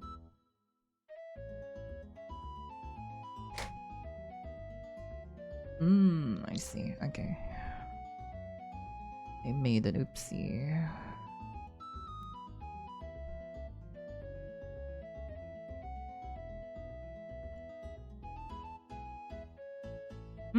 Had to wake up early? Not really. Ah, damn. I know that feeling. You need to go to work, am I right? Got a job to attend to, so I need to wake up early, not get enough rest. If so, I'm sorry to hear about that. Hope you get some good rest soon. Tomorrow is Sunday, so I'm not gonna be doing some work. Strictly not gonna do some work because manager recommended that I use Sunday as a rest day. That's what I'm gonna do tomorrow. I don't know what I'll do tomorrow. Oh, but I don't know if you guys noticed. You noticed my message in the Discord, but I said I'm gonna be dropping ZZZ. It's very unhealthy. I'm reminded of my unhealthy tendencies when it comes to gacha games, so I'm preemptively stopping myself before anything bad comes up.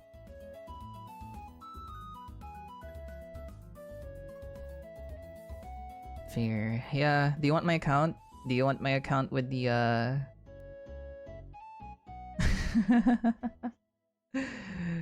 Do you want to use the oh, it's in Asia though. Perhaps you want my account with the Ellen and then the shark. Good decision? Yeah, I figured too. I don't wanna suffer again through another gacha game. Plus I bought like I bought a couple of games already that I want to partake in. That I feel like would be worth more of my time because, you know, it's not a gacha game. So we have a relink, which a couple of my friends wanted me to pick up.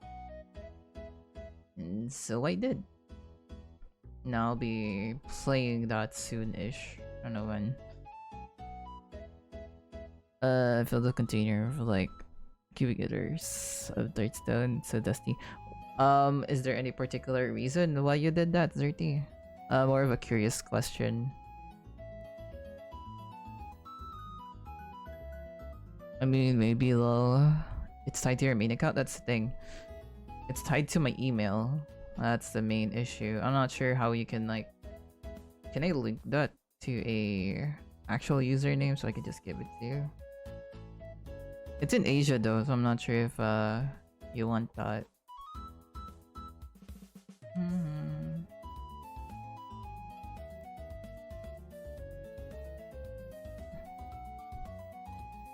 I think it's possible. Helping with house renovations. I see, I see. If you are enjoying the process of renovating your house, however, do stay safe. It is quite a dangerous venture, I think.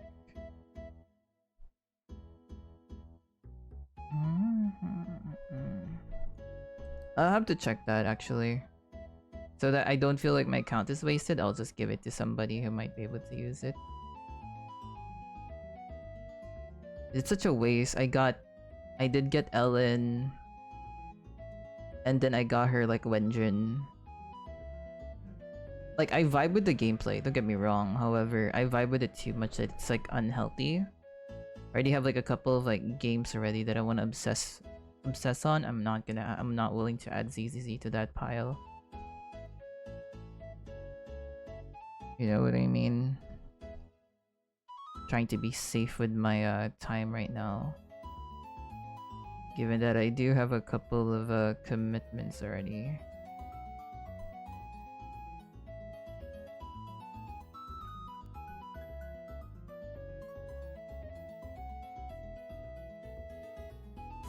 Game is very fun, yeah. Until you hit a wall, which you eventually will. That's the problem, is that whenever I hit the wall, I'm like, man, this game no fun. I'm gonna go spend money. Luckily, I haven't spent money on that game yet at all. That's what I fear, is that I'm very susceptible to like, oh, just pay a couple of moolah so you can progress in this game, and I'm like, how much moolah do you want from me? Ton of money. Did you really need that booster pack? So yeah, that's where my mind is right now. I'll let other people like suffer through that.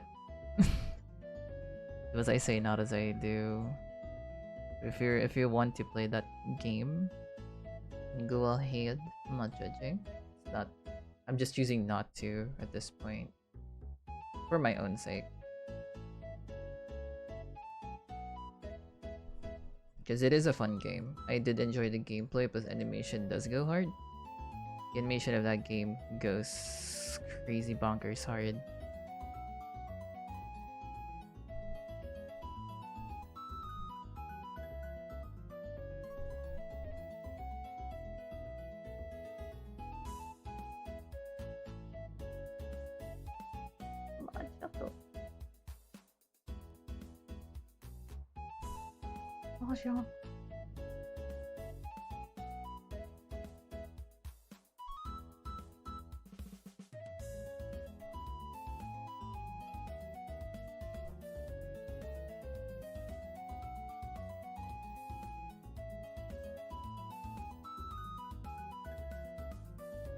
Okay, sorry, I'm just zoning in, trying to like figure out this here real quick.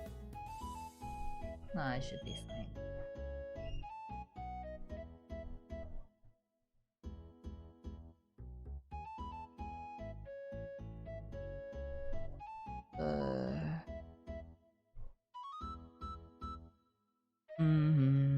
I did get Meisty though. I want to play Meisty. I wonder if it's gonna be like what's it called? It's gonna be like a Hunipop situation where I'm gonna have to like stream that in the Discord call. Not sure if everyone's interested in Meisty.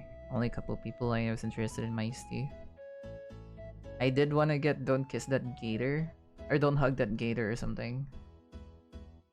Because the premise is pretty silly, but I do love the characters, or as much from what I'm seeing. Kind of intrigued by Don't Kiss That Gator. which is another silly like visual novel where almost everyone except you, everyone except your character is an alligator, an amphibian. You guys should check that out. It's pretty silly. A very wholesome story too. Despite the silly concept, the story is pretty wholesome.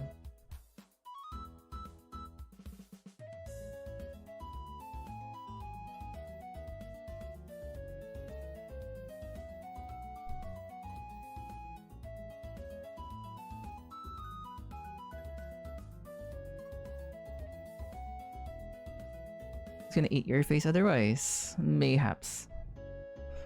What? Why Gator? It's actually... wait, let me go link the game actually. It's very wholesome. If I could find it. It should be here. Gator. Ah, I see. I wanna hug that Gator. That's the name of the game. It's on sale right now for $5 on my country's currency. There you go. For those who are intrigued, here's the link to the game. I want to hug that Gator. That's the name of the game. Honestly, same. It's quite wholesome.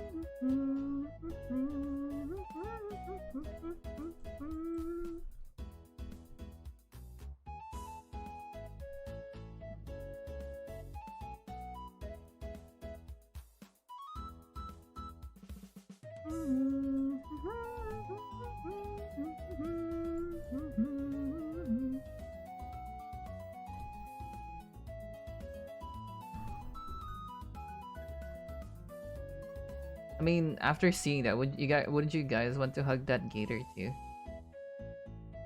Gator is very wholesome. The Gator is a very wholesome goober.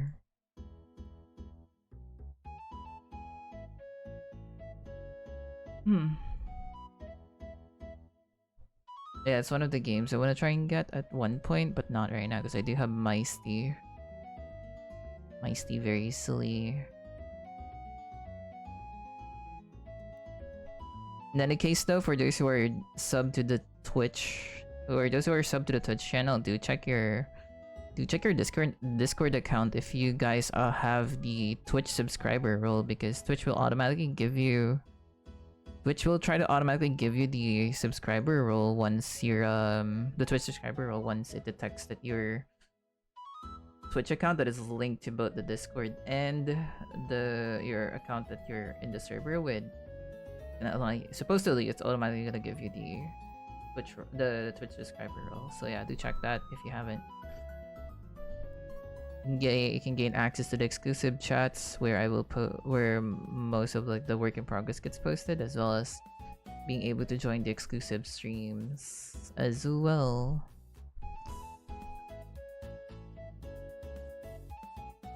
On to hug Gators. Hello again. Hi Sever. Welcome back. Okay, I think I'm mostly done with this sketching thingy. Aside from the eyes, but I kind of don't want to draw the eyes right now. Don't hug that Gator. We don't want to hug that Gator.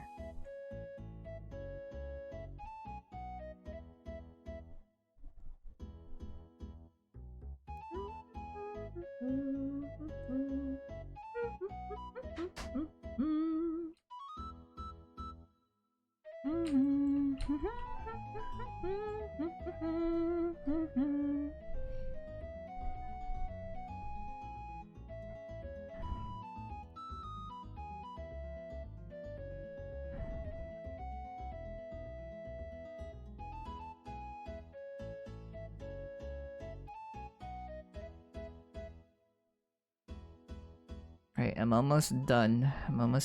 And then we're gonna end the stream for an hour. And then we'll be back. We'll be back to do some VR chatting.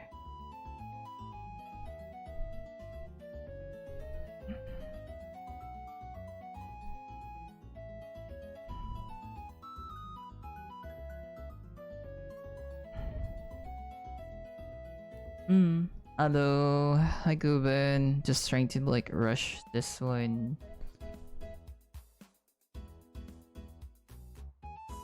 So that we can move on to... We're gonna be pausing the stream for an hour. We'll do VR chat when we're back. We missed out on Toontown spoilers, by the way, which is good.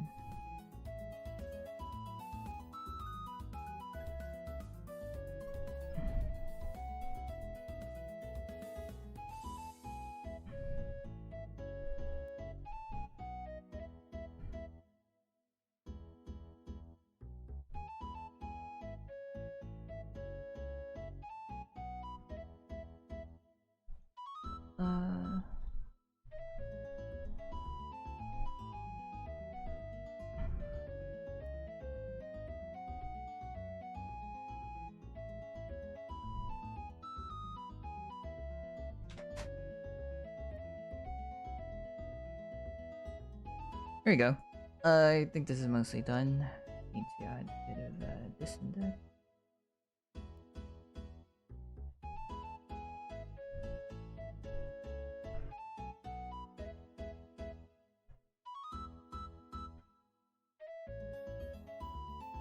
Looks happy. Look at him. He looks joyful, I'd say.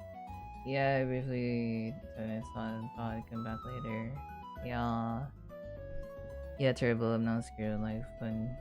And my fun in Twitter will be non-existent. How dare you say? I am. Don't be scarred for life. I'm sorry. Please come back. Don't leave me alone in Toontown. It'll be fun. Trust me. There's a ton of like endgame content that we can do. Imagine the endgame content that we'll be able to do together as a community.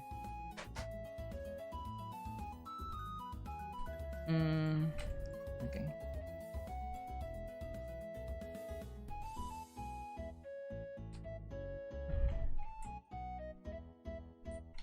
Yeah, it's an anime thing, don't worry about it.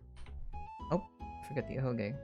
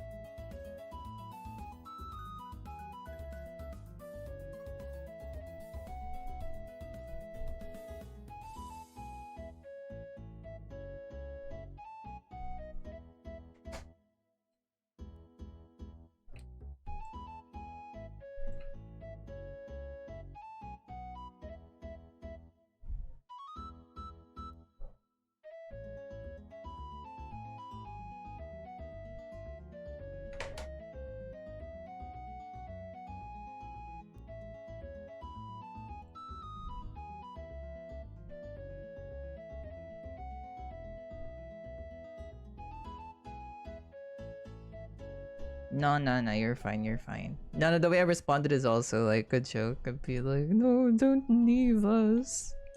Do not leave us, oh no. Don't worry about it. I thought it was silly. I believe I can read, like, tones as much as I can, but I do appreciate you clarifying it though. Tone indicators are very important for that very reason. Because you don't know the tone of somebody, the intent of somebody's, like, you know, message. There you go.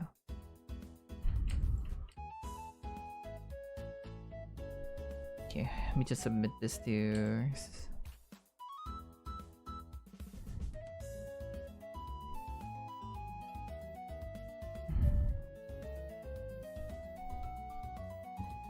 Okay.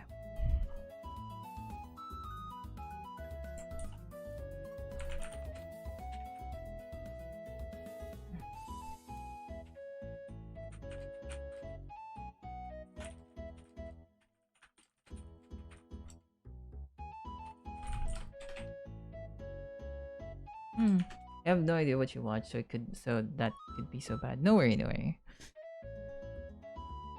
We're basically just watching like somebody's like retrospective on like corporate clashes like updates to give like an idea of like what's in the game or like what's to come and stuff.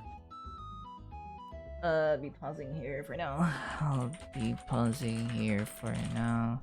So let me know what you think. Yeah.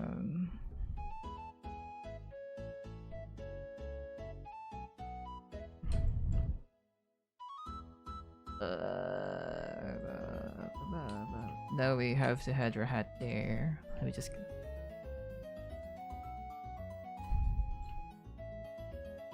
let's see. Saving this. And have it as a reference. See, duplicate. Where's the bungee? Insert the asteroid sheet test. There you go.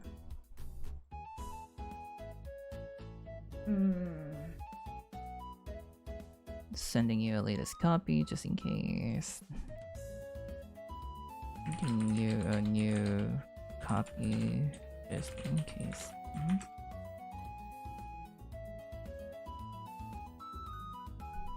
There you go.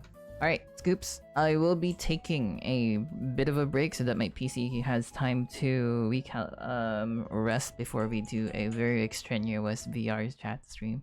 So I'll see you guys in like, I'd say 50 minutes because the next stream is gonna be 10 p.m. my time. So whatever time it is for you, just yeah, assume it's like the next hour. But yeah, I'll see you guys in 50 minutes. Goodbye. Okay, bye bye.